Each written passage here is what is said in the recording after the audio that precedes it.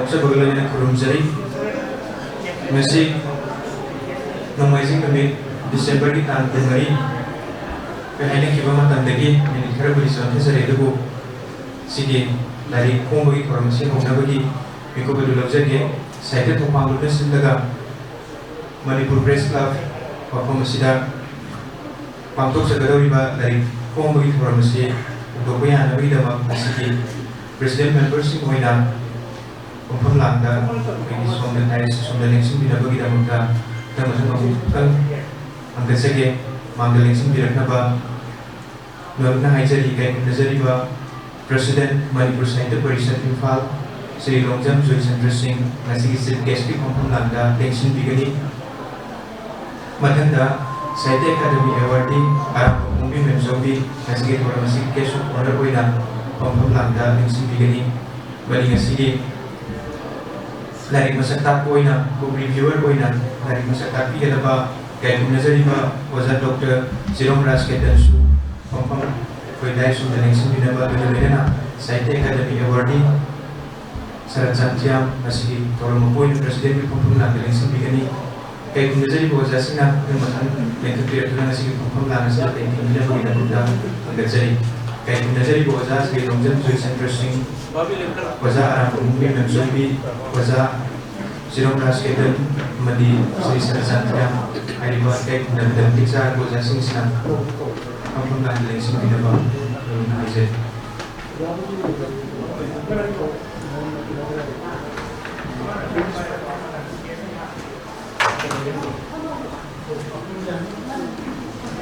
ꯃꯈꯥꯇꯥꯔꯛꯄꯁꯤꯗꯤ ꯑꯩꯈꯣꯏ ꯚꯣꯂꯨꯟꯇꯤꯌꯔꯁꯤꯡꯅ ꯉꯁꯤꯒꯤ ꯂꯩꯔꯤꯕ chief guest president guest of honour ꯑꯃꯗꯤ ꯕꯨꯛ ꯔꯤꯚ꯭ꯌꯨꯋꯔ ꯂꯥꯏꯔꯤꯛ ꯃꯁꯛ ꯇꯥꯛꯄꯤꯒꯗꯕ ꯑꯣꯖꯥꯁꯤꯡꯅ ꯑꯆꯝꯕ ꯂꯦꯡꯌꯥꯟ ꯑꯃꯃꯝꯇ ꯈꯨꯗꯣꯜ ꯇꯝꯕꯤꯅꯕ ꯑꯩꯈꯣꯏꯒꯤ ꯚꯣꯂꯨꯟꯇꯤꯌꯔꯁꯤꯡ ꯃꯐꯝꯗ ꯍꯪꯒꯠꯆꯔꯤ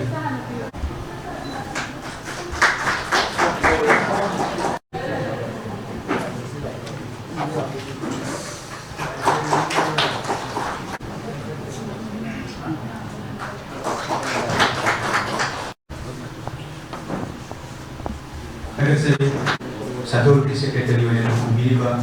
Sri Mayan Bamutam Kumar Taranung Pugiwaran Kubiraba Aijay Timbiriba Kaipuna Mapo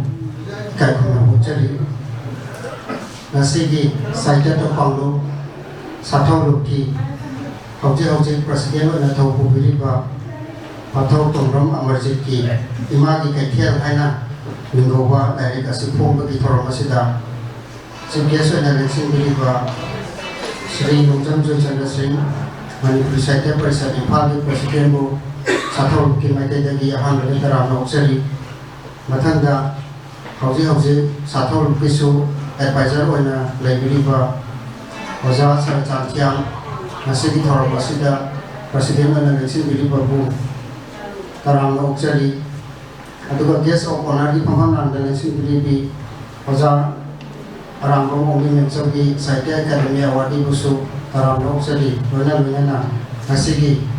Magi Ketel Haiba Lairi Asigi Maranda Wangang Di Gatoriba Oza Dr. Chirong Raskitan Associate Professor Department of Manipuri Busu Arambam Sali Lona Nasigi Thorong Asibu Yawala Biriba Mangda Lensing Biriba Yoy Kodima Lona Print and Electronic Media Di Music Punam Busu Arambam Sali Hagasari Taranung Pugiwaran Kumikiba Mayan Bamutam Kumar Secretary Satugam Kari Suyang Lakbani Ikopokna Kari Dia Muku Kigani Nisingba Katutan Panglambanadana Kari Buyeng Nakalaki Kanada Uwaraw na Hingani Asupung Siba Malayamse Kari Gilong Siba Lamtriba Karipina Imagi Kekel Haiba Lari Asimsi Maikung Panglo na bagi pong nanti Matamado yung sa Laglayuna Nasigi dahil sa lingsin Biriba kay Nazar Kuzasing sa Chief Guest Wina Manipur Sahitya Parishad ki President Biriba si Longzam Joichandra Singh Saihitya Academy Award Arambam Omi Memchowbi Nasigi Chief Guest Aduga dari masa takbi kada sa Manipuri Department Manipur University ki Associate Professor Dr. Chirong Raj Ketan naman Nasigi President Wina Lingsin Biriba Sri Sar Santiam Saihitya Academy Award Una magna Tongram Amarjit Singh की लाइरी Imangi Cathay लाइरी बुलाई कैसे हम लोग ने बात से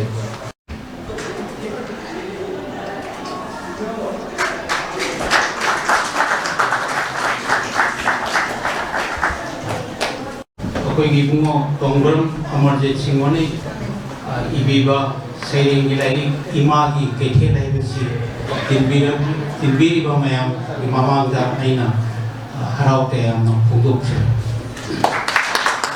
Seri Kaikum Nasari Goza, President Manipuri Sahitya Parishad, Sri Longjan Joychandra Singh, Lari Kongtok Play Aina Kapupira Bagidama.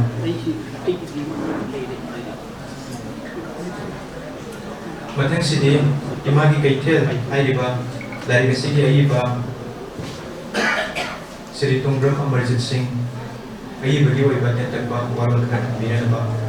States Songan Kanetik Benam Visit. Kasi Yaifaraba December ki tam kunmari Inglisingani kunundoi Namina sigi Kai Saitya Thapang Lukna Sinjalang Jaduna Pangkusaiwa Ayamna Izaba Sairing Dilay Imagi Ketep Pongagi Toro Masida Nasigi Mayay Tambal Dalin Sinbiriba Ikai Tunazariba Oza Sri Longjam Joychandra Azazi Manipuri Sahitya Parishad Imphal President Biba Ozabu Hanwa Mutada Chan Musum Komona Kunjat Madi Nasibi Thorom Makubi Pampam Lamda Election Biba Sahitya Thapang Luki Advisors who Biba Oza Sir Chantiam Sahitya Academy Wadi Usu Taram Muksari Usu Ikai Kunjat Amasum Nasiki Asumulaba Lere Pombagi Thorom Masida Akan Balimbi or Point against Bilibi, Landamasigi, Sanari, Oza Aram Umbi, Nemsobi, Saint Academy Wadi, Ozabusu Taram, Senakusuma, Ikai Uche, Asi, Pongja the Pong Krabale, Imagi, Ketel, Lay Asigi, Maranda, Wahika, and Tambina, Mazaruka, Asimba, Tobaika, Kaitupidana, Lay Kimaranda, Ofunka, Tabigadriba, Kai Nazari Oza. Dr. Jerome Rasketan, Associate Professor, Department of Manipuri, Manipur University, Ozabusu Taram Musali Musum Kai Muchan, Duga, Asi, Badon Pangana Lembi Riva, Kai Nazariva, Dr. Masiki, Saiteti, Korloli, Lai, Kalada, in a Lai, Popamzaruna, in a Badon, Kacharuna, Tenchin Viva, Dr. Masiki, Sanai Boza, and then Jotomi, and the Tenchin Viva. Yamung Budimata, and Uza Joychandra, Uza Nam Navachandra, Zagadampu, and a live Ozama Yam Shija Vaitare. A Uza Joychandra, as I Manga, let's say the Lady, the Tomatoman Mopeli Culture, Literature, Pulani, Sigi, Manglan, Manga Lap, Masisi, Manglan, and Pong Arena, Consider Noisy. Ozapuno po ay tamoy lagi taram chen muso kay chen. Saying asi asim badi 2013 da ako Imphal Literature Festival ga mari lay na ay ahan ba saying lagi tamu ki manong ahan bo yung putok sa ki lagi asi pong kraw matunda asum matang di puning da follow pa saying adum isilaga tum lati adum ba saying Masui, una lepo, saying Ram, they must Sabat in a person hurricane. Matang the people in Tanzania, some Pesam Chai people, the Tanzasa, the Putopating of the train. Adan say 2023 to a land month the Jutum saying 30 year to land the month the Porpa saying to a younger saying to the harbor, the Tanzania, the Pong the days when happening in the lands and up on the people say, Masiki Mangza, Manipur, Naida, Asina, Jessica Heliba, Yamna, Apati, Noaitava, Oxin, Punamak, Apati, Ayubasingi, Apati, Koronda, Wahida, Lai Liba, Apati, Amen Culture, the Toy or Mam Siki, and also the Pununda, Mamita, and Tatuti. Hazapi Imagi Ketel Su Katian Dosum Apena Yum Imphal Lady Sikuna Kuya, don't say Kun Muchureta and Kanto, Bagi, Lady Sutam Bagi, matang sum punsi kongsak sedang do imphal da sum dai ja khoi man kaithen gi yamna nusiba saktam mayam ma sum thena ga lai ada ima su kaithen rom kar khoi mayam le le su tamal pa war pa mayam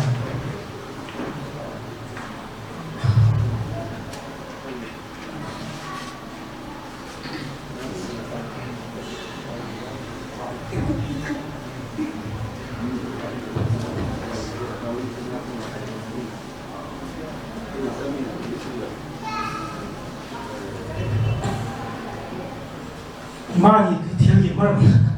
ai kai sok ning mai magi ai sai deng je lam dam si ma pu ma thai ka thok su ai kun kai thiel ai kun kai thiel je kun na ngak ta na ka na ngak ta ni hai bi message sama pinning ma de am na emotional jo wai ma si ada saya je sungkum je lagi phung tu lagi jadi nuai tu jadi ai tu ile yang tadi phung aga mayam pabi ko mayam singdam iram dam sikkan bada pakai ai be sing su thogang na kum to i yen kan la dam dai da na saya je je ki ban ya tu ga macam su kaya bu kai de mi ma na ngam na ko ne ri ba ma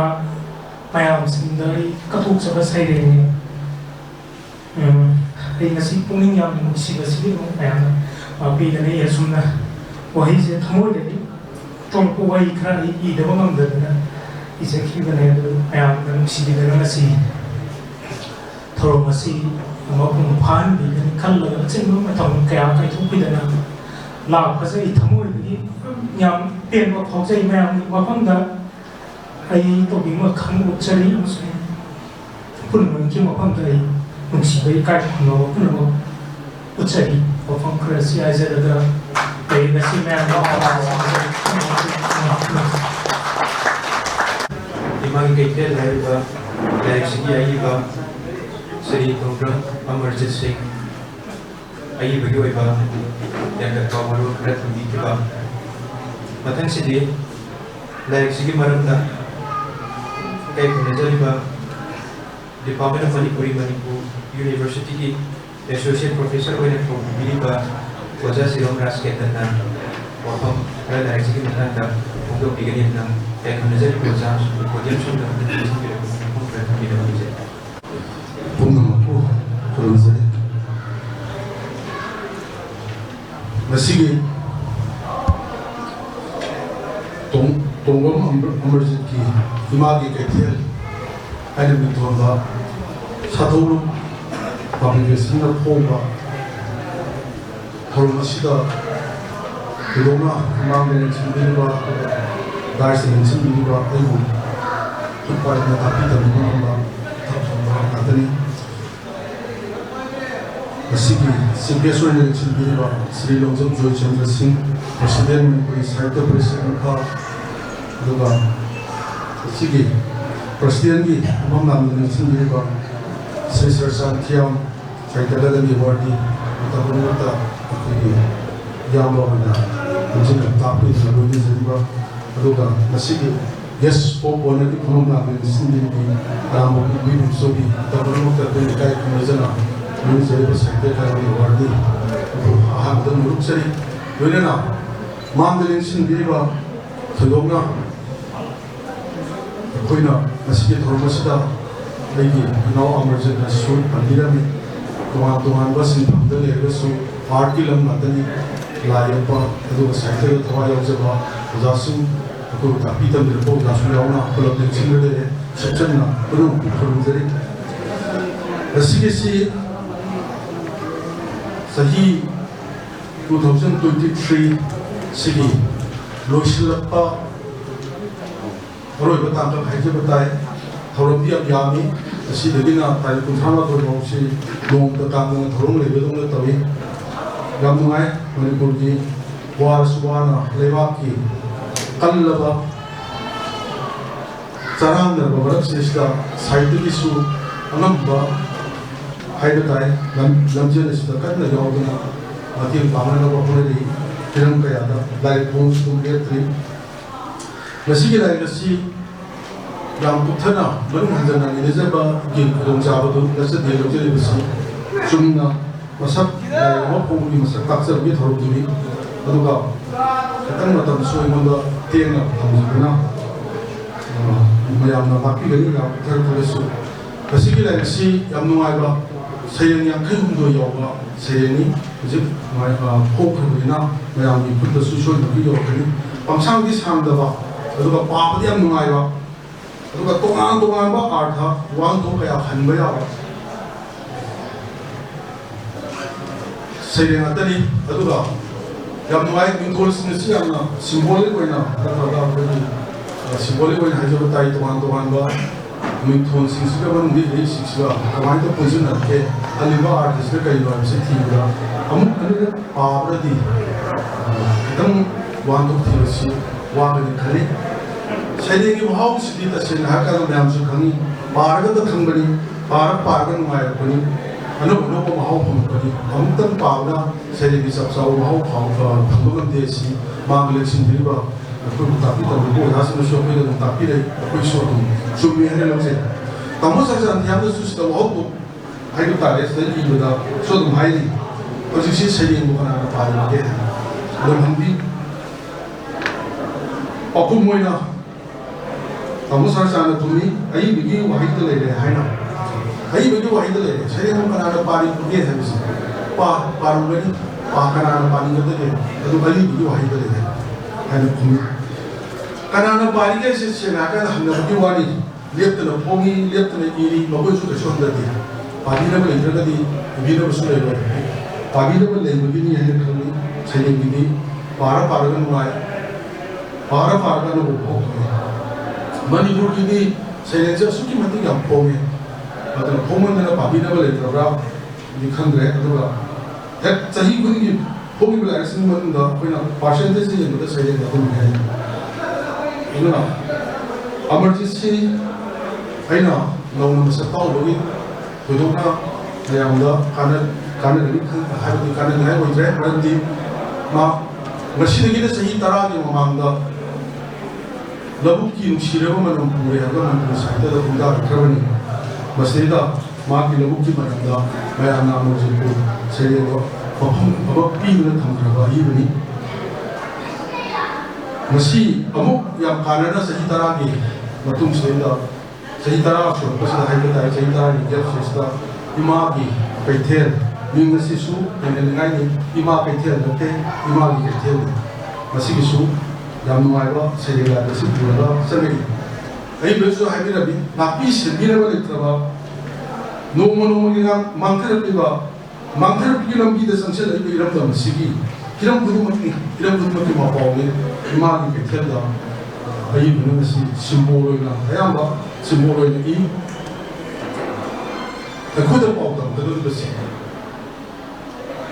ima peter ni dia hoda ima sini peter ni dia hoda kiram kudu mata manipur dah uri besar amam mana tu orang nomo ni manusia apa mapau sini sering dah amam tu ina toman tu teknik sini dah ayi benar aku dah kunci kongsa siang tiada, masih nungai ni hingga nabi muhta. Aku masih, amat yang tina na, ayah nak kaya, mana kaya, ayah ini kan mana, isi nau kau hendak udah terapa, imam tu nak kau isi nau se, ayah ini kan ada, samban kan ada, wang ada, sepen kan ada, sokat penting bunda, amat kau ngadaran leh kau kunci mana se, masih wakan di, ayah mana ada kita, saya ni ayah mana, maupun mana. Yang kena ayat Nabi mesti. Kunci sewang kaya ni aku perlu dah. Ayat sini kerana aku begini berarti wang se ayat suhangi, dengan suhangi, bukan mana tu hangi. Wang nanti ni biar berapa hangi se. Kerana ayat mana bagi seni singsidak yang ayat wang dia hangu aku mesti. Berarti wang yang baik se. Wang dia sangsi lagi. Asoba konsep mana? Wang hangi teraba. Domination teraba, mana sensor ini konsep itu. Aduh,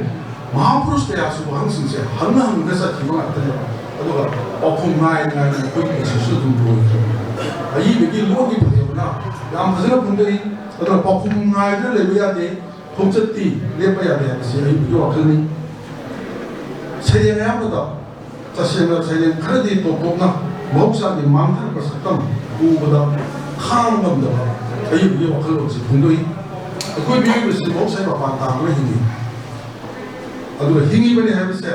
ꯃꯤꯑꯣꯏꯕꯁꯨ ꯑꯗꯨꯝ ꯈꯪꯅ ꯈꯪꯅ ꯑꯗꯨꯝ ꯀꯥꯎꯏ ꯃꯅꯤꯄꯨꯔ ꯏꯃꯥꯒꯤ ꯐꯖꯕ ꯁꯛꯇꯝꯁꯤ ꯑꯩꯈꯣꯏꯅ ꯃꯥꯂꯦꯝꯁꯤꯗ ꯃꯅꯤꯄꯨꯔꯒꯤ ꯏꯃꯥꯒꯤ ꯐꯖꯕ ꯁꯛꯇꯝ ꯑꯃꯈꯛ ꯃꯤꯄꯨꯝ ꯈꯨꯗꯤꯡꯃꯛꯀꯤ ꯃꯤꯠꯌꯦꯡꯅ ꯑꯗꯨꯝ ꯁꯥꯒꯠꯆꯩ ꯑꯩꯈꯣꯏꯅ ꯁꯥꯒꯠꯆꯩ ꯃꯁꯤ ꯌꯥꯎꯔꯤꯕꯁꯦ ꯃꯥꯂꯦꯝꯗ ꯇꯥꯡꯂꯕ ꯑꯩꯈꯣꯏꯒꯤ ꯁꯉꯥꯏ ꯁꯤꯔꯣꯏ ꯂꯤꯂꯤ ꯑꯃꯨꯛ ꯍꯟꯅ ꯊꯤꯕꯁꯨ ꯐꯪꯂꯔꯣꯏꯗꯕ ꯑꯇꯣꯞꯄ ꯃꯐꯝꯗ ꯂꯣꯛꯇꯥꯛ ꯄꯥꯠ ꯀꯩꯕꯨꯜ ꯂꯝꯖꯥꯎꯅꯆꯤꯡꯕ ꯀꯌꯥꯁꯦ ꯃꯅꯤꯄꯨꯔ ꯏꯃꯥꯒꯤ ꯁꯛꯇꯝ ꯁꯥꯒꯠꯄꯗ ꯃꯌꯥꯝꯒꯤ ꯃꯤꯠꯌꯦꯡꯐꯝ ꯑꯣꯏꯔꯤꯕꯅꯤ ꯈ꯭ꯋꯥꯏꯗꯒꯤ ꯆꯥꯎꯕ ꯊꯧꯗꯥꯡ ꯂꯧꯔꯤꯕꯅꯤ ꯍꯥꯏꯕꯁꯦ ꯑꯩꯈꯣꯏ ꯈꯪꯉꯤ ꯑꯗꯨꯕꯨ ꯈꯪꯅ ꯀꯥꯎꯏ ꯏꯁꯥꯒꯤ ꯈꯟꯕꯗ ꯍꯥꯏꯔꯤꯕ ꯄꯣꯠꯁꯤꯡ ꯑꯁꯦ ꯃꯥꯡꯍꯟꯅꯕ ꯍꯣꯠꯅꯕ ꯃꯇꯝꯗ ꯑꯩꯒꯤꯗꯕꯨ ꯐꯔꯒꯗꯤ ꯍꯥꯏꯗꯅ ꯃꯤꯑꯣꯏꯕꯁꯤꯡꯁꯦ ꯑꯗꯨꯝ ꯍꯣꯡ ꯊꯥꯡꯖꯜꯂꯤ ꯇꯁꯦꯡꯅ ꯍꯥꯏꯔꯀꯥꯟꯗ ꯑꯃꯔꯖꯤꯠꯀꯤ ꯄꯣꯛꯅꯐꯝꯁꯤ ꯂꯣꯛꯇꯥꯛꯀꯤ ꯃꯁꯥꯏꯂꯣꯟꯗ ꯑꯣꯏꯕꯅꯤꯅ ꯃꯥꯅ ꯍꯦꯟꯅ ꯀꯨꯞꯊꯅ ꯎꯕ ꯃꯁꯤꯗ ꯃꯥꯡꯊꯔꯛꯏꯕ ꯁꯛꯇꯝꯁꯤꯡ ꯑꯁꯤꯗ ꯑꯩꯈꯣꯏꯅ ꯄꯨꯝꯁꯤ ꯅꯣꯡꯃ ꯅꯣꯡꯃꯒꯤ ꯂꯨꯄꯛꯏ ꯍꯥꯏꯕꯁꯤ ꯑꯩꯈꯣꯏ ꯎꯕ ꯐꯪꯗꯦ ꯑꯏꯕꯅꯗꯤ ꯎꯏ ꯑꯗꯨꯅ ꯃꯁꯤꯒꯤ ꯇꯦꯟꯊꯥꯕ ꯃꯌꯥꯝ ꯑꯃꯈꯛ ꯂꯣꯏꯅꯃꯛ ꯀꯨꯞꯊꯅ ꯌꯥꯝ ꯀꯨꯞꯊꯅ ꯂꯣꯛꯇꯥꯛꯀꯤ ꯑꯀꯣꯏꯕ ꯀꯩꯕꯨꯜ ꯂꯝꯖꯥꯎ ꯁꯉꯥꯏ ꯁꯤꯔꯣꯏ ꯂꯤꯂꯤꯅꯆꯤꯡꯕ ꯃꯌꯥꯝꯁꯤꯡꯁꯤꯒꯤ ꯂꯣꯛꯇꯥꯛꯀꯤ ꯃꯌꯥꯝꯁꯤ ꯑꯏꯕꯅ ꯏꯟꯚꯥꯏꯔꯣꯟꯃꯦꯟ ꯁꯣꯛꯆꯜꯂꯛꯄꯒꯤ ꯃꯥꯡꯊꯔꯛꯄꯁꯤꯗ ꯌꯥꯝꯅ ꯇꯦꯟꯊꯥꯖꯕ ꯌꯥꯝꯅ ꯏꯪꯅ ꯇꯞꯄ ꯁꯩꯔꯦꯡꯁꯤꯡꯁꯤꯗ ꯌꯥꯎꯏ ꯑꯗꯨꯅ ꯑꯩꯒꯤ ꯀꯥꯟꯅꯕꯗ ꯂꯣꯏꯔꯦ ꯍꯥꯏꯕꯁꯤꯗ ꯃꯁꯥꯒꯤ ꯇꯨꯡꯒꯤ ꯄꯨꯟꯁꯤꯒꯤ ꯃꯤꯔꯣꯜ ꯁꯦꯝꯕꯅ ꯍꯦꯟꯅ ꯂꯨꯕ ꯑꯗꯨꯒ ꯇꯨꯡꯒꯤ ꯃꯤꯔꯣꯜ ꯑꯣꯏꯒꯗꯕ ꯃꯍꯧꯁꯥꯒꯤ ꯃꯥꯡꯍꯟꯕꯗꯗꯤ ꯀꯔꯤꯝꯇ ꯍꯥꯂꯦꯟꯗꯕ ꯃꯤꯑꯣꯏꯕꯒꯤ ꯃꯇꯧꯁꯦ ꯑꯏꯕꯅ ꯌꯥꯝ ꯄꯦꯟꯗꯅ ꯁꯩꯔꯦꯡꯁꯤꯗ ꯌꯦꯛꯏ ꯑꯏꯕꯒꯤ ꯁꯩꯔꯦꯡꯒꯤ ꯄꯣꯠ ꯑꯃꯇꯪ ꯇꯧꯖꯒꯦ ꯅꯍꯥꯛꯀꯤꯗꯃꯛ ꯈꯟꯕꯗꯤ ꯃꯥꯜꯂꯒ ꯀꯥꯟꯅꯕꯇ ꯊꯤꯕ ꯑꯣꯏꯖꯕꯗ ꯎꯕ ꯃꯤꯑꯣꯏꯕ ꯃꯈꯣꯏꯅ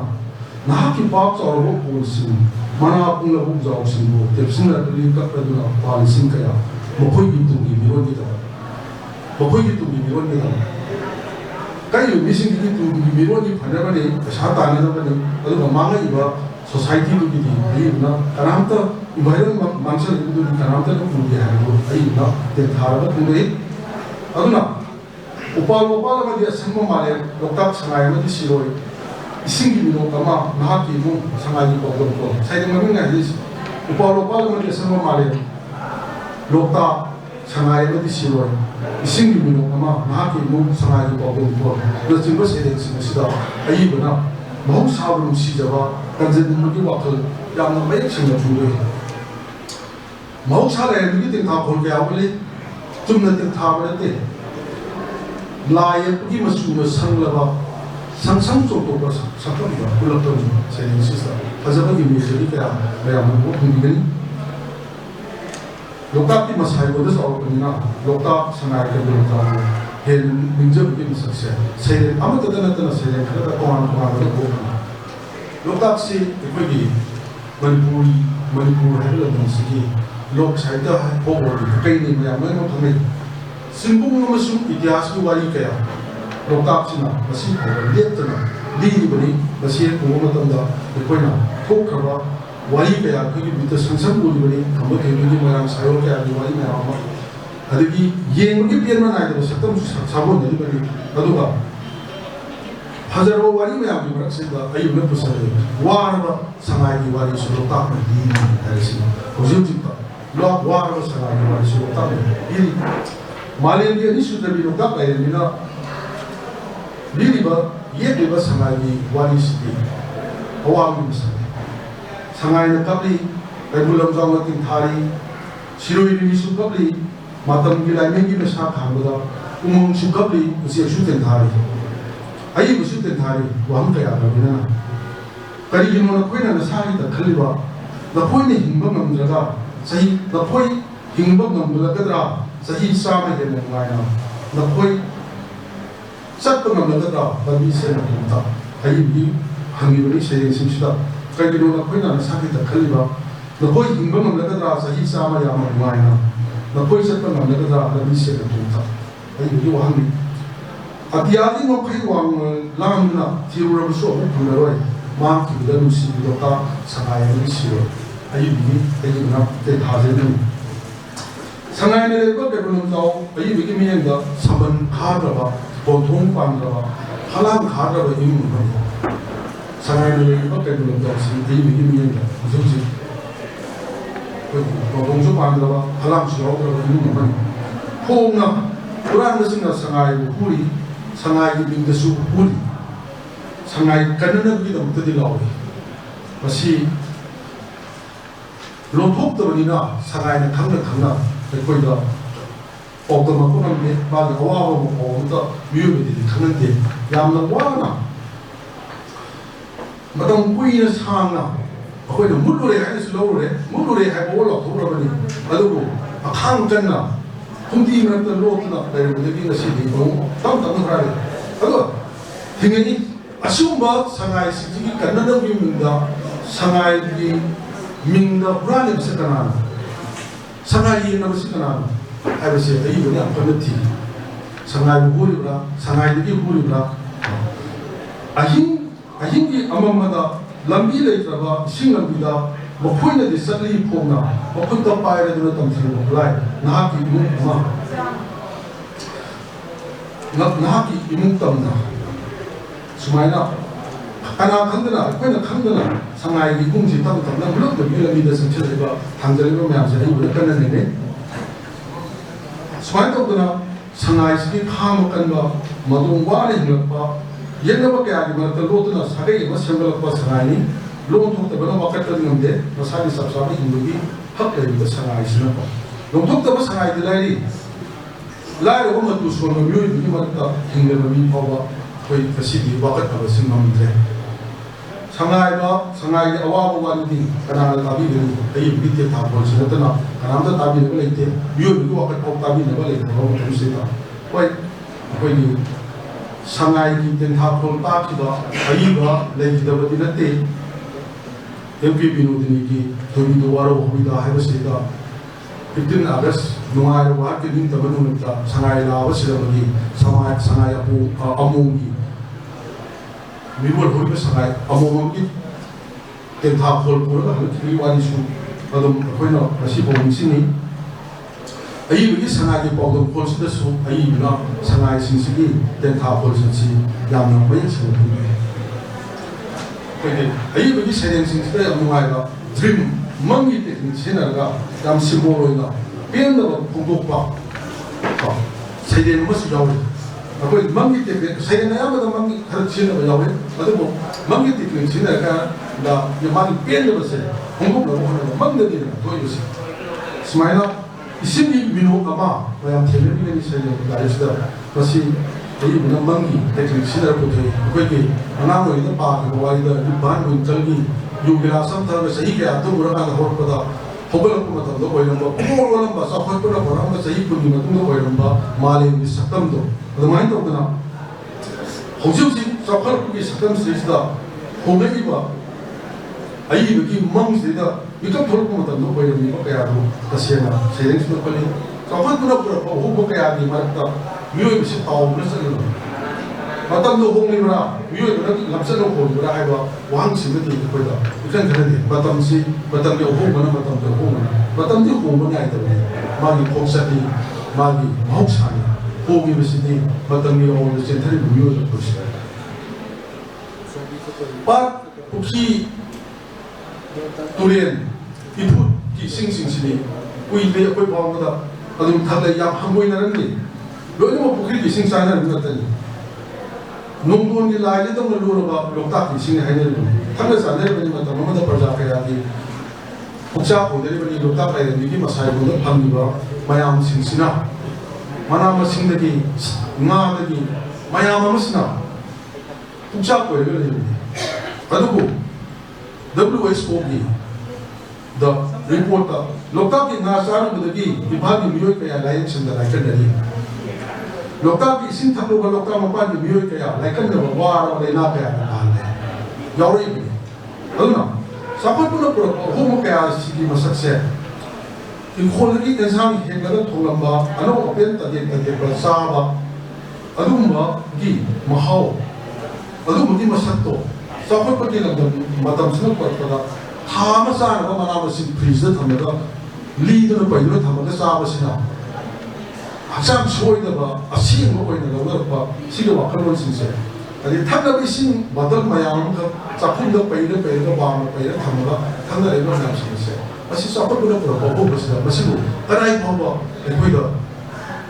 अचुम माइदि दसबि बगे हाबसि तैमुना हंजरी को खुम्मा म होइदा को खुम्मानि बदल इसिंसे हेक थाउदबदा कोइ इसिंजे हेते लोक थुमदबा नारादा कोइ नता खनबा जुमना ते कोटी कोदिनि इसिंग बो थापा किनाबा जिकि मतम से द कोइ मतम नि मतम ना थोबैबा दैना लाइसक मयाम सिंसिना मसिबु चाखुबदि खुदम नमरा हाइसि तैमुना तोइ हंगि रितुगी खोंचत कुमि काले di marum da mi thoiba sayang yawi koinu tha yening tha mala madi langon thana la pada hian ngai ne simba tha singsigi khokchat apoi ki tha singsigi mami ro kan da ai mana tha singi oida ki ba sakam lo na pen no kolom ma ma ni bani no sai khokchat sai tha bani koinu tha jilawo thani lami singi mo mo no sa thani ai mana kunna bo khonai bana sahara basu kunna ki kena Labukta koinu thana lomisina momon mopsaba nungai graba jangai tha he loi khibaga nimon sigi lok kheramba nungai roki mikup de loi khibaga haro milok dangaba praja me lomi praja me amdiman koinu he tha si dinare ha labuk soista amaga matin pangena maman yamna sana ponse lok labo khode diba amaga ko matin pangena diba mata adu som saradana wang nama sepan wang nama dalan ayam nama sepan sistem harga tinggi bersih dari siga karena ina polisi harus kami karena ayi benar lebih sih ina lebih itu sih berarti dan nanti ina polisi asam polisi mayen amaga musim apa lebih tak apa ni apa ina sah sudah ada apa aduh macam sana pun kalau kamu tahu lebih ni momon kan main apa kalau kamu tiada panggil dari saya mesti ni hendak nak mesti dari hai mesti sahaja mesti ngambil kena mesti oyun tha ayo saya sudah hari ini nak sambil mahu boleh hajar bayung kai sedikit dalam aduga khana ribo wang mesti pun amaga bukan sekarang ada kamera su kansin ada ba sagi bersih saya ina tuh bersih nanti harus ini karena masih sudah saya karena itu sudah mungkin masih kena bersih masih pun aku pada rumah tangga sudah jauh bah saya pun bukti ayi benar masih ada dan saya lagi tuh pura saja teman-teman mungkin kada kapan pun berapa matangi saya di waktu benda aku gimana culture sakam maksud lagi masalah saya lamban thana lappa da to ba sai sudah ai no ye ko yang kada hone lairam ni anda tin ra ba pa pu singa haile jeng koding tara be ka cha na thomi jo tha mi la ban tha se ningo cha ko ki sahi em se sahi mi mo da utam thok pa ningo si mi nuai ja ba mo bu mo pa mama pa si pen ja ba ni mi na ni ado nasi culture se masagi profession amadi culture professional lubra cultural lubra ani siga di moya setana ko katamda masa ni profession sine lubra sumaina aduna or kala sele bari lai ko ya ni phajaga kana phamse khamra tro culture ni masache khamra tro se samna ha da ai bi se de yauri manipuri culture ni wa ma ba sakka do ba si ba ga do ba lai khaira ba bagi imung menunggu wali, kalau ka tapon di dua sih, lima jauh di dua sih, siapa di satu ini. Kalau di mana wangan di, kalau nak pergi waktu di jauh tu, kalau pergi art kalagi, baru itu pagi nang itu tu, asal apa function tu, asal sesuatu di tahu tu, profession pun tu tu, kalau ka masalah di art itu tu pun itu, view kaya di, konsep dah mula julai mesti habis. Mana pun culture ni awak mesti kita nang tu, culture ni mana jadi karena kita nak lokal bukan itu ni, ayi kita tahu sih, saya yang sudah boleh. IS, IPS, boleh doktor, engineer, lepas itu sebab orang orang tadi, society yang semua boleh, khusus nak besar tadi, society sistem tu, aduh bu, semua missing nasi di, lain hari terkait di sungai ada, ꯑꯗꯨꯅ ꯄꯤꯛꯂꯤꯉꯩꯗꯒꯤ ꯃꯃꯥ ꯃꯄꯥꯅ ꯃꯈꯣꯏꯁꯦ ꯂꯥꯏꯔꯤꯛ ꯇꯝꯍꯜꯂꯛꯀꯗꯣꯏꯅꯤ ꯃꯤꯒ ꯑꯝꯇ ꯇꯤꯟꯅꯍꯜꯂꯣꯏꯗꯣꯏꯅꯤ ꯁꯣꯁꯥꯏꯇꯤꯒꯤ ꯀꯜꯆꯔꯒꯤ ꯅꯥꯠꯀꯤ ꯀꯨꯝꯍꯩ ꯑꯃꯇ ꯃꯈꯣꯏꯅ ꯌꯥꯎꯕ ꯐꯪꯗ꯭ꯔꯕꯅꯤ ꯃꯔꯝꯗꯤ ꯂꯥꯏꯔꯤꯛꯁꯤꯗ ꯃꯨꯟꯅ ꯆꯪꯁꯤꯜꯂꯒ ꯍꯣꯠꯅꯍꯧꯗ ꯇꯥꯔꯒꯗꯤ ꯃꯁꯤꯒꯤ ꯐꯝꯕꯁꯦ ꯐꯪꯕ ꯉꯝꯗꯦ ꯐꯝꯕꯁꯤ ꯐꯪꯉꯀꯥꯟꯗꯗꯤ ꯂꯩꯉꯥꯛꯁꯨ ꯃꯤꯁꯤꯡ ꯃꯣꯏꯅ ꯄꯥꯏꯗꯣꯏꯅꯤ ꯑꯗꯨꯗꯤ ꯁꯣꯁꯥꯏꯇꯤꯒ ꯁꯨꯡꯁꯝ ꯁꯝꯅꯔꯛꯇ꯭ꯔꯕ ꯃꯤꯁꯛꯇꯨꯅ ꯀꯃꯥꯏꯅ ꯇꯧꯅ ꯁꯣꯁꯥꯏꯇꯤ ꯑꯃ ꯂꯝꯖꯤꯡꯕ ꯆꯠꯀꯗꯒꯦ ꯑꯩꯒꯤ ꯀꯣꯏꯁꯟ ꯃꯁꯤ ꯃꯤꯊꯣꯏꯃꯤꯟꯅꯕ ꯍꯣꯠꯅꯕꯗ ꯄꯨꯟꯕ ꯐꯪꯉꯛꯇ꯭ꯔꯕ ꯃꯌꯥꯝ ꯑꯁꯤꯅ ꯁꯃꯥꯖꯁꯤꯕꯨ ꯂꯝꯖꯤꯡꯕꯗ ꯆꯠꯂꯛꯄ ꯁꯤꯗ ꯂꯥꯏꯔꯤꯛꯇ ꯌꯥꯎꯔꯤꯕ ꯊꯤꯑꯣꯔꯤ ꯈꯛꯇꯁꯤꯅ ꯁꯣꯁꯥꯏꯇꯤꯁꯤ ꯂꯝꯖꯤꯡꯕ ꯌꯥꯗꯕ ꯄ꯭ꯔꯦꯛꯇꯤꯀꯦꯜꯗꯤ ꯑꯃꯗꯤ ꯌꯥꯎꯗꯅ ꯑꯗꯨꯅ ꯐꯥꯎꯟꯗꯦꯁꯟꯁꯤꯗ ꯀꯗꯥꯏꯗ ꯑꯁꯣꯏꯕ ꯂꯩꯔꯦ ꯍꯥꯏꯕꯁꯤꯅꯤ ꯑꯌꯨꯛꯅ ꯌꯥꯝ ꯀꯟꯅ ꯎꯠꯂꯤꯕꯁꯤ ꯊꯤꯑꯣꯔꯤꯒ ꯄ꯭ꯔꯦꯛꯇꯤꯀꯦꯜꯒ ꯑꯝꯇ ꯁꯥꯟꯅꯗ꯭ꯔꯦ ꯐꯥꯎꯟꯗꯦꯁꯟꯗ ꯑꯁꯣꯏꯕ ꯑꯃ ꯂꯩꯔꯦ ꯑꯩꯈꯣꯏ ꯑꯉꯥꯡ ꯑꯣꯏꯔꯤꯉꯩꯗꯁꯨ ꯂꯥꯏꯔꯤꯛꯇ ꯑꯗꯨꯝ ꯌꯥꯎꯏ ꯑꯩꯈꯣꯏ ꯈꯪꯉꯤ ꯃꯨꯟꯅ ꯁꯥꯌꯨ ꯒ꯭ꯌꯥꯟ ꯇꯥꯅ ꯆꯥꯎ ꯍꯛꯆꯥꯡ ꯐꯅꯤ ꯅꯠꯇ꯭ꯔꯒꯗꯤ ꯑꯗꯨ ꯇꯧꯅꯤ ꯍꯥꯏꯕꯁꯦ ꯂꯥꯏꯔꯤꯛꯀꯤ ꯄꯔꯥꯗ ꯑꯉꯥꯡꯁꯤꯡꯗ ꯇꯥꯛꯄꯗ ꯌꯥꯎꯋꯦꯕ ꯑꯗꯨꯒ ꯃꯗꯨ ꯇꯝꯕꯤꯕ ꯑꯉꯥꯡꯁꯤꯡꯗꯣ ꯄꯔꯤꯈꯥꯒꯤ ꯑꯣꯏꯅ ꯃꯃꯥꯅ ꯂꯩꯈꯥꯎ ꯄꯣꯠꯁꯤꯟꯕꯤꯔꯛꯀꯅꯤ ꯈꯣꯡꯎꯞ ꯎꯞꯁꯤꯟꯕꯤꯔꯛꯀꯅꯤ ꯃꯍꯥꯛ ꯅꯪꯉꯔꯣꯏ ꯍꯥꯏꯔꯛꯀꯅꯤ ꯆꯥꯅꯁꯨ ꯏꯖꯟꯕꯤꯅꯤ ꯃꯈꯣꯏꯅ ꯆꯥꯏꯕ ꯆꯥꯗ ꯍꯣꯏ ꯇꯧꯗꯣꯔꯤꯕꯅꯤ ꯇꯧꯔꯤꯕ ꯀꯜꯆꯔꯁꯤ ꯑꯗꯨꯒ ꯇꯝꯂꯤꯕ ꯄꯔꯥꯗꯨꯒ ꯇꯧꯔꯛꯏꯕꯗꯨꯒ ꯃꯔꯝꯗꯤ ꯂꯩꯔꯤꯕ ꯍꯧꯖꯤꯛꯀꯤ ꯑꯉꯥꯡ ꯑꯃꯅ ꯂꯥꯏꯔꯤꯛ ꯇꯝꯕ ꯃꯇꯝꯗ ꯄꯤꯁꯛ ꯄꯤꯛꯉꯩꯗ ꯍꯧꯅ ꯄꯨꯔꯤꯕ ꯂꯨꯝꯂꯕ ꯂꯥꯏꯔꯤꯛ ꯃꯌꯥꯝ ꯑꯗꯨꯗꯒꯤ ꯇ꯭ꯌꯨꯁꯟ ꯃꯇꯝ ꯑꯃꯗ ꯀꯣꯏꯆꯦꯟ ꯆꯦꯟꯗꯨꯅ ꯁꯥꯟꯅꯔꯝꯃꯤ ꯁꯤꯗ ꯌꯥꯝ ꯐꯖꯕ ꯃꯄꯤ ꯂꯥꯏꯔꯤꯛ ꯍꯥꯏꯕ ꯁꯩꯔꯦꯡ ꯑꯃꯁꯨ ꯌꯥꯎꯔꯤ ꯃꯄꯤ ꯂꯥꯏꯔꯤꯛꯅ ꯔꯤꯄ꯭ꯔꯖꯦꯟ ꯇꯧꯔꯒ ꯎꯠꯂꯛꯀꯗꯧꯔꯤꯕꯁꯤ ꯑꯩꯈꯣꯏꯒꯤ ꯁꯣꯁꯥꯏꯇꯤ ꯉꯜꯂꯤꯉꯩꯒꯤ ꯃꯇꯝꯒꯤ ꯏꯆꯝ ꯆꯝꯖꯕ ꯂꯥꯏꯁꯨ ꯌꯦꯛꯇ꯭ꯔꯕ ꯕ꯭ꯂꯦꯛ ꯍ꯭ꯋꯥꯏꯠꯀꯤ ꯏꯆꯝ ꯆꯝꯖꯕ ꯃꯄꯤ ꯂꯥꯏꯔꯤꯛ ꯍꯥꯏꯕ ꯂꯥꯏꯔꯤꯛꯇꯣ ꯍꯧꯖꯤꯛꯇꯤ ꯃ꯭ꯌꯨꯖꯤꯌꯝꯗ ꯂꯩꯈ꯭ꯔꯕ ꯂꯥꯏꯔꯤꯛ ꯑꯣꯏꯔꯛꯀꯗꯧꯔꯤꯕꯅꯤ ꯃꯔꯝꯗꯤ ꯆꯥꯎꯈꯠꯄꯒꯤ ꯂꯥꯏꯔꯤꯛ ꯃꯌꯥꯝ ꯑꯃ ꯃꯆꯨ ꯃꯌꯥꯝꯒꯤ ꯊꯝꯃꯛꯀꯗꯧꯔꯤꯕꯅꯤ ꯑꯗꯨꯒ ꯃꯥꯡꯉꯛꯏꯕꯗꯤ ꯀꯩꯅꯣ ꯑꯆꯝꯕ ꯄꯨꯟꯁꯤ ꯄꯥꯎꯇꯥꯛ ꯃꯌꯥꯝ ꯌꯥꯎꯕ ꯏꯆꯝꯆꯝꯕ ꯂꯝꯗꯝꯁꯤꯒꯤ ꯄꯨꯟꯅ ꯂꯥꯏꯔꯤꯛ ꯂꯥꯏꯁꯨ ꯇꯝꯃꯤꯟꯅꯕꯒꯤ ꯅꯨꯡꯉꯥꯏꯕ ꯆꯦꯟ ꯆꯣꯡꯅ ꯁꯥꯟꯅꯕꯒꯤ ꯅꯨꯡꯉꯥꯏꯕ ꯃꯌꯥꯝꯗꯣ ꯇꯞ ꯇꯞꯅ ꯃꯥꯡꯁꯤꯜꯂꯛꯇꯅ ꯃ꯭ꯌꯨꯖꯤꯌꯝꯗ ꯑꯣꯏꯅ ꯂꯩꯈ꯭ꯔꯕ ꯑꯗꯨꯒ ꯑꯃꯒ ꯑꯍꯦꯟꯕ ꯇꯥꯟꯅꯕꯒꯤ ꯑꯉꯥꯡ ꯑꯣꯏꯕꯗꯒꯤ ꯍꯧꯅ ꯆꯪꯁꯤꯜꯂꯛꯄꯒꯤ ꯀꯜꯆꯔ ꯑꯁꯤꯗ ꯑꯩꯈꯣꯏꯁꯨ ꯄꯨꯔꯒ ꯆꯠꯂꯛꯄꯁꯤ ꯌꯥꯝ ꯐꯖꯅ ꯃꯄꯤ ꯂꯥꯏꯔꯤꯛ ꯍꯥꯏꯕ ꯂꯥꯏꯔꯤꯛꯇ ꯁꯨꯃꯥꯏꯅ ꯁꯤꯝꯕꯣꯜ ꯌꯥꯝ ꯐꯖꯅ ꯁꯩꯔꯦꯡꯁꯤꯗ ꯐꯣꯡꯗꯣꯛꯏ ꯁꯤꯒꯤ ꯁꯨꯃꯥꯏꯅ ꯇꯧꯕ ꯁꯩꯔꯦꯡꯁꯤꯗ ꯃꯌꯥꯝ ꯑꯩꯒꯤ ꯑꯣꯖꯥ ꯗꯤꯅꯝꯒꯤ ꯂꯥꯏꯑꯣꯏꯈ꯭ꯔꯕ ꯅꯤꯡꯁꯤꯡꯉꯛꯑꯦ ꯅꯣꯡꯃ ꯃꯥꯅ ꯍꯥꯏ ꯍꯧꯖꯤꯛꯀꯤ ꯂꯥꯏꯔꯤꯛ ꯃꯇꯝꯁꯤꯗ ꯀ꯭ꯂꯥꯁ 10 ꯄꯥꯁ ꯇꯧꯔꯒ ꯑꯉꯥꯡꯁꯦ ꯀꯔꯤ ꯑꯣꯏꯔꯛꯀꯗꯣꯏꯅꯣꯗꯤ ꯈꯪꯗ꯭ꯔꯦ ꯃꯥꯅ ꯂꯥꯏꯔꯤꯛ ꯃꯌꯥꯝ ꯃꯣꯏꯅ ꯄꯨꯔꯤꯕ ꯈꯣꯠꯂꯤꯕ ꯃꯌꯥꯝꯁꯦ ꯑꯩꯈꯣꯏꯅ ꯑꯃꯨꯛ ꯊꯥꯡꯒꯠꯄ ꯉꯝꯗꯦ ꯑꯗꯨꯕꯨ ꯀꯔꯤ ꯑꯣꯏꯔꯛꯀꯗꯣꯏꯅꯣ ꯈꯪꯗ꯭ꯔꯦ ꯀꯨꯂꯤ ꯐꯥꯎꯗꯤ ꯁꯣꯏꯗꯕ ꯌꯥꯔꯅꯤ ꯍꯥꯏ ꯌꯥꯝ ꯆꯝꯅ ꯍꯥꯏꯔꯛꯀꯦ ꯃꯥꯅ ꯀ꯭ꯂꯥꯁ 10 ꯄꯥꯁ ꯇꯧꯕꯗ ꯑꯉꯥꯡꯁꯦ ꯉꯁꯤꯒꯤ ꯀꯨꯂꯤ ꯐꯥꯎꯗꯤ ꯁꯣꯏꯗꯕ ꯌꯥꯔꯅꯤ ꯃꯁꯤ ꯑꯣꯖꯥ ꯗꯤꯅꯝꯅꯤꯅ ꯌꯥꯝ ꯐꯖꯅ ꯍꯥꯏꯔꯝꯃꯤ ꯁꯨꯝ ꯅꯤꯡꯁꯤꯡꯖꯔꯛꯄꯅꯤ ꯑꯗꯨꯅ ꯊꯥꯁꯤꯡꯁꯤꯒꯤ ꯃꯃꯤꯡꯁꯤꯡꯁꯦ ꯑꯏꯕꯗ ꯁꯤꯝꯕꯣꯜ ꯑꯣꯏꯅ ꯄꯨꯊꯣꯛꯑꯦ ꯍꯥꯏꯔꯒ ꯃꯥꯡꯊꯔꯛꯏꯕ ꯃꯁꯤꯒꯤ ꯁꯛꯇꯝ ꯁꯣꯁꯥꯏꯇꯤ ꯁꯃꯥꯖ ꯃꯁꯛꯄꯁꯦ ꯑꯏꯕꯅ ꯌꯥꯝ ꯐꯖꯅ ꯁꯤꯖꯤꯟꯅꯩ ꯍꯤꯌꯥꯡꯒꯩ ꯌꯦꯅꯤꯡ ꯊꯥ ꯑꯃ ꯂꯥꯛꯄ ꯃꯤꯁꯤꯡꯅ ꯁꯩꯔꯦꯡꯁꯤꯡꯗꯁꯨ ꯃꯁꯤ ꯃꯌꯦꯛ ꯁꯦꯡꯅ ꯏ ꯏꯪꯒ꯭ꯔꯥꯖꯤꯒꯤ ꯋꯥꯍꯩ ꯁꯤꯖꯤꯟꯅꯔꯒ ꯃꯤꯡꯊꯣꯜ ꯑꯣꯏꯕ ꯁꯩꯔꯦꯡ ꯈꯔꯁꯨ ꯌꯥꯎꯋꯤ ꯚꯤꯛꯇꯤꯝ ꯑꯣꯜ ꯑꯦꯖ ꯍꯣꯝ ꯇ꯭ꯔꯁ ꯗꯤꯄꯣꯖꯤꯠ ꯃꯤꯅꯤꯁꯇꯔ ꯍꯥꯏꯕꯅꯆꯤꯡꯕ ꯃꯃꯤꯡꯁꯤꯡ ꯑꯁꯤ ꯃꯥꯅ ꯃꯤꯡꯊꯣꯜ ꯑꯣꯏꯅ ꯁꯤꯖꯤꯟꯅꯩ ꯇꯁꯦꯡꯅ ꯚꯤꯛꯇꯤꯝ ꯍꯥꯏꯕꯁꯤ ꯃꯩꯇꯩꯂꯣꯟꯗ ꯀꯃꯥꯏꯅ ꯋꯥꯍꯟꯊꯣꯛꯄꯤꯒꯗꯒꯦ ꯈꯪꯉꯝꯕ ꯌꯥꯏ ꯃꯌꯥꯝꯁꯨ ꯈꯪꯅꯩ ꯑꯩꯈꯣꯏꯁꯨ ꯂꯣꯏꯅ ꯈꯪꯅꯩ ꯀꯔꯤꯅ ꯍꯥꯏꯕꯗ ꯚꯤꯛꯇꯤꯝ ꯍꯥꯏꯕ ꯋꯥꯍꯩꯁꯦ ꯍꯟꯖꯤꯟ ꯍꯟꯖꯤꯟ ꯇꯥꯔꯕꯅꯤꯅ ꯚꯤꯛꯇꯤꯝ ꯍꯥꯏꯕꯁꯦ ꯑꯩꯈꯣꯏ ꯀꯔꯤꯅꯣ ꯍꯥꯏꯕꯗꯣ ꯆꯞ ꯆꯥꯕ ꯃꯩꯇꯩꯂꯣꯟꯗ ꯑꯥꯔꯊ ꯈꯪꯗ꯭ꯔꯒꯁꯨ ꯚꯤꯛꯇꯤꯝ ꯍꯥꯏꯕꯗꯣ ꯑꯗꯨꯝ ꯈꯪꯉꯦ ꯃꯔꯝꯗꯤ ꯀꯩꯅꯣ ꯃꯁꯤ ꯚꯤꯛꯇꯤꯝꯁꯦ ꯇꯥꯃꯟꯂꯕ ꯋꯥꯍꯩ ꯑꯃ ꯑꯣꯏꯅ ꯁꯤꯖꯤꯟꯅꯃꯟꯗꯅ ꯑꯗꯨꯅ ꯑꯏꯕꯅ ꯃꯁꯤꯒꯤꯗꯃꯛꯇ ꯊꯣꯏꯅ ꯑꯥꯔꯊ ꯍꯟꯕ ꯀꯥꯟꯅꯔꯣꯏꯅ ꯈꯜꯂꯝꯗꯕ ꯑꯣꯏꯔꯝꯒꯅꯤ ꯚꯤꯛꯇꯤꯝ ꯀꯌꯥ ꯂꯩ ꯂꯝꯗꯝꯁꯤꯗ ꯃꯔꯥꯜ ꯁꯨꯡꯂꯩ ꯂꯩꯖꯗꯕ ꯃꯈꯣꯏꯒꯤ ꯇꯦꯟꯊꯥꯄꯣꯜꯁꯨ ꯀꯅꯥꯝꯇ ꯇꯥꯕꯤꯗ꯭ꯔꯕ ꯚꯤꯛꯇꯤꯝ ꯀꯌꯥ ꯂꯩ ꯑꯏꯕ ꯑꯥꯏꯟ ꯂꯩ ꯑꯇꯣꯟꯕꯕꯨ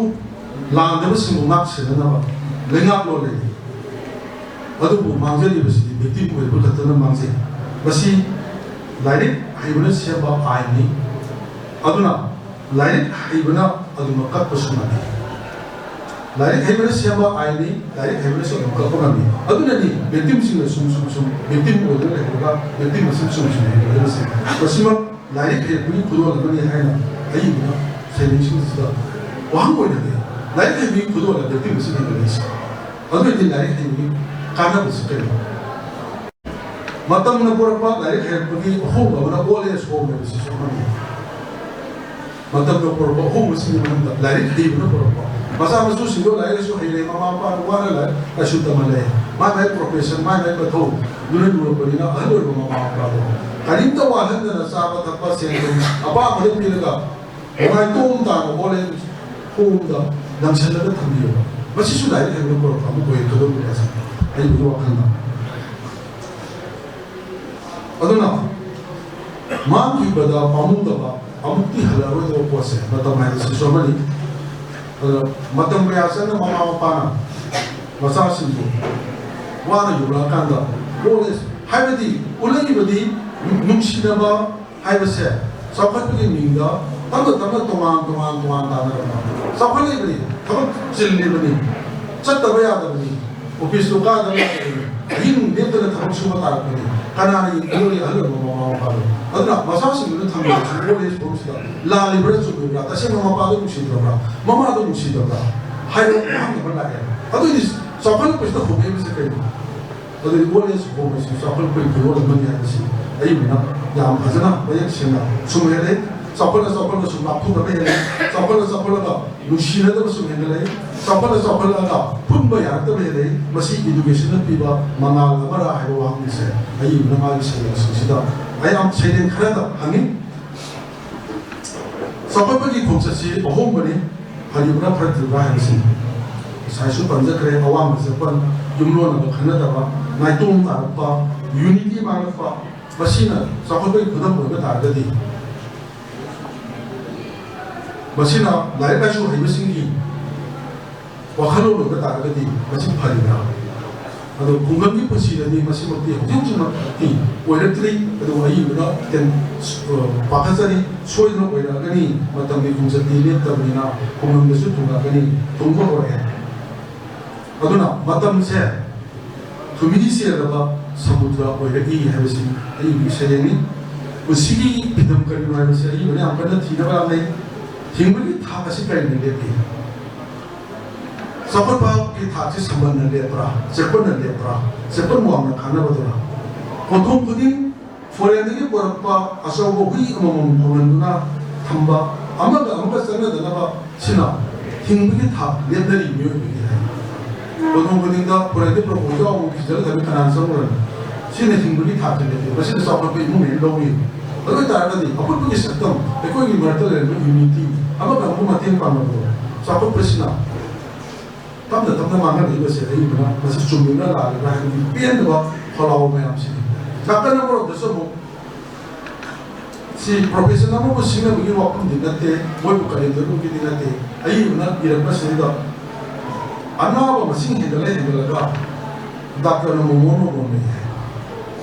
आई बिनो वहां नमने सिसु डॉक्टर की टेबल दो थमे दो बोल से असीबगी ममी सिंपम असीबगी ममी सिंपम लगा हजारबा शैली अमुका यावरी मयामना पाबियो तोमान बा आर्ट मयाम थोकनी अयो बा आर्ट दा है खतम थंसे आई असीबगी ममी सिंपम माने शैली से पसेना लोन हुई पोंगो सिंबल इमेजरी हजारबा उबो शैली तोमान आई इसम सम आर्ट हंजगे तोमान आर्ट मयाम हनबो यागनी खले हॉस्पिटल डॉक्टर ना वो फिजोल से से करियो बस माने सिंबल से है डॉक्टर के वो फिजोल असी बसी की थोड़ी भी फिजोल मान माने मान से मते मतन थाइने स्कूल दा लाइक कम्युनिटी भी ईमान बनी ममा थरो लेरमी मासु कैंसर हॉस्पिटल दा मसक हमलो दे केमो कापलमी संसिन नबो होनरी बाहाय बदुरा असी बगी सन थोंग द मथंग मंग का पकी सतम लोने रब कयाना खुंगम न फैमिली लेबी मसी प्राइवेट हॉस्पिटल की एसी का सिंगदा हिंगो सेदर पॉइंट सले दा प्रश्न तुम भी नर्सिंग असी बगी मंगी सिंग बस रे मध्यम तक सब मसी आई बगी खुंगम ने खुंग खा मी मसादी हो गए हम कले मी सोमन मत तो गए हम कले लेना आपसिंग टॉक्सिन बसिंग मांग पुना सले सुमन प्रभाव हापन थानी तोंग बसे सिंग यावबा मते सिंग पुजल बसे मने नाइजेस माइ सेंग सिंग द तोंग यावबा मी मसा सिंग को गए हम कले मी सोमन सिंग मत तो गए हम कले लेना पाइ बसिंग टॉक्सिन बसे मांग पुना सले सुमन प्रभाव हापन अमर की सेंग सिंग की मारता सेंग सिंग यावबा मरमसिना आई बगी पेन दबा फलाव uraka dai na lawo lenga lo da te lenga pai da sin lenga lo da na ta lenga pa da sin labuk da no buta kum da ba lenga pa na seng ma pu do ne na lawo ba nungdung ma pa ba kun da ba lenga pa na lambi se ma na se ma ne na lawo poi chu me ma na ma bo ne lenga pa ne adu bu ase gyang ta da ba gang sin na nung na ta no wa hang ka ne ba ba poi na gyang ta ko ma ta Musim baik sekarang. Hai tadi, hene lori tadi. Lepas pun dah, mi mana, lalu tu pun dah mi mana, mana siapa tu pada hai tadi. Mati gua kaluan singgo, angang sing pok kesal kita tadi. Ya belan belan biom desat kita. Tu mi miron si siapa pada. Orang tu nama desat kita hai mi pada sebani. Aduna, ayi mana masih am tu sumpu ani masih sumpu kita tadi. Masih pokset sida, biar begitu begitu masih sida. Ya amna, untuk pok pidam. Lapi yang bisa kerana harus ini nak boleh. Aduh nak, mata kita kunci tikai ada. Mini hari sini sentuh usulan deh. Mata kita sini culture nanti nature ni. Kau ada ada kunci tikai itu yang nak tahu tadi. Boleh mula bersini home mana ini deh. Aduh nak, home tu pun mata bu home laga. Bersini ada ni boleh mula harus. Amar sudah saya ini boleh. Home tu pun mata bu home laga. Bersini ada ni boleh mula. Aduh nak. Tungan di layar bapak lalu udah apa mata boleh ayat kamu tak asal kamu sampai le ayat soalnya disuai buat kar minister kau pun sering tu terlebih kan siapa lagi kan mereka yang berantem kau kan mama apa di sini masih kena tak ada ni ayu bukan aku ni betul hangpa sering sini begini mai pun ni sering sini si amu tu ini layar tu su yang menguai tu sering jauhi pun makasih uru pada loya mati kusin jawab amarai atau wang singse alu loya pada tensi cerke ayi bena uru bersih nasi magi si wang nggak tu boleh wang kaya aduh bu mana pakum dia mana mana hanya bersih wang kaya ni aduh bu pakum si amam beri mana malam di mang tu uru bersih amam beri ni Uri masih sokot pun disebut ni, ayi benar benar bersih sokot pun diwari ni, masih tarba, dengan mana tarba, orang masih pun di mana tu dengan pejum, masih nama bersih, tam bersih, ayi benar benar. Impal sahar se ni pun tu makan ni, ekor ni mixer ni, Manipur yang belai bersih bersih, impal sahar dah orang kan dah Manipur bersih, tam bersih, ni apa tu? Sokot pun yang tu impal tu mungkin ni, pun ada lah apa sahaja. Sini sini se, aduh, uri bah amar si film tadi, impal sahar se. Impal sahar Manipur ki dunia ni, arti bayam ki tuan handiro, masih ni impal sahar Manipur ki dunia ni, masih sak ni na ceng kau mampu, hai na power le, dua ni mampu di nate, aduh bu, lagi ni berkara asidi, bayam sini macam tu sini berkara asidi, uwe na mana mampu ni mampu sini, mampu ni sengsang uwe ayam betul betul so. Atau bersih ni bermut mula bersih, udah Himalaya bang tenthari mana Himalaya bang ni, mahu sani, awak pada dungai berarti kamu berkoi berarti lagi, lepas ni berkoi nangai bersina tenthari bersina lewat perjani, cuma sedang nak koi jangan masa yang pungui, tu na, ayi mana, sali bersih amam malam ini, malu bersih ini, tu na, hangi wawang singa Wang dah bak hamil lagi kita, pakum di panggul kita, uri bak pakum sini amam bani. Aduh bu, mang dia asap, pantung ciri bani, labung bani bani. Aduh bu, ayi biar asal mang tu. Kalau yang tiba jauh tu bah, mihak berpul itu bah, sambil nungai bah, hingin bagi. Anu bu korong nak kunggar apa, ayi benar ngai ni, soalnya lakukan ni bagi, siapa thajari. Aduh bu korong tu ni lakukan macam dah. Apa benda berjati, yang ni baru bulan apa, benda ni baru tadi, baru tang lawa, hauren baru macam ni, tunggi, sahur ni lebih dah, tak lu tu nak tadi ni, ayi mana, global support lepas brilliant dia macam tu, anu baru nak tunggu apa, aduh naik bertari, ayi bersih aduh naik. Kan kata ni, lalu saya bersih, macam tu apa, para orang yang hamba saya yang panggil ni, jam sebelah naik tu pokok jawab. Sedang mamai dia jauhi, ekor dia Rabindranath, Nikola Tesla, Sophia Musum Kim robot ni, biar robot tu semua perangai pada tu. Sophia-gumba robotsidi aikoina thongjana haiba yum loinama ngamne akhoi international kainoda yauriba kainoni adu sumba robotsingida mabu phadada bisingsiga tamane pharibe kaibasi samjamnarpa yam yauri adu chinglaiba ki usan silongi phajaba kainoki da yana saitharapani yam nuaidi khwaidagi samba saidegi sayek saidagi phajaba samonaba aduga piendaba wakar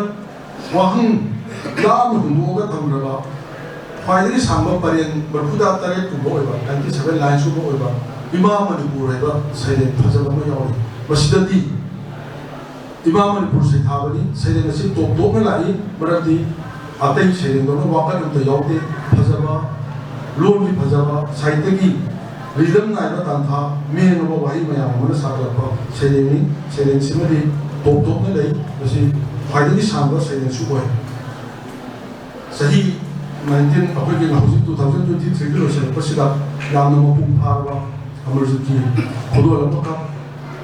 इमा के केल इसी मयाम मांगा लेले मयाम जुए नकी पाबी Ghani N खले अदुगा आइना खरा थमजरी बसिसु आइदो हे पुंग की मोनी अदुगा असाले बा आइ बनी सोय नकी मथम सेरेंगले मयाम पुथर पदा तादु मुकुलसु मथिं सोयना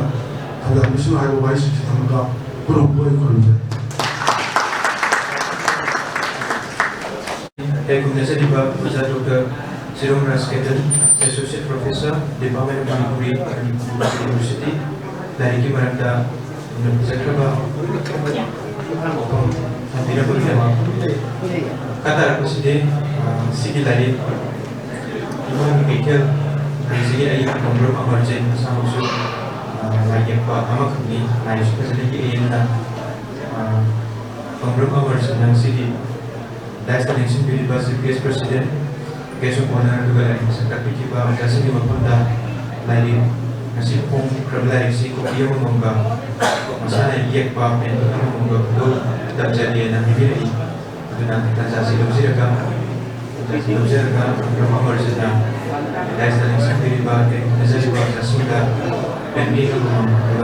like Kiko P. Amarjana. Stays like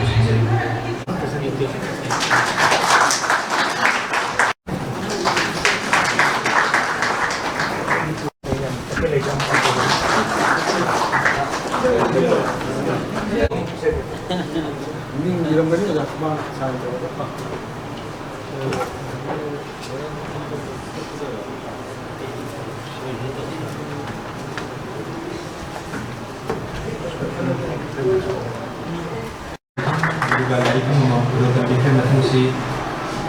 segi dari segi berupa biki bagai kondisi di bawah dari angka atau global foto sebelum biki projen kerja kayak kondisi di bawah ini sudah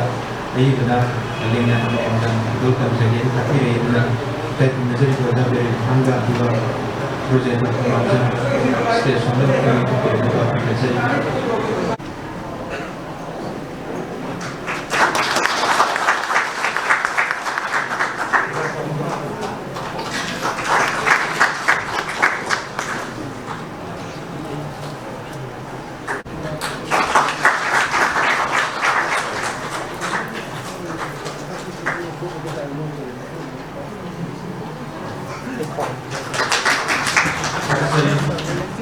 Makasih atas poinnya.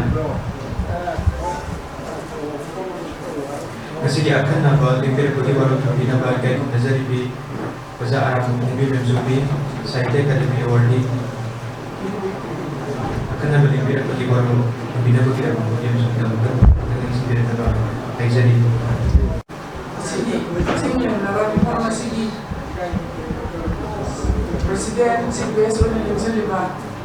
ini inau menasihkan amati mana yang sebiri orang orang menunggu ceri ayi mangga kui universiti dah angang senda kelas section dah kami dengan saya macam kop na naik nama ayi inau menasihkan yang khazanah mereka na highway ayi di kali kesuatu ina highway kan boleh jadi hodre ꯑꯩꯅ ꯃꯥꯅ ꯂꯣꯏꯅ ꯍꯥꯏꯗꯣꯛꯈ꯭ꯔꯦ ꯇꯧꯔꯤꯁꯤꯗꯤ ꯍꯥꯏꯗꯅ 이제 사오게 더라고요. 아주 아이나 미디 아마 만디나 거 아직까지나 나 바카라 아이나 아이나 부자 바카라 아직간 마양 닌절레 무슨 닌절리로 마양 저기 그걸 일단 어제게 양들이 하니가 이래 그러니 아주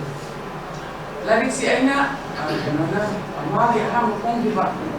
그게 아마 라부기 만남지 dari mami si ang siba lagu di mana ni ai si anak mo ina dai si unggang dagara imah dagara manja to raga si khai ta khai sawai adu lagu ki koi mangban swai ho ita ho gi mana ni si lagu ki ho gi mana na ho sa ko na da mas adagi lokong isi lutrek lu si apoy na anak mo ina da number lain girls high school si ek कोई बात छोड़ो मकई ना तब मकई अमुंडी मकई अनी गुंबा दिलबु अबु वही इसी कुरान का लबु तो इसारा का लबुंग इसी जा लुई है बा कोई कुछ और का लगा तुम थे अदुगा बकों अदेना कसे चप्पा देगी लबु की कोई कोना की मतलब फाइव मरु है ना नंबर ने है किसी खान दे वो मकान साफ से अदे एमयू दा मु मास्टर तंबगी सब को मतंदा Menam je nama sulit kansi, langban si wayang ni, lepas tu mana si betul si. Oh, apa jadi mana si, enam dari bina di kumpiram, segi mana kau kami di kau. Mari tu ambak pergi, lepas hari si lepas ni kau, uang tu kau nanti. Sang nabi ni aku bawa sanduri ni, ada kau Manipur di Amaronda, satu orang tu bagi industri di lagi. Industry like the bagi kana ba mana atia sang ni Manipuri atia yang sang ni thong chak yang na sei industry like the bagi na mai thu da bagi na so mapan kara lambi thong intina sembi da bagi thul gara thang ja na amani aduga mapum mai da blabi na da di kusinda bagi singya uyam ko kathali ba kam se moi makut sing ning ma sina ka kara ling da di ko sana le ba itu sana kita dah le ba itu yang mesti. Agar masih macam sila berpak tak ada terus apa salah apa. Jadi kopi macam sila masih anggap kopi periode. Ada ini semua ada. Jadi mana lagi pak ada. Ada masih itu sampai lagu di mana mana tuan masih. Mai sila aman berlari orang mana. Mami apa mana mau. Masih kan ambo mana deh. Banyak sih yang lokak pak ni ada, senang mana tak. Lebih dah jauh pergi, mengolah pergi. Dan mustahil sih kalau pergi pun pergi mereka, karena mereka jauh pergi. Amar sih kita semua itu, aduh mari sang bah. Aduh taruh buat semua ya mak, aduh kita mus. Mai lebih gimana mai bah, mami sudah mau ikai sepak dia. Saya ini mai awal kilo. Bayang saya lagi yang bimbing ya, ayam macam lagi apa saja. Mobil ni wali misalnya hari tadi, aku dah hari pongan parada, adun parada yun orang dah doi di sesuatu pakai, okai parada jadi seperti itu. Wali misalnya macam sama kasih di pusat dulu kerja ni muka yang sudah yun orang doi sih. Aduh saya yang parada saya macam mana macam. Kita parada saya, cuma kerja dia ayuan. Sering apa sih yang jangi, macam yang jangi, punya, relax orang jangi, aku nak, kamu jalan lagi sini tu. Sering macam tu, kalau tungan lagi lagi lek, kamu dah sering tu tungan macam mana, tapi yang tu pun sendiri ya. Lagi lagi, orang tu kan, lagi, kamu di fungsi siapa di, kedua jauh sih, kamu apa ni, dah ini nanti hari lagi tu, ayo kita pun seperti ini, tiba dengan meroy, aduh kan. Dengan kopi itu dari tadi amat tak perlu mahal ni. Di mana raw itu gimana juga diri jadi imam kita terus itu biasa terus yang dalam mana tu diri. Lagi saya mahu pergi kamu pasal ni, ya no boy. Ada mai lah jangan berapa. Ay magi lagu gimana dah ini udah pagi ber. Yang press bah, amor akan tu yang jaga bah. Mungkin dia sambil cerita, jauh bah, bukan masa amor kerja. Aku ini ꯑꯩꯈꯣꯏꯒꯤ ꯀꯔꯤ ꯍꯥꯏꯅꯤ ꯍꯧꯖꯤꯛꯀꯤ ꯃꯇꯝꯗ economic ꯑꯣꯚꯔꯁ ꯍꯥꯏꯕꯅꯦ technique ꯍꯥꯏꯕꯅꯦ ꯀꯔꯤ ꯍꯥꯏꯕꯅꯦ ꯀꯔꯥꯔꯅꯦ ꯀꯔꯤꯝꯇ ꯌꯥꯎꯕꯖꯥꯠ ꯅꯠꯇꯦ ꯑꯃꯔꯖꯤꯠꯀꯤ ꯏꯆꯝ ꯆꯝꯅꯅꯦ ꯑꯗꯨꯕꯨ ꯃꯤꯑꯣꯏꯕꯅ ꯍꯤꯡꯉꯤꯕꯁꯤꯗ ꯑꯆꯝꯕ ꯆꯥꯔꯒ ꯍꯤꯡꯕꯅꯤ ꯃꯍꯥꯎ ꯑꯝꯇ ꯌꯥꯎꯗꯕ ꯏꯁꯤꯡꯁꯤꯡ ꯈ꯭ꯋꯥꯏꯗꯒꯤ ꯃꯤꯑꯣꯏꯕꯒꯤ ꯄꯨꯟꯁꯤꯗ ꯃꯔꯨ ꯑꯣꯏꯕꯁꯤ ꯏꯁꯤꯡ ꯃꯍꯥꯎ ꯌꯥꯎꯗꯕ ꯑꯆꯝꯕ ꯍꯥꯏꯁꯦ ꯋꯥꯗꯕ ꯑꯆꯝꯕ ꯍꯥꯏꯕꯅꯤ ꯇꯥꯡꯕꯖꯥꯠꯅꯤ ꯏꯆꯝ ꯆꯝꯕ ꯍꯥꯏꯁꯦ ꯁꯤꯝꯄ꯭ꯂꯤꯁꯤꯇꯤ ꯍꯥꯏꯕꯁꯦ ꯈ꯭ꯋꯥꯏꯗꯒꯤ ꯇꯥꯡꯕ ꯒꯨꯟꯅꯤ ꯃꯤꯑꯣꯏꯕꯗ ꯃꯉꯣꯟꯗ ꯌꯥꯎꯕ ꯏꯆꯝ ꯆꯝꯕ ꯃꯥꯒꯤ ꯊꯃꯣꯏꯁꯦ ꯁꯤꯒꯤ ꯀꯩꯅꯣꯁꯦ ꯑꯗꯨꯝ ꯍꯥꯡꯗꯣꯔꯛꯑꯦꯕ ꯃꯥꯒꯤ ꯁꯩꯔꯦꯡꯁꯦ ꯑꯗꯨꯅ ꯃꯥꯒꯤ ꯁꯩꯔꯦꯡꯁꯤꯒꯤ ꯂꯥꯏꯔꯤꯛꯁꯤꯒꯤ ꯃꯔꯝꯗ ꯃꯣꯠ ꯈꯔ ꯔꯣꯕꯤꯟ ꯑꯦꯁ ꯉꯥꯃꯣꯝꯅ ꯄꯤꯔꯝꯃꯦ ꯃꯥꯒꯤ ꯁꯩꯔꯦꯡꯁꯤꯒꯤ ꯊꯃꯣꯏꯒꯤ ꯋꯥꯅꯤ ꯇꯦꯛꯅꯤꯛ ꯑꯗꯒꯤ ꯑꯗꯨ ꯑꯗꯥ ꯀꯔꯤꯝꯇ ꯌꯥꯎꯕ ꯅꯠꯇꯦ ꯊꯃꯣꯏꯒꯤ ꯋꯥꯅꯤ ꯑꯃꯔꯖꯤꯠꯀꯤ ꯁꯩꯔꯦꯡꯁꯦ ꯑꯩꯅ ꯑꯗꯣ ꯑꯍꯥꯟꯕ ꯍꯦꯛ ꯄꯥꯕꯗ ꯑꯩꯈꯣꯏꯒꯤ ꯋꯥꯍꯩꯒꯤ ꯂꯩꯔꯣꯡ ꯑꯗꯒꯤ ꯇꯦꯛꯅꯤꯛ ꯑꯗꯒꯤ ꯑꯗꯨ ꯑꯗꯥ ꯃꯌꯥꯝꯁꯤꯒꯤ ꯃꯔꯛꯁꯤꯗ ꯍꯩꯅꯔꯗꯅ ꯃꯥꯒꯤ ꯂꯧꯕꯨꯛꯀꯤ ꯂꯩꯕ ꯃꯔꯝꯁꯦ ꯄꯥꯕꯗ ꯅꯨꯡꯉꯥꯏꯐꯝ ꯈꯪꯗꯦꯕ ꯑꯗꯒꯤ ꯀꯔꯤꯅꯣ ꯇꯧꯔꯤꯁꯤꯕꯨ ꯁꯩꯔꯦꯡꯁꯤꯕꯨ ꯑꯣꯏꯅ ꯈꯜꯂꯦ ꯑꯗꯒꯤ ꯑꯃꯨꯛ ꯃꯥꯏꯁꯦ ꯂꯧꯕꯨꯛꯀꯤ ꯃꯔꯝꯁꯦ ꯑꯩ ꯇꯪꯈꯥꯏ ꯑꯃ ꯄꯥꯔ ꯇꯣꯛꯑꯦ ꯑꯗꯒꯤ ꯏꯃꯥꯒꯤ ꯀꯩꯊꯦꯜ ꯑꯃꯨꯛ ꯄꯥꯔꯦ ꯑꯗꯒꯤꯗꯤ ꯂꯥꯏꯔꯤꯛꯁꯤ ꯄꯥꯕ ꯂꯣꯏꯊꯣꯛꯈ꯭ꯔꯀꯥꯟꯗ ꯇꯞꯅ ꯁꯥꯠꯇꯣꯔꯛꯑꯦꯕ ꯃꯥꯒꯤ ꯁꯩꯔꯦꯡꯁꯦ ꯂꯩ ꯄꯨꯝꯃꯝꯃꯒ ꯃꯊꯪ ꯁꯥꯠꯇꯣꯔꯛꯄꯗ ꯁꯨꯝ ꯅꯨꯡꯉꯥꯏꯔꯦ ꯏꯊꯟꯇ ꯁꯨꯝ ꯅꯨꯡꯉꯥꯏꯔꯦ ꯀꯩꯅꯣ ꯃꯥꯏ ꯂꯥꯏꯔꯤꯛꯁꯤꯗꯤꯅ ꯑꯃꯨꯛ ꯐꯥꯛꯇꯣꯛꯑꯒ ꯌꯦꯡꯉꯦ ꯑꯗꯣ ꯑꯍꯥꯟꯕꯗ ꯑꯩꯈꯣꯏꯒꯤ ꯑꯩꯒꯤ ꯏꯅꯥꯎꯁꯤꯒ ꯍꯥꯏꯕ ꯈꯤꯇꯪ ꯑꯩꯒ ꯈꯤꯇꯪꯗꯤ ꯈꯦꯠꯅꯔꯅꯤ ꯂꯧꯕꯨꯛꯀꯤ ꯃꯅꯝꯁꯤꯗꯅ ꯃꯥꯒꯤ ꯋꯥꯀꯠꯁꯦ ꯋꯥꯀꯠ ꯄꯦꯟꯗꯕ ꯅꯨꯡꯉꯥꯏꯇꯕꯁꯤꯅꯈꯤꯇꯪ ꯗꯣꯃꯤꯅꯦꯠ ꯇꯧꯔꯒ ꯌꯥꯎꯋꯦ ꯃꯥꯅ ꯃꯄꯨꯡ ꯑꯩꯈꯣꯏꯒꯤ ꯈꯨꯡꯒꯪꯒꯨꯝꯕ ꯆꯥꯎꯅꯕ ꯀꯩꯅꯣꯗꯣ ꯑꯃꯒ ꯃꯗꯨ ꯅꯨꯡꯁꯤ ꯆꯥꯟꯅꯔꯒ ꯂꯧꯕꯨꯛꯀꯤ ꯈꯨꯡꯒꯪꯒꯤ ꯑꯆꯝꯕ ꯄꯨꯟꯁꯤꯗꯒꯤ ꯂꯦꯜꯂꯒ ꯏꯝꯐꯥꯜꯁꯤꯗ ꯌꯧꯔꯛꯄ ꯃꯇꯝꯗ ꯁꯤꯒꯤ ꯂꯩꯔꯤꯕ ꯃꯌꯥꯝꯁꯤ ꯎꯔꯛꯄꯁꯤꯗ ꯂꯩꯉꯥꯛꯂꯣꯟꯒꯤ ꯑꯣꯏꯔꯣ ꯑꯃꯒꯤ ꯑꯣꯏꯔꯣ ꯃꯌꯥꯝꯁꯦ ꯃꯥꯒꯤ ꯄꯦꯟꯗꯕꯁꯦ ꯄꯦꯟꯗꯕꯒꯤ ꯋꯥꯀꯠ ꯅꯨꯡꯉꯥꯏꯇꯕ ꯐꯣꯡꯗꯣꯛꯄ ꯃꯁꯤꯅ ꯈꯖꯤꯛꯇꯪ ꯍꯦꯟꯒꯦ ꯇꯧꯋꯦ ꯂꯧꯕꯨꯛꯀꯤ ꯃꯇꯝꯁꯦ ꯑꯗꯨꯒ ꯏꯃꯥꯒꯤ ꯀꯩꯊꯦꯜ ꯌꯧꯔꯛꯄꯗꯗꯤ ꯃꯄꯥꯟ ꯊꯣꯡꯗ ꯄꯦꯟꯗꯕ ꯅꯨꯡꯉꯥꯏꯇꯕ ꯁꯤ ꯃꯌꯥꯝꯁꯤꯒꯤ ꯈꯔ ꯂꯨꯊꯔꯒ ꯃꯥꯒꯤ ꯅꯨꯡꯒꯤ ꯖꯔꯅꯤ ꯑꯃ ꯏꯅꯔ ꯀꯟꯐ꯭ꯂꯤꯛ ꯑꯃ ꯑꯗꯩ ꯃꯥꯒꯤ ꯃꯅꯨꯡꯒꯤ ꯑꯣꯏꯕ ꯄꯣꯠ ꯈꯔ ꯃꯥꯅ ꯂꯨꯊꯔꯛꯑꯒ ꯃꯥ ꯍꯥꯏꯅꯅꯕ ꯍꯣꯠꯅꯔꯛꯑꯦꯕ ꯃꯁꯤꯗ ꯂꯥꯏꯔꯤꯛ ꯑꯅꯤꯁꯦ ꯆꯍꯤ 10ꯒꯤ ꯃꯇꯨꯡꯗ ꯁꯨꯝ ꯍꯣꯡꯉꯦ ꯑꯗ ꯑꯍꯥꯟꯕꯗꯤ ꯁꯤꯗꯒꯤ ꯌꯥꯝ ꯍꯣꯡꯉꯛꯑꯦ ꯑꯃꯔꯖꯤꯠꯁꯦ ꯁꯤ ꯌꯥꯝꯅ ꯑꯩꯈꯣꯏꯒꯤ ꯃꯅꯤꯄꯨꯔ ꯁꯥꯍꯤꯇ꯭ꯌꯒꯤ ꯑꯣꯏꯅ ꯂꯥꯏꯕꯛ ꯐꯕ ꯑꯃꯅꯤ ꯀꯕꯤ ꯑꯃꯒꯤ ꯀꯂꯥꯒꯤ ꯈꯣꯡꯆꯠ ꯍꯥꯏꯕꯁꯤꯗꯩꯗ ꯑꯩꯈꯣꯏꯅ ꯁꯨꯝ ꯄꯥꯖꯕꯗ ꯑꯍꯣꯡꯕ ꯍꯥꯏꯕꯁꯤ ꯌꯥꯎꯗ꯭ꯔꯒꯗꯤ ꯃꯥꯒꯤ ꯈꯣꯡꯆꯠ ꯑꯗꯣ ꯂꯣꯏꯔꯦ ꯁ꯭ꯇꯦꯒꯅꯦꯟ ꯑꯣꯏꯔꯦ ꯑꯗꯨꯃꯥꯏꯅ ꯍꯥꯏꯕꯤ ꯑꯩꯈꯣꯏꯒꯤ ꯂꯥꯏꯔꯤꯛ ꯂꯥꯏꯁꯨꯒꯤ ꯑꯣꯖꯥꯈꯣꯏ ꯑꯩꯒꯤ ꯃꯃꯥꯡꯗ ꯂꯦꯡꯖꯕꯤꯔꯤꯕ ꯑꯩꯈꯣꯏꯒꯤ ꯏꯀꯥꯏ ꯈꯨꯝꯅꯖꯔꯕ ꯑꯣꯖꯥ ꯖꯣꯏꯁꯟꯅ ꯑꯩꯈꯣꯏꯁꯤ ꯑꯉꯥꯡ ꯌꯥꯝ ꯑꯣꯏꯔꯤꯉꯩꯗꯒꯤ ꯑꯣꯖꯥꯅ ꯉꯥꯡꯕꯁꯤꯗ ꯑꯩꯈoi ꯇꯥꯗꯅ ꯑꯣꯖꯥꯒꯤ ꯐꯤꯖꯤ ꯌꯥꯜꯂꯒ ꯑꯣꯖꯥꯒꯤ ꯈꯣꯡ ꯃꯔꯝꯁꯤꯗ ꯆꯠꯂꯒ ꯑꯩꯈꯣꯏ ꯁꯥꯍꯤꯇ꯭ꯌ ꯇꯝꯖꯔꯛꯄꯅꯤ ꯑꯩꯒꯤ ꯑꯣꯏꯅꯗꯤ ꯑꯗꯨꯅ ꯑꯣꯖꯥꯈꯣꯏꯅ ꯉꯥꯡꯕ ꯁꯛꯄ ꯃꯌꯥꯝꯗꯣ ꯁꯨꯝ ꯇꯥꯔꯒ ꯑꯩꯈꯣꯏꯁꯨ ꯁꯨꯃꯥꯏꯅꯒ ꯂꯦꯞꯄꯒ ꯑꯣꯖꯥꯒ ꯉꯁꯤ ꯁ꯭ꯇꯦꯖ ꯑꯝꯗꯒ ꯐꯝꯃꯤꯟꯅꯕꯁꯦ ꯑꯩꯉꯣꯟꯗ ꯌꯥꯝꯁꯨ ꯏꯀꯥꯏꯖꯕ ꯅꯨꯡꯁꯥꯡꯅꯗꯦꯅꯀꯣ ꯄꯨꯟꯁꯤ ꯍꯥꯏꯁꯦ ꯖꯥꯠꯅꯦꯅ ꯑꯃꯨꯛ ꯈꯜꯂꯛꯑꯦ ꯈꯤꯇꯪ ꯑꯣꯖꯥꯈꯣꯏꯅ ꯇꯥꯛꯄꯤꯔꯤꯕꯁꯤꯡꯗꯨ ꯑꯩꯅ ꯀꯩꯅꯣ ꯇꯧꯔꯒ ꯑꯩꯉꯣꯟꯗ ꯂꯩꯍꯧꯕ ꯈꯤꯇꯪꯗꯨꯅ ꯑꯩꯅ ꯈꯤꯇꯪ ꯍꯥꯏꯖꯕꯒꯤ ꯋꯥꯅꯤ ꯑꯗꯣ ꯁꯤꯒꯤ ꯂꯥꯏꯔꯤꯛ ꯑꯀꯣꯟꯕꯒꯤ ꯂꯥꯏꯔꯤꯛꯁꯤꯗ ꯑꯃꯔꯖꯤꯠꯁꯤ ꯀꯨꯝꯊꯔꯛꯑꯦꯕ ꯃꯈꯥꯗ ꯁꯤ ꯌꯥꯝꯅ ꯅꯨꯡꯉꯥꯏꯕ ꯀꯩꯅꯣ ꯑꯃꯅꯤ ꯃꯥꯏ ꯄꯦꯟꯗꯕꯒꯤ ꯋꯥꯀꯠ ꯁꯤꯁꯨ ꯑꯗꯨꯝ ꯌꯥꯎꯏ ꯏꯟꯚꯥꯏꯔꯟꯃꯦꯟ ꯅꯨꯡꯉꯥꯏꯇꯕꯒꯤ ꯁꯤꯁꯨ ꯌꯥꯎꯏ ꯑꯗ ꯁꯦꯞ ꯏꯟꯚꯥꯏꯔꯟꯃꯦꯟ ꯍꯥꯏꯅ ꯃꯌꯥꯝꯁꯤ ꯄꯨꯛꯂꯥꯎꯗ ꯂꯥꯎꯅꯩ ꯑꯗ ꯏꯅꯔꯤꯕ ꯃꯌꯥꯝꯁꯤꯗꯒꯤ ꯇꯣꯞ ꯑꯃꯔꯖꯤꯠꯀꯤ ꯌꯥꯝ ꯐꯖꯕ ꯈꯨꯍꯥꯏꯗꯣ ꯏꯃꯦꯖꯔꯤ ꯑꯃ ꯃꯥꯏ ꯁꯩꯔꯦꯡꯁꯤ ꯌꯥꯝ ꯐꯖꯈ꯭ꯔꯦ ꯃꯁꯤ ꯑꯍꯥꯟꯕꯒꯤꯁꯤꯗ ꯌꯥꯎꯈꯤꯕ ꯑꯣꯏ ꯃꯥꯜꯂꯦ ꯃꯁꯤ ꯑꯗꯨꯝ ꯑꯩ ꯄꯨꯟꯁꯤꯜꯂ ꯑꯗꯨꯝ ꯍꯥꯏꯖꯒꯦ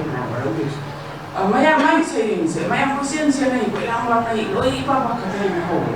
ꯀꯔꯤꯅꯣ ꯍꯥꯏꯅ ꯇꯧꯔꯀꯥꯟꯗ ꯍꯣꯁꯄꯤꯇꯥꯜꯗ ꯑꯅꯥꯕ ꯑꯃ ꯄꯨꯕꯒꯤ ꯀꯣꯏꯆꯦꯟ ꯆꯦꯟꯅꯕ ꯁꯤꯗꯣꯔꯦꯅ ꯇꯧꯕꯒꯤ ꯀꯩꯅꯣꯅꯦ ꯃꯥꯒꯤ ꯌꯦꯛꯏꯁꯦ ꯀꯩꯗꯧꯔꯦ ꯇꯧꯀꯥꯟꯗ ꯊꯥꯡꯖꯤꯡꯒꯤ ꯂꯤꯔꯕ ꯎꯃꯪꯗꯣ ꯋꯥꯟꯊꯈ꯭ꯔꯦ ꯑꯗꯨꯒꯤ ꯍꯣꯁꯄꯤꯇꯥꯜꯗ ꯄꯨꯈꯠꯄꯅꯤ ꯀꯣꯏꯆꯦꯟ ꯆꯦꯟꯅꯔꯦ ꯑꯗꯒꯤꯗꯤ ꯃꯥꯅ ꯍꯣꯁꯄꯤꯇꯥꯜ ꯌꯧꯔꯀꯥꯟꯗ ꯊꯪꯅꯕ ꯀꯥ ꯐꯃꯨꯡꯁꯤꯡꯗꯨꯗ ꯀꯧꯕ꯭ꯔꯨꯒꯤ ꯎꯃꯪꯁꯤꯡꯗꯨꯁꯨ ꯂꯣꯏꯅ ꯀꯣꯃꯥꯗ ꯂꯩꯔꯝꯃꯦ ꯍꯥꯏ ꯑꯗꯒꯤꯗꯤ ꯀꯩꯅꯣ ꯇꯧꯔꯀꯥꯟꯁꯤꯗ ꯐꯣꯔꯦꯁꯀꯤ ꯀꯩꯅꯣꯁꯤꯡꯗꯣ ꯑꯣꯐꯤꯁꯥꯔꯁꯤꯡꯗꯣ ꯂꯥꯛꯄꯅꯦ ꯀꯩꯁꯨ ꯇꯧꯔꯣꯏꯗ ꯍꯥꯏꯅ ꯅꯣꯛꯑꯝꯃ ꯆꯠꯈꯤ ꯍꯥꯏ ꯑꯗꯒꯤ ꯃꯤꯅꯤꯁꯇꯔ ꯂꯥꯛꯑꯦ ꯍꯣꯕꯦ ꯁꯥꯏꯔꯦꯟꯒ ꯈꯣꯡꯗ ꯑꯅꯥꯕ ꯄꯨꯈꯠꯂꯛꯄꯒꯤ ꯄꯩꯁꯥ ꯈꯔ ꯄꯤꯁꯜꯂꯒ ꯑꯗꯨꯝ ꯆꯠꯈ꯭ꯔꯦ ꯑꯗꯨꯒ ꯃꯤꯆꯝ ꯎꯄꯥꯏ ꯂꯩꯖꯗꯕ ꯃꯤꯁꯤꯡꯁꯤꯅ ꯏꯄꯥ ꯄꯥꯈꯠꯂꯒ ꯇꯧꯐꯝ ꯈꯪꯗꯗꯅ ꯂꯩꯕ ꯂꯣꯏꯔꯦ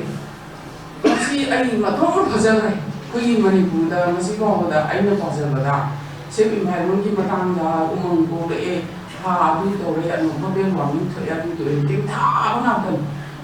ꯑꯣꯖꯥ ꯁꯃꯨꯉꯧ ꯑꯩꯈꯣꯏꯒꯤ ꯈꯪꯉꯤꯕ ꯑꯣꯖꯥ ꯁꯃꯨꯉꯧ ꯁꯉꯥꯏ ꯁꯉꯥꯏꯒꯤ ꯑꯣꯖꯥꯁꯤꯁꯨ ꯅꯣꯡꯃ ꯑꯩ ꯁꯨꯝ ꯊꯣꯛꯗꯅ ꯁ꯭ꯇꯦꯖꯗ ꯊꯦꯡꯅꯔꯨꯔꯦ ꯑꯩꯁꯤ ꯋꯥ ꯉꯥꯡꯕꯗ ꯈꯤꯇꯪ ꯀꯦꯟꯊꯤꯠ ꯑꯣꯏꯖꯩ ꯑꯩꯅ ꯇꯦꯟꯊꯥꯅ ꯑꯣꯏꯕ ꯃꯁꯤ ꯃꯌꯥꯝꯗ ꯇꯥꯕꯗ ꯁꯤꯗꯣꯔꯦ ꯍꯥꯏꯗꯣꯛꯎꯔꯦꯕ ꯁꯤꯁꯨ ꯐꯅ ꯋꯥꯔꯁꯨꯀꯣ ꯃꯤꯁꯦ ꯁꯨꯝ ꯇꯦꯟꯊꯥ ꯆꯠꯂꯗꯤ ꯇꯟꯕ ꯇꯥꯅꯤꯡ ꯋꯥꯔꯒꯁꯨꯀꯣ ꯇꯦꯟꯊꯥꯕ ꯍꯥꯏꯕꯁꯤꯁꯨ ꯑꯩ ꯏꯟꯚꯤꯇꯦꯁꯟ ꯑꯃ ꯂꯩꯒꯗ꯭ꯔꯥ ꯇꯥꯁꯜꯂꯗꯤꯀꯣ ꯀꯩꯁꯨꯝꯇ ꯂꯩꯇꯕꯗꯧꯅ ꯍꯥꯃꯨ ꯑꯣꯏꯕꯗꯧꯅ ꯇꯦꯟꯊꯥꯕ ꯁꯨꯡꯅꯠ ꯅꯠꯇꯦ ꯑꯃꯔꯖꯤꯠꯀꯤꯁꯦ ꯏꯁꯝ ꯁꯝꯅ ꯃꯤꯃ ꯏꯄꯥ ꯄꯥꯈꯠꯅꯔꯦ ꯀꯩꯗꯧꯔꯦ ꯊꯥꯡꯖꯤꯡꯒꯤ ꯂꯤꯔꯕ ꯎꯃꯪꯗꯣ ꯃꯁꯤꯗꯩꯗ ꯊꯥꯡꯖꯤꯡ ꯍꯥꯏꯕ ꯑꯩꯈꯣꯏꯅ ꯈꯪꯗ꯭ꯔꯤꯉꯩ ꯃꯥꯂꯦꯝ ꯍꯦꯛ ꯂꯩꯁꯦꯝꯃꯛꯄꯗꯒꯤ ꯂꯥꯛꯑꯕ ꯐꯖꯈ꯭ꯔꯕ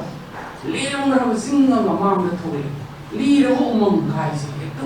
ꯎꯖꯥꯎ ꯀꯣꯟꯕꯒ ꯐꯪꯗꯕ ꯏꯁꯪꯒ ꯀꯥꯕ ꯑꯗꯩ ꯃꯤꯅꯒ ꯆꯪꯉꯨꯕꯒ ꯉꯝꯗꯕ ꯑꯗꯨ ꯐꯖꯈ꯭ꯔꯕ ꯎꯃꯪ ꯑꯃ ꯊꯣꯛꯂꯛꯑꯦꯕ ꯃꯤꯠꯁꯤꯗ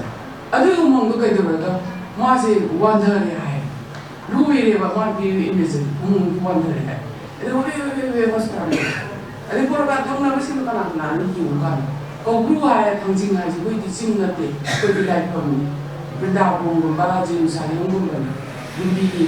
ꯂꯩꯀꯣꯜꯒꯨꯝꯕꯅꯤ ꯑꯩꯈꯣꯏꯗꯗꯤ ꯀꯧꯕ꯭ꯔꯨ ꯍꯥꯏꯔꯗꯤ ꯊꯥꯡꯖꯤꯡ ꯍꯥꯏꯔꯦ ꯑꯗꯨꯒꯤ ꯀꯧꯕ꯭ꯔꯨꯒꯤ ꯎꯃꯪꯁꯤꯡꯗꯨꯁꯨ ꯂꯣꯏ ꯀꯣꯃꯥꯗ ꯂꯩꯔꯝꯃꯤ ꯂꯣꯏꯔꯦꯕ ꯀꯔꯤ ꯍꯥꯏꯗꯣꯏꯅꯣ ꯍꯥꯏꯅꯤꯡꯉꯥꯏ ꯂꯩꯔꯣꯏ ꯂꯣꯏ ꯍꯥꯏꯈ꯭ꯔꯦꯕ ꯃꯅꯤꯄꯨꯔꯒꯤ ꯏꯟꯚꯥꯏꯔꯣꯟꯃꯦꯟꯒꯤ ꯑꯗꯨꯒꯤ ꯑꯗꯥꯒꯤ ꯂꯥꯏꯔꯤꯛ ꯂꯕꯥꯏ 1,000 ꯏꯔꯤꯕꯅ ꯀꯔꯤꯒꯤꯅꯣ ꯁꯩꯔꯦꯡꯅ ꯁꯥꯍꯤꯇ꯭ꯌꯁꯤꯒꯤ ꯂꯨꯍꯨꯞꯅꯤ ꯃꯁꯤ ꯀꯩꯅꯣꯅ ꯍꯦꯛ ꯍꯥꯏ ꯌꯥꯃꯨꯡ ꯃꯨꯗꯨꯕ꯭ꯔꯤ ꯂꯩꯈꯤꯗ꯭ꯔꯦ ꯃꯥꯅ ꯍꯦꯛ ꯍꯥꯏ ꯁꯩꯔꯦꯡꯅ ꯁꯥꯍꯤꯇ꯭ꯌꯒꯤ ꯂꯨꯍꯨꯞꯅꯤ ꯍꯥꯏꯗꯅ ꯑꯇꯩꯁꯤꯡꯁꯤꯅ ꯃꯁꯥꯒꯤ ꯂꯨꯍꯨꯞꯅꯤ ꯍꯥꯏꯗꯅ ꯁꯩꯔꯦꯡꯕꯨ ꯁꯥꯍꯤꯇ꯭ꯌꯒꯤ ꯂꯨꯍꯨꯞ ꯑꯣꯏꯕ ꯇꯥꯔꯕꯗꯤ ꯍꯧꯖꯤꯛꯀꯤ ꯑꯃꯔꯖꯤꯠꯀꯤ ꯀꯧꯕ꯭ꯔꯨꯒꯤ ꯂꯤꯔꯕ ꯎꯃꯪ ꯋꯥꯟꯊꯈ꯭ꯔꯦ ꯑꯗꯒꯤ ꯁꯣꯔꯤ ꯊꯥꯡꯖꯤꯡꯒꯤ ꯑꯗꯨꯒ ꯀꯩꯅꯣꯒꯤ ꯀꯧꯕ꯭ꯔꯨꯒꯤ ꯎꯃꯪꯁꯤꯡꯗꯨꯅ ꯀꯣꯃꯥꯗ ꯂꯣꯏ ꯂꯩꯔꯤ ꯁꯤꯗꯩ ꯍꯦꯟꯅ ꯐꯖꯅ ꯐꯣꯡꯗꯣꯛꯄ ꯀꯕꯤꯇꯥꯁꯤ ꯑꯩ ꯏꯁꯥꯃꯁꯨ ꯍꯥꯏꯖꯒꯦ ꯁꯩꯔꯦꯡꯁꯤ ꯀꯌꯥ ꯀꯟꯅ ꯄꯥꯗꯦ ꯃꯣꯏ ꯂꯥꯛꯇ꯭ꯔꯗꯤ ꯑꯗꯨꯗꯒ ꯌꯥꯎꯔꯝꯒꯗ꯭ꯔꯥ ꯑꯩ ꯈꯪꯖꯗ꯭ꯔꯦ ꯑꯗꯣ ꯑꯩꯅ ꯄꯥꯝꯃꯤꯕ ꯁꯩꯔꯦꯡꯗꯗꯤ ꯑꯁꯨꯛ ꯐꯖꯅ ꯑꯩꯈꯣꯏꯒꯤ ꯁꯤꯆꯨꯋꯦꯁꯟ ꯐꯤꯕꯝꯁꯦ ꯍꯥꯏꯕꯁꯤꯗ ꯑꯩ ꯊꯦꯡꯅꯖꯈꯤ ꯑꯗꯨ ꯃꯥꯅ ꯊꯥꯡꯖꯤꯡꯒꯤ ꯃꯁꯥꯏꯗꯣꯀꯣ ꯃꯥꯅ ꯑꯗꯨꯗ ꯃꯣꯏꯒꯤ ꯊꯥꯡꯒꯁꯤꯁꯨ ꯆꯤꯡ ꯉꯥꯛꯇꯅꯤ ꯆꯤꯡ ꯃꯆꯥꯅꯤ ꯑꯗ ꯃꯥ ꯁꯨꯝ ꯂꯩꯔꯛꯄꯗꯨꯗ ꯃꯥꯅ ꯎꯒꯦꯅ ꯎꯕ ꯅꯠꯇꯕ ꯑꯗꯨꯝ ꯎꯔꯒ ꯑꯗꯨꯝ ꯂꯥꯛꯄꯗꯨꯅꯦꯕ ꯑꯗꯨ ꯎꯕꯗꯨꯅ ꯃꯥꯅ ꯑꯩꯈꯣꯏꯅ ꯈꯪꯕ ꯊꯥꯡꯖꯤꯡꯒ ꯑꯩꯈꯣꯏꯅ ꯈꯪꯕ ꯆꯤꯡꯒ ꯑꯃꯁꯤꯅ ꯈꯪꯕꯒ ꯃꯥꯟꯅꯔꯣꯏ ꯍꯥꯏꯕ ꯃꯥꯗꯤ ꯃꯥꯒꯤ ꯃꯁꯥꯒꯤ ꯕꯣꯗꯤꯁꯤ ꯃꯥꯅ ꯈꯪꯖꯕꯗꯧꯅ ꯑꯗꯨ ꯑꯩ ꯃꯥꯒꯤ ꯑꯍꯥꯟꯕꯒꯤ ꯂꯧꯕꯨꯛꯀꯤ ꯃꯃꯩꯁꯤꯗ ꯌꯥꯎꯋꯦ ꯑꯗꯣ ꯍꯧꯖꯤꯛꯀꯤ ꯃꯥꯒꯤ ꯈꯤꯇꯪ ꯄꯦꯟꯗꯕ ꯋꯥꯀꯠꯄꯒꯤꯗꯁꯨ ꯌꯥꯝꯅ ꯐꯖꯕ ꯑꯃ ꯌꯥꯎꯋꯦ ꯀꯩꯅꯣꯁꯤꯗ ꯃꯤ ꯃꯆꯥ ꯍꯥꯏꯁꯤ ꯃꯤ ꯃꯆꯥ ꯃꯌꯥꯝꯁꯤꯅ ꯑꯆꯧꯕ ꯂꯩꯕꯥꯛ ꯆꯥꯎꯈꯠꯄ ꯃꯌꯥꯝꯒꯤ ꯁꯣꯚꯤꯌꯦꯠ ꯍꯥꯏꯔꯣ ꯑꯃ ꯍꯥꯏꯔꯣ ꯌꯥꯝ ꯉꯥꯡꯅꯩ ꯋꯥꯔꯤ ꯌꯥꯝ ꯁꯥꯟꯅꯩ ꯑꯆꯧꯕ ꯂꯩꯕꯥꯛ ꯃꯌꯥꯝꯒꯤ ꯋꯥ ꯑꯗꯨꯒ ꯃꯤ ꯃꯆꯥꯁꯤꯡꯗꯨꯅ ꯀꯩꯅꯣ ꯃꯥꯒꯤ ꯋꯥꯍꯩꯗꯨ ꯌꯥꯝ ꯐꯖꯕ ꯃꯥꯅ ꯍꯥꯏꯌꯦ ꯃꯤ ꯃꯆꯥꯒꯤ ꯂꯩꯕꯥꯛꯇ ꯃꯤ ꯑꯆꯧꯕꯒꯤ ꯊꯕꯛ ꯇꯧꯕ ꯉꯝꯗꯦ ꯃꯥ ꯍꯥꯏꯕ ꯑꯩꯈꯣꯏ ꯃꯅꯤꯄꯨꯔꯗ ꯂꯩꯕ ꯀꯩꯅꯣꯁꯤꯗ ꯄꯨꯂꯞ ꯐꯖꯅ ꯀ꯭ꯔꯤꯇꯤꯁꯤꯖꯝ ꯑꯃ ꯀꯃꯦꯟ ꯑꯃ ꯄꯤꯕꯒꯤ ꯋꯥꯅꯤ ꯑꯆꯧꯕ ꯋꯥꯗꯤ ꯌꯥꯝ ꯉꯥꯡꯉꯤ ꯑꯗꯨꯕꯨ ꯃꯤ ꯃꯆꯥꯒꯤ ꯂꯩꯕꯥꯛꯇ ꯃꯤ ꯑꯆꯧꯕꯒꯤ ꯊꯕꯛ ꯇꯧꯕ ꯉꯝꯗꯦ ꯃꯤ ꯃꯆꯥꯁꯤꯡꯁꯤꯗꯤ ꯀꯛꯆꯤꯡꯒꯤ ꯃꯇꯧꯒꯨꯝꯅ ꯃꯔꯟꯅꯥꯒꯤ ꯊꯕꯛꯇꯗꯤ ꯃꯔꯝ ꯌꯥꯝ ꯃꯣꯛꯏ ꯑꯉꯛꯄ ꯐꯪꯕ ꯄꯣꯠꯅꯤ ꯃꯔꯟꯅꯥꯒꯤ ꯍꯥꯏꯔꯒ ꯇꯧꯕꯗꯨꯕꯨ ꯂꯩꯈꯥꯗ ꯂꯩ ꯍꯥꯏ ꯂꯩꯈꯥ ꯃꯅꯨꯡꯗ ꯂꯣꯠꯂ ꯂꯩꯕ ꯃꯁꯤ ꯌꯥꯝ ꯐꯖꯕ ꯁꯣꯁꯤꯌꯦꯜ ꯀꯃꯦꯟ ꯍꯥꯏꯒꯗ꯭ꯔꯥ ꯑꯩꯈꯣꯏꯅ ꯇꯧꯔꯤꯕ ꯑꯩ ꯏꯁꯥꯃꯛꯁꯦ ꯉꯁꯥꯏ ꯃꯤ ꯃꯆꯥ ꯏꯁꯥꯒꯤꯅꯤ ꯍꯥꯏꯗꯤ ꯋꯥꯛꯆꯤꯡꯒꯤ ꯀꯨꯟꯁꯨ ꯀꯤꯗꯕꯤ ꯅꯨꯡꯊꯥꯒꯤꯁꯨ ꯀꯤꯗꯕꯤ ꯍꯦꯛꯇ ꯏꯁꯥꯒꯤ ꯊꯕꯛꯅꯤ ꯍꯥꯏꯔꯗꯤꯀꯣ ꯄꯩꯁꯥꯕꯨ ꯄꯤꯖꯔꯨꯅꯤ ꯍꯥꯏꯔꯗꯤ ꯑꯃ ꯂꯣꯏꯅ ꯑꯩꯈꯣꯏ ꯍꯤꯡꯗꯕ ꯌꯥꯗꯗꯅ ꯑꯗꯨꯗꯤ ꯇꯧꯕꯅꯤꯀꯣ ꯑꯗꯨꯒ ꯇꯧꯕꯗꯕꯨ ꯃꯤ ꯃꯆꯥꯅ ꯑꯆꯧꯕꯒꯤ ꯂꯩꯕꯥꯛꯇ ꯇꯧꯕ ꯑꯗꯨ ꯑꯆꯧꯕ ꯆꯥꯎꯈꯠꯂꯦ ꯍꯥꯏꯔꯤꯕ ꯂꯩꯕꯥꯛꯁꯤꯡꯁꯤꯗ ꯂꯩꯔꯤꯁꯤꯡꯁꯤꯁꯨ ꯑꯇꯣꯞꯄ ꯄ꯭ꯂꯥꯅꯦꯠꯀꯤ ꯖꯤꯕꯗꯤ ꯅꯠꯇꯦ ꯑꯩꯈꯣꯏꯒꯨꯝꯕ ꯃꯤ ꯉꯥꯛꯇꯅꯤ ꯃꯣꯏꯅꯗꯤ ꯀꯃꯥꯏꯅ ꯑꯆꯧꯕ ꯊꯕꯛ ꯃꯌꯥꯝ ꯑꯃ ꯇꯧꯔꯒ ꯃꯣꯏ ꯃꯔꯝꯗ ꯆꯥꯎꯈꯠꯍꯜꯂꯤꯅꯣ ꯑꯩꯈꯣꯏꯗ ꯂꯩꯕ ꯑꯩꯈꯣꯏꯁꯤꯡꯁꯤꯅ ꯑꯩꯈꯣꯏꯅ ꯀꯔꯝꯕ ꯃꯤꯅꯣ ꯑꯁꯤꯒꯤ ꯋꯥꯍꯪ ꯑꯃ ꯃꯥꯅ ꯏꯕꯗꯁꯨ ꯌꯥꯎꯗꯦ ꯃꯥꯗꯤ ꯏꯆꯝ ꯆꯝꯅ ꯃꯤ ꯃꯆꯥꯒꯤ ꯂꯩꯕꯥꯛꯇ ꯑꯆꯧꯕ ꯂꯩꯕꯥꯛꯀꯤ ꯋꯥꯔꯤ ꯌꯥꯝ ꯁꯥꯔꯛꯏ ꯑꯗꯨꯒ ꯃꯤ ꯃꯆꯥꯒꯤ ꯂꯩꯕꯥꯛꯇ ꯃꯤ ꯑꯆꯧꯕꯒꯤ ꯊꯕꯛ ꯇꯧꯕ ꯉꯝꯗꯦ ꯂꯩꯈꯥꯗ ꯀꯛꯆꯤꯡꯒꯤ ꯃꯇꯧꯒꯨꯝꯕ ꯃꯔꯝ ꯌꯥꯝ ꯀꯜꯂꯤ ꯑꯗꯨꯒ ꯂꯩꯕꯗꯤ ꯂꯩꯈꯥꯗ ꯂꯩ ꯍꯥꯏ ꯂꯣꯏꯔꯦ ꯀꯕꯤꯇꯥꯒꯤ ꯐꯖꯕ ꯍꯥꯏꯕꯁꯦ ꯈꯖꯤꯛꯇꯪ ꯍꯥꯏꯔꯒ ꯌꯥꯝꯅ ꯐꯣꯡꯗꯣꯛꯄ ꯉꯝꯕꯁꯦ ꯃꯁꯤ ꯑꯩꯈꯣꯏ ꯑꯥꯔꯇꯤꯐꯤꯁꯦꯜ ꯑꯣꯏꯅꯅꯦ ꯁꯦꯝꯗꯅ ꯁꯥꯗꯅ ꯍꯣꯠꯅꯔꯒ ꯁꯨꯡꯐ ꯐꯖꯔꯔꯣꯏ ꯃꯊꯟꯇ ꯃꯁꯤ ꯀꯣꯂꯣꯝꯗ ꯑꯗꯨꯝ ꯊꯣꯛꯂꯛꯄ ꯖꯥꯠꯇꯨꯅꯤ ꯁꯨꯃꯥꯏꯅ ꯇꯧꯗꯅ ꯑꯃꯔꯖꯤꯠꯀꯤ ꯁꯩꯔꯦꯡꯁꯦ ꯑꯩꯅ ꯌꯥꯝ ꯅꯨꯡꯉꯥꯏꯕꯁꯦ ꯑꯗꯒꯤ ꯃꯃꯥꯡꯗ ꯃꯥꯅ ꯏꯝꯐꯥꯜꯗ ꯂꯩꯕ ꯃꯤꯒꯤ ꯑꯗꯒꯤ ꯂꯧꯕꯨꯛꯇ ꯄꯣꯏꯅꯨ ꯊꯥꯅ ꯂꯥꯛꯄ ꯃꯇꯝꯗ ꯂꯧꯕꯨꯛꯀꯤ ꯐꯧ ꯃꯌꯥꯝꯗꯣ ꯎꯕ ꯃꯇꯝꯗ ꯂꯧꯃꯤꯅ ꯅꯨꯡꯉꯥꯏꯕꯗꯣ ꯏꯝꯐꯥꯜꯗ ꯂꯩꯕ ꯃꯤꯅ ꯁꯨꯈꯪ ꯈꯪꯉꯣꯏ ꯀꯥꯏꯅ ꯑꯗꯨꯒꯨꯝꯕ ꯈꯔ ꯏꯀꯣ ꯏꯗꯤ ꯑꯗꯨꯒ ꯑꯅꯤꯁꯨꯕꯁꯤꯗꯗꯤ ꯃꯥꯒꯤ ꯐꯖꯕ ꯏꯃꯦꯖꯔꯤ ꯑꯃ ꯇꯧꯋꯦ ꯁꯤꯗꯁꯨ ꯃꯥꯒꯤ ꯌꯦꯅꯤꯡꯊꯥ ꯑꯃ ꯂꯥꯛꯇꯣꯏꯅꯦ ꯍꯥꯏꯕꯗꯨ ꯇꯤꯡꯊꯣꯡ ꯃꯇꯣꯟꯗ ꯄꯛꯄ ꯑꯌꯨꯛꯀꯤ ꯂꯤꯛꯂꯥ ꯃꯔꯛꯇ ꯍꯨꯟꯗꯣꯛꯂꯝꯕ ꯂꯥꯏꯔꯕꯒꯤ ꯋꯥꯔꯤ ꯑꯃ ꯂꯩꯔꯝꯃꯤ ꯇꯥꯗꯨꯅ ꯏꯪꯄꯛ ꯏꯪꯁꯤꯜꯂꯗꯨꯅ ꯀꯅꯥꯁꯨ ꯈꯪꯕꯤꯗꯅ ꯁꯣꯔꯒꯤꯁꯤꯗ ꯍꯥꯏꯕ ꯏꯃꯦꯖꯔꯤꯁꯦ ꯊꯣꯛꯂ ꯐꯖꯈ꯭ꯔꯕꯗꯣ ꯌꯥꯝꯅ ꯇꯤꯡꯊꯣꯡ ꯃꯇꯣꯟꯗ ꯄꯛꯄ ꯑꯃꯨꯛꯀ ꯄꯥꯖꯔꯦ ꯑꯌꯨꯛꯀꯤ ꯂꯤꯛꯂꯥ ꯃꯔꯛꯇ ꯍꯨꯟꯗꯣꯛꯂꯝꯃꯤ ꯂꯥꯏꯔꯕꯒꯤ ꯋꯥꯔꯤ ꯑꯃ ꯇꯥꯔꯝꯃꯤ ꯂꯩꯔꯝꯃꯤ ꯇꯥꯗꯨꯅ ꯏꯪꯄꯛ ꯏꯪꯁꯤꯜꯂꯗꯨꯅ ꯀꯅꯥꯁꯨ ꯈꯪꯕꯤꯗꯅ ꯁꯣꯔꯒꯤꯁꯤꯗ ꯍꯥꯏꯕ ꯑꯗꯒꯤ ꯑꯃꯅ ꯃꯥꯅ ꯉꯁꯥꯏ ꯏꯕꯨꯡꯉꯣ ꯀꯩꯅꯣꯅꯁꯨ ꯔꯥꯖꯀꯦꯇꯟꯅꯁꯨ ꯄꯟꯕꯤ ꯉꯁꯥꯏꯒꯤ ꯈꯨꯡꯒꯪꯗꯅ ꯑꯩꯈꯣꯏꯒꯤ ꯏꯆꯝ ꯆꯝꯕ ꯅꯨꯡꯁꯤꯠ ꯀꯩꯅꯣ ꯃꯔꯛꯁꯤꯗ ꯆꯠꯄ ꯏꯝꯐꯥꯜ ꯌꯧꯔꯀꯥꯟꯗ ꯏꯝꯐꯥꯜ ꯎꯃꯝ ꯑꯃꯝꯕ ꯏꯝꯐꯥꯜꯁꯤꯗꯩꯗ ꯃꯥꯅ ꯀꯪꯀ꯭ꯔꯤꯠꯀꯤ ꯎꯃꯪ ꯍꯥꯏꯅ ꯍꯥꯏꯔꯛꯏ ꯏꯝꯐꯥꯜ ꯄꯟꯈ꯭ꯔꯦ ꯀꯪꯀ꯭ꯔꯤꯠꯀꯤ ꯎꯃꯪ ꯀꯪꯀ꯭ꯔꯤꯠ ꯉꯥꯛꯇ ꯉꯥꯏꯔꯕꯗ ꯆꯠꯄꯟꯒ ꯇꯣꯔꯥꯡꯒ ꯀꯪꯀ꯭ꯔꯤꯠꯀꯤ ꯎꯃꯪ ꯁꯤꯠ ꯅꯥꯟꯕ ꯀꯪꯀ꯭ꯔꯤꯠꯀꯤ ꯎꯃꯪꯁꯤꯒꯤ ꯂꯝꯕꯤꯗ ꯑꯗꯨꯒ ꯅꯨꯡꯊꯤꯟꯁꯦ ꯃꯉꯣꯟꯗ ꯄꯨꯡꯃꯝ ꯃꯝꯃꯦꯕ ꯑꯗꯨꯗ ꯃꯥꯅ ꯌꯥꯝ ꯀꯤꯅ ꯆꯦꯛꯁꯤꯟꯅ ꯃꯥꯁꯤ ꯇꯨꯈꯤꯗ꯭ꯔꯥ ꯃꯥꯡꯈꯤꯗ꯭ꯔꯥ ꯍꯥꯏꯅ ꯆꯠꯆꯕ ꯑꯗꯨꯒ ꯃꯤ ꯃꯌꯥꯝꯁꯦ ꯐꯖꯅ ꯆꯠꯄ ꯀꯥꯏ ꯆꯠꯂꯤꯃꯠꯇ ꯈꯪꯗꯕ ꯂꯣꯏꯔꯦ ꯃꯥꯒꯤ ꯚꯤꯖꯟꯁꯦ ꯉꯁꯥꯏ ꯏꯃꯣꯟꯅ ꯍꯥꯏꯕꯗ ꯃꯪꯗꯧꯅ ꯍꯥꯗꯧꯅ ꯇꯧꯕ ꯚꯤꯖꯟꯁꯤ ꯈꯔ ꯁꯤꯖꯤꯟꯅꯩ ꯍꯥꯏꯁꯦ ꯌꯥꯝ ꯁꯛꯁꯦꯁ ꯑꯣꯏꯅ ꯁꯤꯖꯤꯟꯅꯩ ꯁꯤ ꯑꯗꯒꯤ ꯁꯤꯒꯨꯝꯕ ꯃꯌꯥꯝꯁꯤꯅ ꯑꯃ ꯑꯣꯏꯔꯒ ꯑꯃꯔꯖꯤꯠꯀꯤ ꯇꯣꯞ ꯇꯣꯞꯄ ꯑꯃꯁꯤꯅ ꯑꯩꯒꯤ ꯑꯩ ꯁꯥꯡꯅ ꯉꯥꯡꯕꯗꯤ ꯍꯥꯏꯖꯒꯦꯅ ꯊꯝꯃꯤ ꯃꯥꯒꯤ ꯂꯥꯏꯔꯤꯛꯁꯤꯗꯩꯗ ꯏꯃꯥꯒꯤ ꯀꯩꯊꯦꯜ ꯍꯥꯏ ꯏꯃꯥꯒꯤ ꯀꯩꯊꯦꯜꯁꯤ ꯑꯩꯈꯣꯏꯒꯤ ꯑꯍꯥꯟꯕ ꯂꯥꯏꯔꯤꯛꯁꯤꯗꯩꯗ ꯑꯍꯥꯟꯕ ꯂꯥꯏꯔꯤꯛꯇꯁꯨ ꯑꯃ ꯌꯥꯎꯋꯤ ꯏꯃꯥꯒꯤ ꯀꯩꯊꯦꯜꯁꯤ ꯑꯩꯈꯣꯏꯒꯤ ꯏꯃꯥꯒꯤ ꯀꯩꯊꯦꯜꯁꯤꯗꯩꯗ ꯀꯩꯅꯣꯗ ꯍꯤ ꯑꯃꯒꯤ ꯋꯥꯔꯤꯗ ꯏꯃꯥꯒꯤ ꯉꯥꯂꯨꯕꯥꯛꯁꯦ ꯃꯃꯥꯡꯒꯤ ꯂꯥꯏꯔꯤꯛꯇ ꯌꯥꯎꯈ꯭ꯔꯦꯕ ꯍꯤ ꯑꯃꯒꯤ ꯋꯥꯔꯤꯗ ꯑꯗꯨꯒ ꯁꯤꯗꯩꯗ ꯑꯃꯨꯛ ꯃꯥꯅ ꯏꯃꯥꯒꯤ ꯀꯩꯊꯦꯜ ꯍꯥꯏꯅ ꯑꯃꯨꯛ ꯊꯣꯜꯂꯒ ꯍꯤ ꯑꯃꯒꯤ ꯋꯥꯔꯤꯁꯤ ꯂꯥꯏꯔꯤꯛꯁꯤ ꯑꯅꯧꯕ ꯂꯥꯏꯔꯤꯛꯁꯤꯗ ꯌꯥꯎꯕꯅꯤ ꯁꯣꯔꯤ ꯍꯤ ꯑꯃꯒꯤ ꯋꯥꯔꯤꯗ ꯃꯥꯒꯤ ꯅꯤꯄꯥꯟꯒꯤ ꯌꯥꯎꯕ ꯑꯗꯨꯒ ꯑꯃꯅ ꯏꯃꯥꯒꯤ ꯀꯩꯊꯦꯜ ꯍꯥꯏꯕ ꯏꯃꯥꯒꯤ ꯀꯩꯊꯦꯜꯁꯦ ꯃꯌꯥꯝ ꯂꯣꯏ ꯏꯅꯔꯤꯗꯨꯅꯤ ꯍꯧꯖꯤꯛ ꯊꯣꯡ ꯃꯈꯥꯗ ꯁꯨꯃꯥꯏꯅ ꯀꯣꯏꯇꯥꯟ ꯇꯧꯔꯒ ꯄꯣꯠ ꯆꯩ ꯍꯦꯛ ꯆꯠꯈꯥꯏꯕꯤ ꯃꯣꯏ ꯌꯣꯟꯐꯝ ꯂꯩꯇꯅ ꯍꯣꯠꯅꯕ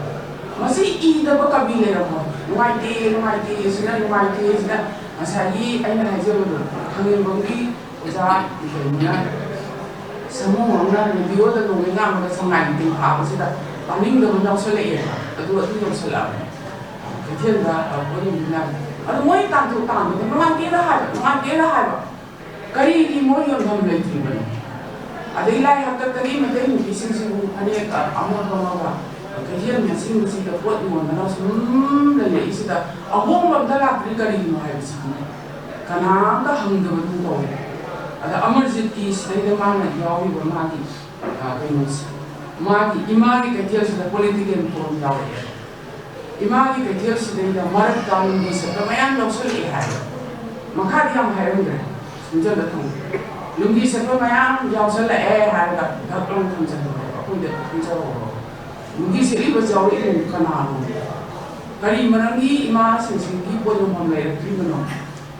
ꯁꯤ ꯄꯣꯂꯤꯇꯤꯀꯦꯜ ꯑꯣꯏꯕ ꯑꯩꯈꯣꯏꯁꯦ ꯃꯤ ꯌꯥꯝꯗꯕꯅꯤꯅ ꯑꯩꯈꯣꯏ ꯃꯌꯥꯝꯁꯦ ꯄꯣꯂꯤꯇꯤꯀꯦꯜ ꯑꯣꯏꯕꯁꯨ ꯈꯔꯗꯤ ꯐꯕ꯭ꯔꯥ ꯄꯣꯂꯤꯇꯤꯀꯦꯜ ꯃꯤꯗꯣ ꯌꯥꯝꯕꯗꯤ ꯈꯔ ꯑꯃꯅ ꯔꯥꯖꯅꯤꯇꯤ ꯇꯧꯔꯒ ꯈꯔ ꯑꯃꯅ ꯚꯥꯏꯂꯦꯟꯒꯤ ꯂꯦꯜꯂꯒ ꯂꯥꯛꯑꯒꯦꯅꯁꯨ ꯂꯩꯔꯁꯨ ꯃꯌꯥꯝ ꯑꯗ ꯑꯩꯈꯣꯏꯒꯤ ꯏꯔꯥꯄꯣꯠꯅ ꯇꯧꯔꯝꯕ ꯄꯨꯡꯁꯨ ꯑꯗꯨꯝ ꯂꯩꯕ ꯑꯗꯒꯤ ꯏꯁꯩꯁꯨ ꯑꯗꯨꯝ ꯁꯛꯄ ꯁꯩꯔꯦꯡꯁꯨ ꯑꯗꯨꯝ ꯏꯕ ꯔꯥꯖꯅꯤꯇꯤꯁꯨ ꯑꯗꯨꯝ ꯇꯧꯕ ꯑꯗꯨꯃꯥꯏꯅ ꯑꯩꯈꯣꯏ ꯃꯌꯥꯝꯁꯦ ꯃꯤ ꯌꯥꯝ ꯂꯩꯖꯗꯕꯅꯤꯅ ꯁꯤꯟꯁꯦ ꯈꯔ ꯌꯥꯝ ꯇꯧꯕꯁꯤꯅꯗꯤ ꯐꯕꯖꯥꯠꯅꯤ ꯄꯣꯂꯤꯇꯤꯀꯦꯜ ꯇꯣꯟ ꯌꯥꯎꯁꯜꯂꯛꯑꯦꯕ ꯑꯃꯔꯖꯤꯠ ꯃꯥꯒꯤ ꯁꯤꯗꯒꯤ ꯏꯃꯥꯒꯤ ꯀꯩꯊꯦꯜꯁꯤꯗꯩꯗ ꯑꯗꯨ ꯈꯛꯇꯅꯤ ꯌꯣꯟꯐꯝ ꯂꯩꯇꯕ ꯀꯣꯏꯆꯦꯟ ꯆꯦꯟꯕ ꯑꯃ ꯇꯧꯕ ꯈꯔ ꯍꯥꯏꯔꯝꯗꯒꯤ ꯂꯤꯒꯤꯁꯦ ꯈꯔ ꯃꯔꯛꯇ ꯌꯥꯎꯁꯜꯂꯛꯑꯦ ꯍꯥꯏꯔꯒ ꯋꯥꯔꯤ ꯃꯈꯥꯗꯣ ꯑꯩꯈꯣꯏꯗ ꯈꯟꯖꯔꯣꯏ ꯑꯩꯈꯣꯏꯒꯤꯗ ꯊꯝꯕꯤꯔꯝꯃꯦꯕ ꯑꯗꯣ ꯃꯁꯤꯅꯦꯕ ꯈꯟꯅꯒꯗꯧꯕ ꯋꯥꯁꯦ ꯄꯨꯂꯤꯁꯁꯤꯡꯗꯣ ꯃꯣꯏꯁꯨ ꯃꯊꯧꯅꯦꯕ ꯇꯧꯗ ꯌꯥꯗꯕꯅꯦꯕ ꯂꯣꯏꯅꯃꯛ ꯕꯖꯥꯔꯁꯦ ꯐꯥꯎꯔ ꯆꯠꯂꯦ ꯊꯣꯡ ꯀꯥꯟꯐꯝ ꯂꯩꯇꯦ ꯉꯥꯡꯉꯤꯕ ꯑꯩꯉꯣꯟꯗ ꯁꯥꯎꯗꯅ ꯃꯤꯒꯤ ꯌꯦꯟꯁꯥꯡ ꯌꯣꯟꯕꯤꯒꯤ ꯌꯦꯟꯁꯥꯡꯗꯣ ꯀꯥꯟ ꯆꯠꯄ ꯆꯩꯍꯧꯕꯁꯦ ꯂꯥꯎꯍꯧꯕꯁꯦ ꯎꯗꯕ ꯑꯩꯉꯣꯟꯗꯒ ꯃꯤ ꯌꯦꯟꯁꯥꯡꯗꯣ ꯀꯥꯜꯂ ꯆꯠꯈ꯭ꯔꯦꯗꯣ ꯀꯅꯥ ꯁꯥꯎꯅꯤꯡꯉꯥꯏꯗꯣꯏꯅꯣ ꯑꯗ ꯑꯩꯗꯤ ꯆꯠꯐꯝꯗꯤ ꯂꯩꯇ꯭ꯔꯦ ꯆꯩꯈ꯭ꯔꯖꯥꯠꯅꯤ ꯌꯦꯟꯁꯥꯡ ꯌꯣꯟꯕꯤꯁꯤꯡꯁꯤꯅ ꯑꯩꯁꯦ ꯅꯠꯇꯕ ꯆꯠꯐꯝ ꯀꯔꯥꯏꯗ ꯆꯠꯄ ꯑꯩꯅꯅꯦ ꯅꯣꯏ ꯄꯣꯠꯇꯣ ꯃꯌꯥꯏ ꯆꯠꯄꯁꯤꯗ ꯌꯣꯜꯂꯨ ꯀꯥꯏꯅ ꯃꯤ ꯄꯥꯈꯠꯇ ꯃꯤ ꯈꯔꯕꯨ ꯆꯠꯂꯕ ꯄꯣꯠ ꯌꯣꯜꯂ ꯃꯤ ꯈꯔ ꯍꯦꯛ ꯆꯠꯂꯕ ꯃꯣꯏ ꯑꯩ ꯍꯥꯏꯅ ꯌꯣꯟꯗ ꯈꯤꯇꯪ ꯆꯠꯊꯣꯛꯑ ꯌꯣꯜꯂ ꯁꯨꯝ ꯆꯠꯂꯒ ꯁꯨꯝ ꯆꯠꯀꯅꯤ ꯃꯌꯥꯏ ꯆꯠꯄꯁꯤꯗ ꯍꯦꯛ ꯌꯣꯜꯂꯨꯅꯦꯏꯕꯦꯝꯃ ꯀꯥꯏꯅ ꯑꯩ ꯃꯣꯏꯕꯨ ꯎꯁꯤꯠꯇꯕꯁꯨ ꯂꯩꯇꯦ ꯅꯨꯡꯁꯤꯗꯕꯁꯨ ꯅꯠꯇꯦ ꯆꯠꯇꯧꯔꯤꯅ ꯀꯔꯥꯏꯗꯅꯣ ꯌꯣꯟꯗꯣꯏꯅꯣ ꯀꯔꯥꯏꯗꯅꯣ ꯆꯠꯇꯁꯨ ꯌꯥꯗꯦ ꯃꯥꯁꯨ ꯌꯣꯟꯕ ꯌꯥꯗꯦ ꯑꯗꯨꯗꯤ ꯁꯔꯕꯥꯏꯚꯦꯜꯒꯤ ꯐꯤꯗꯦꯁꯟꯗꯣ ꯇꯥꯔꯦꯅꯦ ꯉꯝꯕꯅꯤꯅ ꯑꯩꯁꯨ ꯀꯥꯔꯒ ꯉꯝꯅꯕ ꯑꯗꯨꯝ ꯆꯠ ꯇꯥꯔꯦ ꯃꯥꯁꯨ ꯉꯝꯅꯕ ꯑꯗꯨꯝ ꯌꯣꯜꯍꯧ ꯇꯥꯔꯦ ꯄꯨꯂꯤꯁꯅ ꯐꯨꯒꯦꯅ ꯆꯩꯒꯦꯅ ꯂꯥꯎꯗꯦ ꯋꯥꯔꯤꯕꯨ ꯍꯥꯏꯔꯤꯕ ꯀꯔꯝꯕ ꯃꯇꯝꯗ ꯃꯩꯇꯩ ꯅꯨꯄꯤꯁꯤꯡꯁꯤꯒꯤ ꯏꯀꯣꯅꯣꯃꯤꯛ ꯂꯥꯏꯐꯇ ꯆꯦꯟꯖ ꯇꯧꯕ ꯊꯛꯇꯣꯏꯅꯣ ꯍꯥꯏꯕ ꯑꯁꯤ ꯁꯨꯃꯥꯏꯅꯗꯒꯤꯗꯤ ꯄꯨꯂꯞ ꯄꯣꯔꯛꯑꯒ ꯅꯒꯥꯝꯄꯥꯟꯒꯤ ꯃꯌꯥꯡ ꯂꯩꯔꯤꯕꯗꯨ ꯂꯣꯏ ꯃꯣꯏ ꯂꯣꯏ ꯌꯣꯟꯊꯣꯛꯑꯝꯃꯕꯅꯦ ꯄꯩꯁꯥ ꯑꯐꯪꯕ ꯈꯔꯗ ꯆꯠꯀꯅꯤ ꯃꯣꯏꯅ ꯑꯃꯨꯛ ꯃꯣꯏꯗꯒꯤ ꯑꯃꯨꯛ ꯂꯧꯔꯦꯅꯦ ꯑꯗꯨ ꯑꯃꯨꯛꯁꯨ ꯌꯣꯟꯗꯣꯏꯅꯦꯕ ꯁꯦꯟꯗꯣꯡꯗꯣ ꯃꯁꯤ ꯀꯅꯥ ꯑꯗꯣ ꯍꯧꯖꯤꯛ ꯑꯃꯔꯖꯤꯠ ꯃꯄꯤ ꯇꯥꯒꯦ ꯍꯥꯏꯔꯝꯕꯗꯣ ꯀꯩꯊꯦꯜ ꯉꯥꯛꯄꯁꯨ ꯑꯩꯈꯣꯏ ꯏꯊꯧꯅꯤ ꯃꯣꯏꯅ ꯁꯤꯟꯅꯔꯗ꯭ꯔꯥ ꯑꯩꯈꯣꯏ ꯁꯨꯝ ꯌꯦꯡ ꯂꯩꯒꯗ꯭ꯔꯥ ꯍꯥꯏ ꯑꯗꯨꯃꯥꯏꯅ ꯇꯧꯔꯒ ꯌꯣꯛꯈꯤꯕ ꯃꯆꯥꯁꯤꯡꯗꯣ ꯖꯤꯞ ꯇꯣꯡꯉꯒ ꯀꯥꯔ ꯇꯣꯡꯉꯒ ꯂꯦꯝꯅ ꯊꯧꯔ ꯄꯨꯡꯆꯠꯇ ꯆꯠꯈꯤꯑꯕ ꯃꯁꯤ ꯑꯩ ꯁꯩꯔꯦꯡ ꯏꯔꯕ ꯏꯗꯕ ꯈꯪꯗꯦ ꯑꯩꯅ ꯍꯣꯏ ꯌꯥꯝ ꯁꯥꯎꯅꯤꯡꯉꯝꯃꯦꯕ ꯍꯧꯖꯤꯛꯇꯤ ꯇꯣꯛꯑꯦꯕ ꯁꯥꯎꯔꯒ ꯄꯨꯛ ꯌꯥꯝ ꯅꯥꯏ ꯃꯥꯗꯤ ꯏꯆꯤꯠ ꯌꯥꯝ ꯀꯥꯏ ꯑꯇꯩꯕ ꯍꯧꯖꯤꯛ ꯃꯅꯤꯄꯨꯔꯗ ꯄꯣꯠꯁꯨ ꯇꯥꯏꯗꯕ ꯌꯨꯝ ꯋꯥꯡꯅ ꯁꯥꯔꯤꯕ ꯃꯌꯥꯝꯁꯤꯕꯨ ꯀꯅꯥꯅ ꯁꯦꯝꯃꯛꯄꯅꯣ ꯍꯥꯏꯕ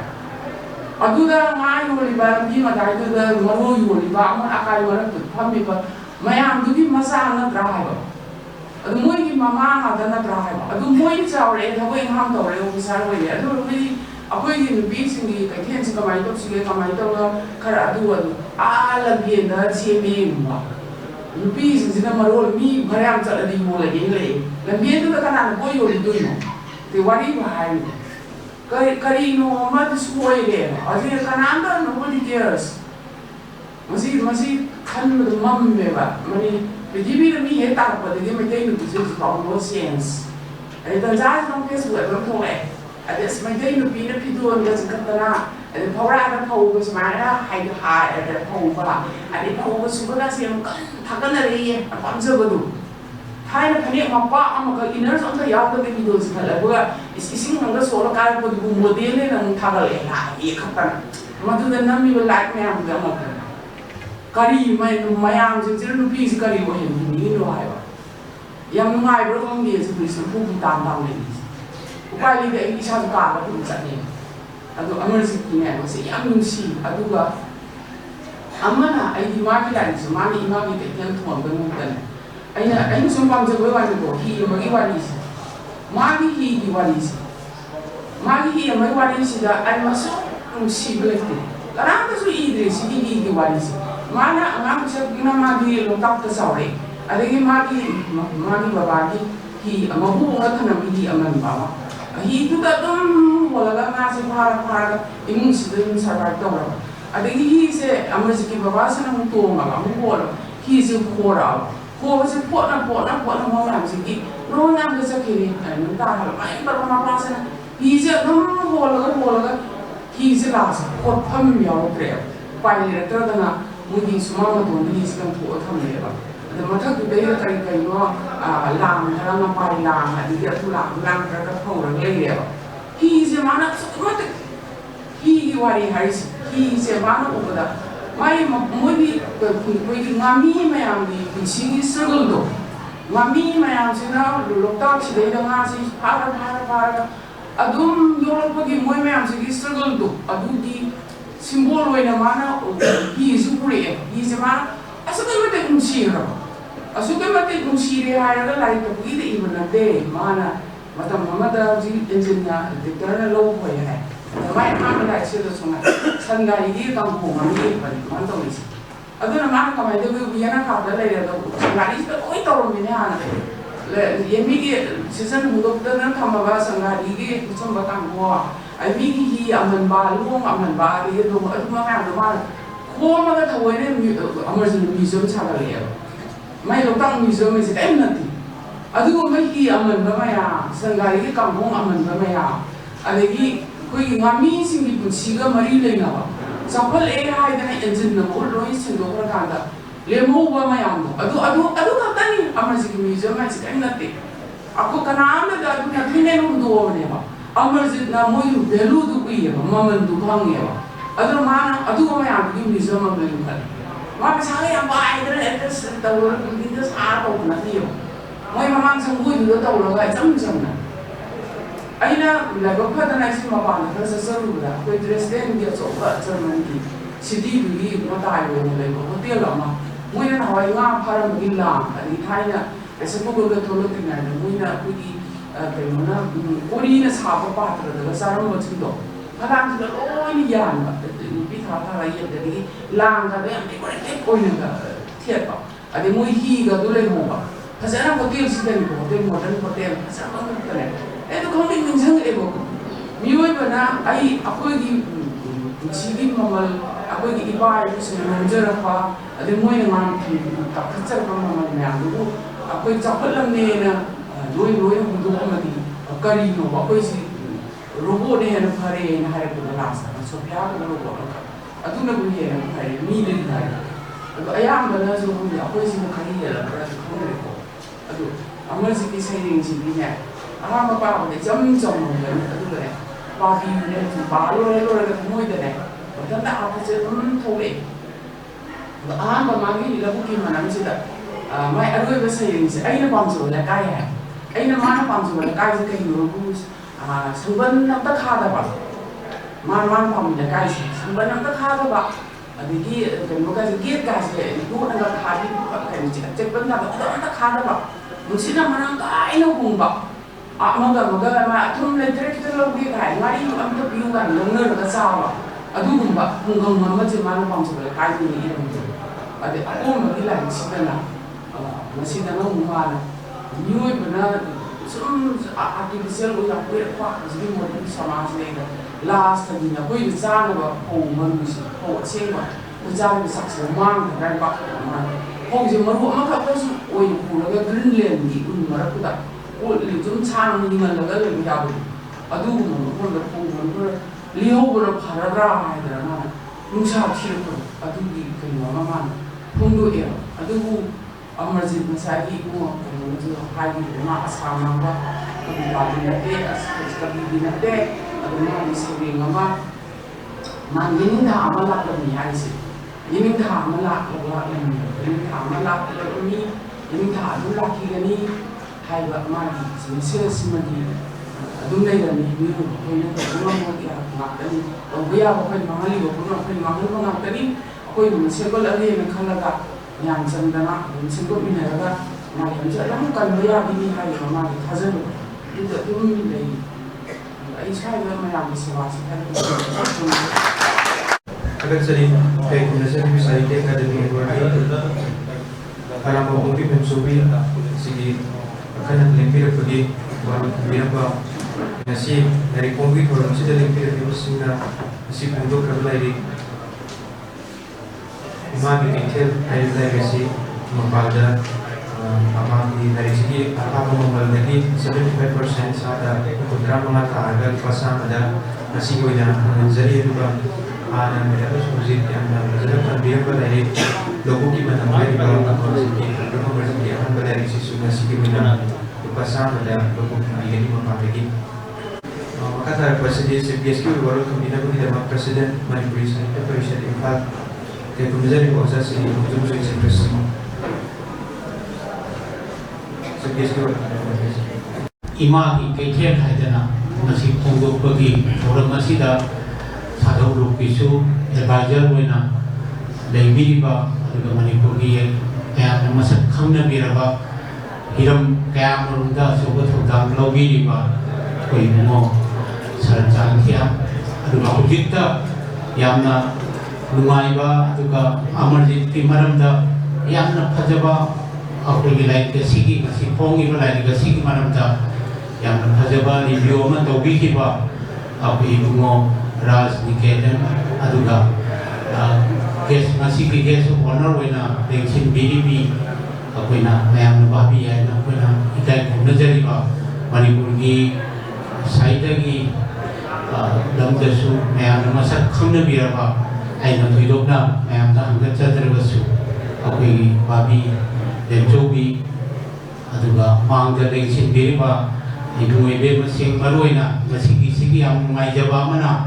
ꯑꯩꯈꯣꯏ ꯂꯥꯏ ꯌꯦꯛꯄꯒꯤ ꯃꯥꯏꯀꯩꯗ ꯀꯟꯅ ꯊꯋꯥꯏ ꯌꯥꯎꯅ ꯑꯆꯧꯕ ꯊꯧꯗꯥꯡ ꯂꯧꯕꯤꯔꯤꯕ ꯑꯍꯜ ꯂꯃꯟ ꯑꯩꯈꯣꯏ ꯑꯣꯖꯥ ꯇꯣꯝꯕꯤ ꯂꯦꯡꯕꯤꯔꯥꯃꯤ ꯑꯗꯨꯒ RKCSꯀꯤ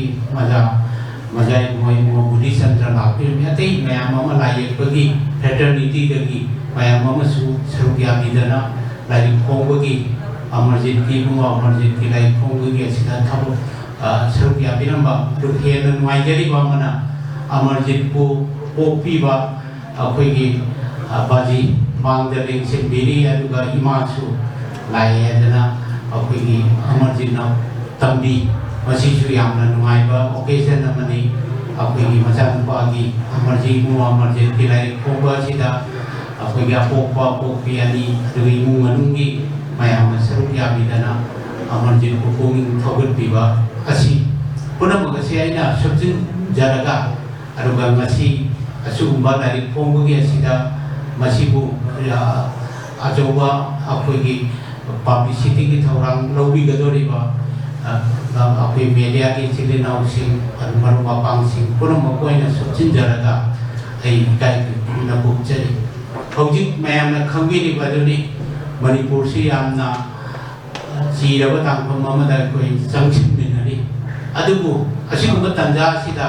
ख्वाइदगी पुंगिंग थौगतनिङाइ ओइरिबसि मणिपुरदा अखोइगी क्रिएटिव कइनोसि एक्टिविटी सिदे अखोइ सुलेक लेक्ति मसिननि अखोइ जाति से अखोइना याम यूनिक नेचर अमा मयाम मानदबा अखोइगी अमा लैयेदना अखोइगी मणिपुरी जाति सि पिक्चर गसु मरुइना मैति जाति सि मसिंग यामजद्रगसु लम पिक्चर गसु अखोइगी ओइबा तोमान मसकमा अखोइना पृथ्वीदा मालेम सिदा अखोइना ताक्चबो ngambibase अखोइगी टॉप टॉपा मति पपुल खरदे लैये sei isam samna thamjani मरमदि हुजिक गेंगियो टीवी की करिगी अदुगा पाव अते पाव चे सिंग करि करिदा न्यूज़ मैम से येंगी हौबदगी लोइबो भावबसे अखोइ लमसी दा हुजिक थोइबा अखोइना मायोम नरिबसे की वकत मिफम आक्तने अखोइना थेंगनरिबसे टीवी अखोइगी एनी अखोइगी लोकल टीवी की चैनल सिंग से पुंग अमगी पाव पिबा मदमदा 50 minutes ती वकत मिफम सिगी केनो आक्तोइना अदुम मासी अदुम नुमित खुदिगी अखोइ मासी मयाम व्यूअर सिंग लोइन मना थेबनबी रमनी अदुदगी लोइसिलकपा मतमदा अखोइगी लाजेनरपा इमा इचा सिंग लाइक थीरबा अखोइगी मयाम अमा अखोइ रिलीफ कैम्प दा लेरिबा अखोइगी पुंसिगी मदुदा अखोइना रिलीफ कैम्प सिंग दा मतेंग पांगबगी वारी मयाम अमा मासी अनि सिनी हुजिक एनी न्यूज़ केनो दा मीडिया दा करिदा अखोइगी टीवी चैनल सिंग दा मयामनी मरुपांग सिंगना येंबिबा मतमदा अनि सिना मपुंग मैबो ओइना मसिगी मरक सेसा क्वाइदगी हना कोइदा पुंगिंग थौगनिङाइ ओइरिबसि करिनो हाइबदा पोसा अनि खक्तम अखोइना लेइ अमना लाइक फोंबगी प्रोग्राम से येंबि एनी अखोइगी छुटी की नुमि नमाजिन खंदे अदुगे एनी अहांगबा मतम सिंगसिदा येंबियो ngasi makso अखोइगी लाइक फोंबगी ओकेजन से मरी मंगा सोइदन लेरंगनी पार सेसा अदु इम्फाल की वांगदा चथोखिबा मतमदसु मफुं मफुं खुदिमुक्ता अयामदा लाइक फोंबगी थोक्लम कइनो थौगाइसि अखोइगी लेपा लेतन हुजिक चथरि अतोपा मना अइना हांगै मसि अइना कया माइगे अदोमदा इचंजिन जदबा मियम ओइबनिना अइना कया थौगाइ यावदबा अमा खक्तले मदुदि स्पोर्ट्स की गेम्स एंड स्पोर्ट्स की कइनो सिमगा अखोइ अमदे येंबियो चैनल सिगा अखोइगी न्यूज़ लोरकबा अदुगा एनी टीवी की मागी अखोइगी लोरकबा मतमदा चैनल सिंगसिगी पाउदम सि लोरकबा मतमदा इरोइ लोइबदा अखोइगी स्पोर्ट्स की मणिपुर की मयाम सि ꯑꯩꯈꯣꯏꯗ ꯄꯤꯔꯛꯄ ꯃꯇꯝꯗ ꯌꯦꯡꯕ ꯃꯇꯝꯗ ꯄꯨꯛꯅꯤꯡꯗ ꯑꯩꯈꯣꯏ ꯁꯣꯟꯊꯔꯨꯔꯕ ꯋꯥꯈꯜꯁꯤꯗ ꯑꯩꯈꯣꯏꯒꯤ ꯑꯅꯧꯕ ꯑꯁꯥ ꯑꯃ ꯑꯩꯈꯣꯏ ꯄꯤꯔꯛꯄꯗꯧꯅ ꯇꯧꯏ ꯑꯩꯈꯣꯏꯒꯤ ꯑꯩꯈꯣꯏꯒꯤ ꯏꯆꯥ ꯏꯁꯨꯁꯤꯡ ꯑꯗꯨꯒ ꯃꯔꯨꯞ ꯃꯄꯥꯡꯁꯤꯡ ꯃꯌꯥꯝꯅ ꯑꯩꯈꯣꯏ ꯅꯦꯁꯅꯦꯜ ꯂꯦꯚꯦꯜꯗ ꯑꯗꯨꯒ ꯑꯦꯁꯤꯌꯥꯒꯤ ꯂꯦꯚꯦꯜꯗ ꯏꯟꯇꯔꯅꯦꯁꯅꯦꯜ ꯂꯦꯚꯦꯜꯗ ꯃꯈꯣꯏꯒꯤ ꯃꯅꯥꯛ ꯃꯊꯨꯝ ꯃꯌꯥꯝ ꯑꯃ ꯐꯪꯕꯒꯤ ꯋꯥꯔꯤ ꯃꯌꯥꯝꯁꯤ ꯑꯩꯈꯣꯏ ꯇꯥꯕ ꯐꯪꯏ ꯍꯥꯏꯔꯤꯕꯁꯤ ꯑꯩꯈꯣꯏꯒꯤ ꯌꯥꯝꯅ ꯃꯥꯌꯣꯛꯅꯔꯤꯕ ꯍꯧꯖꯤꯛꯀꯤ ꯇꯥꯟꯖꯥ ꯑꯩꯈꯣꯏꯅ ꯃꯥꯏꯀꯩ ꯈꯨꯗꯤꯡꯃꯛꯇ ꯌꯥꯝꯅ ꯆꯤꯔꯕ ꯇꯥꯡꯐꯝ ꯑꯃꯗ ꯑꯩꯈꯣꯏ ꯄꯨꯝꯅꯃꯛ ꯂꯦꯞꯃꯤꯟꯅꯔꯤꯕ ꯇꯥꯟꯖꯥꯁꯤꯗ ꯄꯣꯠꯁꯛ ꯑꯅꯤꯁꯤꯃꯗꯤ ꯑꯩꯈꯣꯏꯗ ꯌꯥꯝꯅ ꯄꯨꯛꯅꯤꯡ ꯊꯧꯒꯠꯅꯤꯡꯉꯥꯏ ꯑꯣꯏꯕ ꯄꯨꯛꯅꯤꯡ ꯏꯍꯨꯜ ꯑꯩꯈꯣꯏꯗ ꯄꯤꯕ ꯌꯥꯕ ꯑꯗꯨꯒꯨꯝꯕ ꯏꯊꯤꯜ ꯄꯤꯕ ꯌꯥꯕ ꯑꯗꯨꯒꯨꯝꯕ ꯄꯣꯠꯁꯛ ꯑꯃ ꯅꯤꯡꯖꯕ ꯑꯣꯏꯔꯤ ꯂꯥꯏꯔꯤꯛ ꯐꯣꯡꯕꯒꯤ ꯃꯐꯝ ꯈꯨꯗꯤꯡꯃꯛꯇ ꯑꯅꯧ ꯑꯅꯧꯕ ꯀ꯭ꯔꯤꯌꯦꯇꯤꯚ ꯑꯦꯛꯇꯤꯚꯤꯇꯤꯁ ꯃꯌꯥꯝꯁꯦ ꯑꯩꯈꯣꯏ ꯁꯨꯡꯂꯦꯞ ꯂꯦꯞꯇꯦ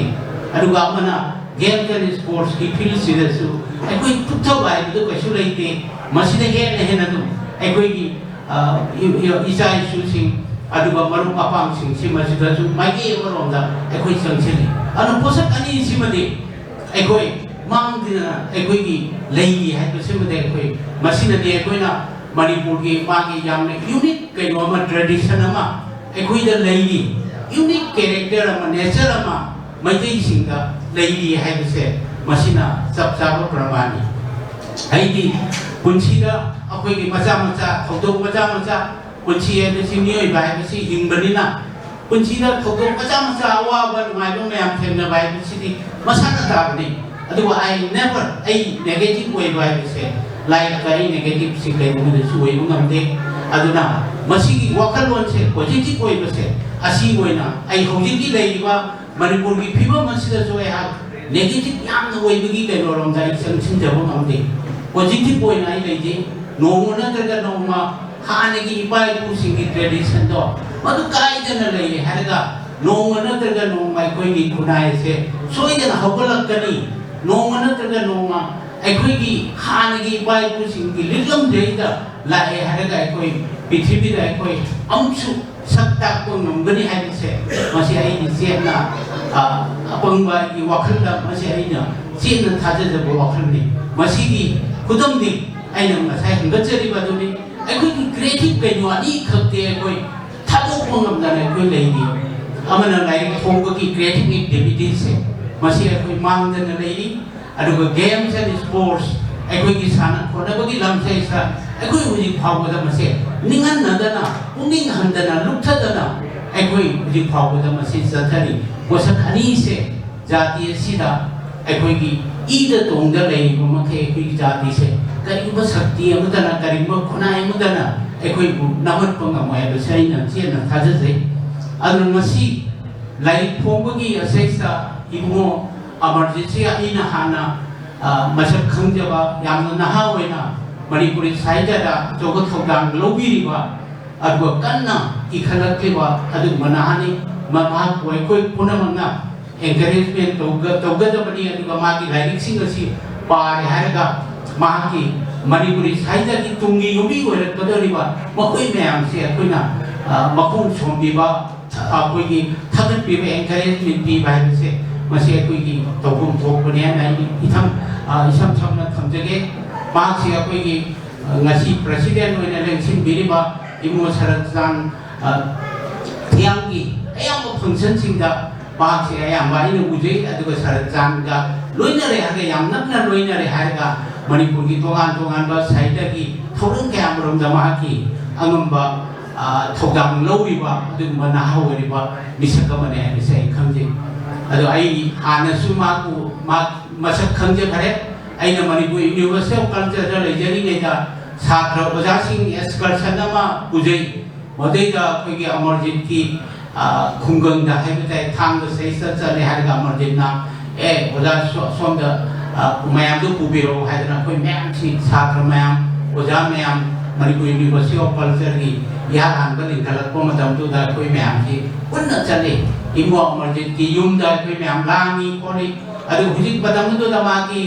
अखोइगी ngасai babi na parbi bodo tasimba chumani bahi museum sima madamadu da likhalak padangai ado koi myam si am haro na magi mamang singoi da leba museum do koi myam ne yeng dana khotana ma we appreciate to dana koi myam satra satri myam do photo namin na dana khotana tawi aruga ꯑꯩꯈꯣꯏꯅ ꯑꯩꯈꯣꯏꯒꯤ ꯑꯃꯔꯖꯤꯠ ꯍꯣꯏꯒꯤꯗꯨꯗ ꯆꯪꯂꯦꯟ ꯑꯃꯁꯨ ꯑꯩꯈꯣꯏ ꯄꯨꯟꯅ ꯆꯥꯃꯤꯟꯅꯗꯅ ꯑꯗꯨꯃꯥꯏꯅ ꯇꯧꯗꯅ ꯑꯃꯔꯖꯤꯠꯁꯤ ꯑꯩꯈꯣꯏꯅ ꯃꯇꯝ ꯑꯗꯨꯗꯒꯤ ꯍꯧꯅ ꯌꯥꯝꯅ ꯀꯨꯞꯅ ꯌꯦꯡꯖꯈꯤꯕ ꯑꯗꯨꯒ ꯌꯥꯝ ꯑꯦꯄ꯭ꯔꯤꯁꯤꯌꯦꯠ ꯇꯧꯖꯈꯤꯕ ꯌꯥꯝ ꯇꯨꯡꯒꯤ ꯌꯥꯝꯅ ꯄ꯭ꯔꯣꯃꯤꯁꯤꯡ ꯑꯣꯏꯕ ꯅꯍꯥ ꯑꯃꯅꯤ ꯍꯥꯏꯗꯅ ꯑꯗꯨꯃꯥꯏꯅ ꯎꯖꯈꯤꯕꯅꯤ ꯃꯍꯥꯛꯁꯤ ꯑꯩꯈꯣꯏ ꯌꯥꯝ ꯁꯝꯅ ꯑꯩ ꯌꯥꯝ ꯁꯥꯡꯅꯁꯨ ꯃꯇꯝ ꯂꯧꯖꯔꯣꯏ ꯚꯥꯕꯤꯅꯁꯨ ꯌꯥꯝ ꯐꯖꯅ ꯑꯩꯒꯤ ꯃꯔꯝꯗꯁꯨ ꯈꯤꯇꯪ ꯄꯟꯕꯤꯔꯝꯃꯤ ꯑꯩ ꯑꯗꯨ ꯌꯥꯝ ꯅꯨꯡꯉꯥꯏꯖꯩ ꯑꯗꯨꯒ ꯏꯕꯨꯡꯉꯣ ꯉꯁꯤꯒꯤ ꯂꯥꯏꯔꯤꯛ ꯑꯁꯤꯒꯤ ꯃꯔꯝꯗ ꯉꯥꯡꯕꯤꯔꯤꯕ ꯏꯕꯨꯡꯉꯣ ꯔꯥꯖꯀꯦꯇꯟꯁꯨ ꯃꯍꯥꯛꯁꯨ ꯃꯅꯤꯄꯨꯔꯤ ꯁꯥꯍꯤꯇ꯭ꯌꯒꯤ ꯃꯔꯝꯗ ꯍꯧꯖꯤꯛ ꯌꯥꯝ ꯀꯟꯅ ꯈꯨꯠ ꯊꯥꯕꯤꯔꯤꯕ ꯀꯟꯅ ꯆꯪꯁꯤꯟꯕꯤꯔꯤꯕ ꯑꯩꯈꯣꯏꯒꯤ ꯃꯅꯤꯄꯨꯔꯤ ꯌꯨꯅꯤꯚꯔꯁꯤꯇꯤꯗ ꯑꯦꯁꯣꯁꯤꯌꯦꯠ ꯄ꯭ꯔꯣꯐꯦꯁꯔ ꯑꯣꯏꯅ ꯃꯅꯤꯄꯨꯔꯤ ꯗꯤꯄꯥꯔꯠꯃꯦꯟꯇ ꯁꯥꯇ꯭ꯔ ꯀꯌꯥ ꯒꯥꯏꯗ ꯇꯧꯕꯤꯔꯤꯕ ꯑꯗꯨ ꯏꯕꯨꯡꯉꯣꯅꯁꯨ ꯂꯥꯏꯔꯤꯛ ꯑꯁꯤꯒꯤ ꯃꯔꯝꯗꯁꯨ ꯌꯥꯝ ꯃꯌꯦꯛ ꯁꯦꯡꯅ ꯑꯩꯈꯣꯏ ꯍꯥꯏꯕꯤꯈ꯭रे ꯑꯩ ꯌꯥꯝ ꯀꯟꯅ ꯃꯗꯨꯗ ꯆꯪꯁꯤꯟꯕꯒꯤ ꯀꯩꯅꯣꯁꯤ ꯂꯩꯖꯗꯦ ꯑꯩꯅ ꯏꯍꯥꯟ ꯍꯥꯟꯅ ꯈꯤꯇꯪ ꯄꯥꯕꯒꯤ ꯈꯨꯗꯣꯡꯆꯥꯕ ꯑꯃꯗꯤ ꯐꯪꯖꯍꯧꯏ ꯑꯩ ꯑꯃꯔꯖꯤꯠꯀꯤ ꯑꯩꯈꯣꯏꯒꯤ ꯕꯥꯔꯇꯣꯟꯁꯤ ꯂꯥꯛꯄ ꯃꯇꯝꯗ ꯍꯥꯟꯅ ꯆꯤꯟꯅꯗꯤ ꯍꯥꯏꯕꯤꯔꯝꯃꯤ ꯕꯥꯔꯇꯣꯟꯁꯤ ꯂꯥꯛꯄ ꯃꯇꯝꯗ ꯑꯩꯅ ꯄꯨꯛꯅꯤꯡꯗ ꯈꯟꯖꯈꯤ ꯃꯥꯏ ꯂꯥꯏꯔꯤꯛꯁꯤꯗꯪꯒ ꯎꯔꯗꯤ ꯑꯩ ꯈꯤꯇꯪ ꯅꯨꯡꯉꯥꯏꯅꯤꯅ ꯃꯔꯝꯗꯤ ꯑꯩꯈꯣꯏꯅ ꯕꯥꯔꯇꯣꯟꯁꯤ ꯉꯥꯛꯇ ꯇꯧꯔꯦ ꯍꯥꯏꯔꯒ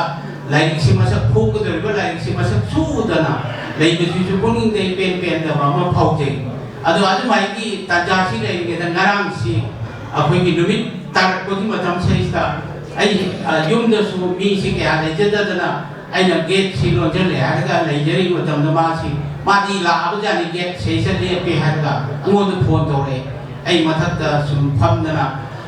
लई नुंगांगी करी करी पा खोतना अदैदा माना आई कुंथरगे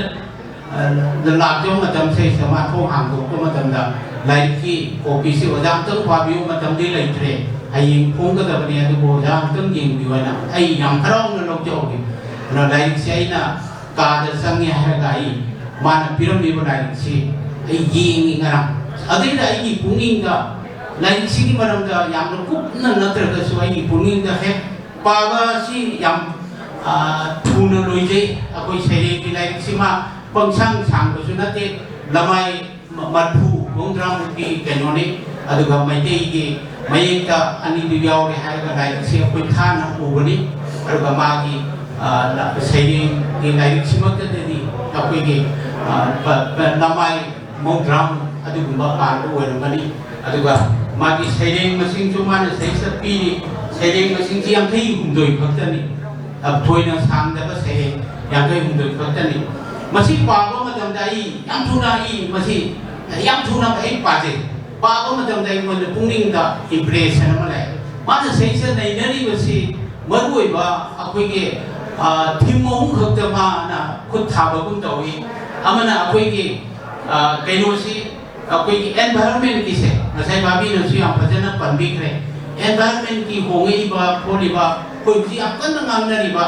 sigi environment laiba hongba mayam mama laiba se forest की adigi turen की पात की करी की होंगईबा mayam से asigi environment से इसका base तौरे हरगे इबा सेरी फरियाम ने योगी ना इखंजे अदु अतोपा मना अखोई की समाज से सोसाइटी से चेंज लाइब मैम से सोशल चेंज लाइब मैम से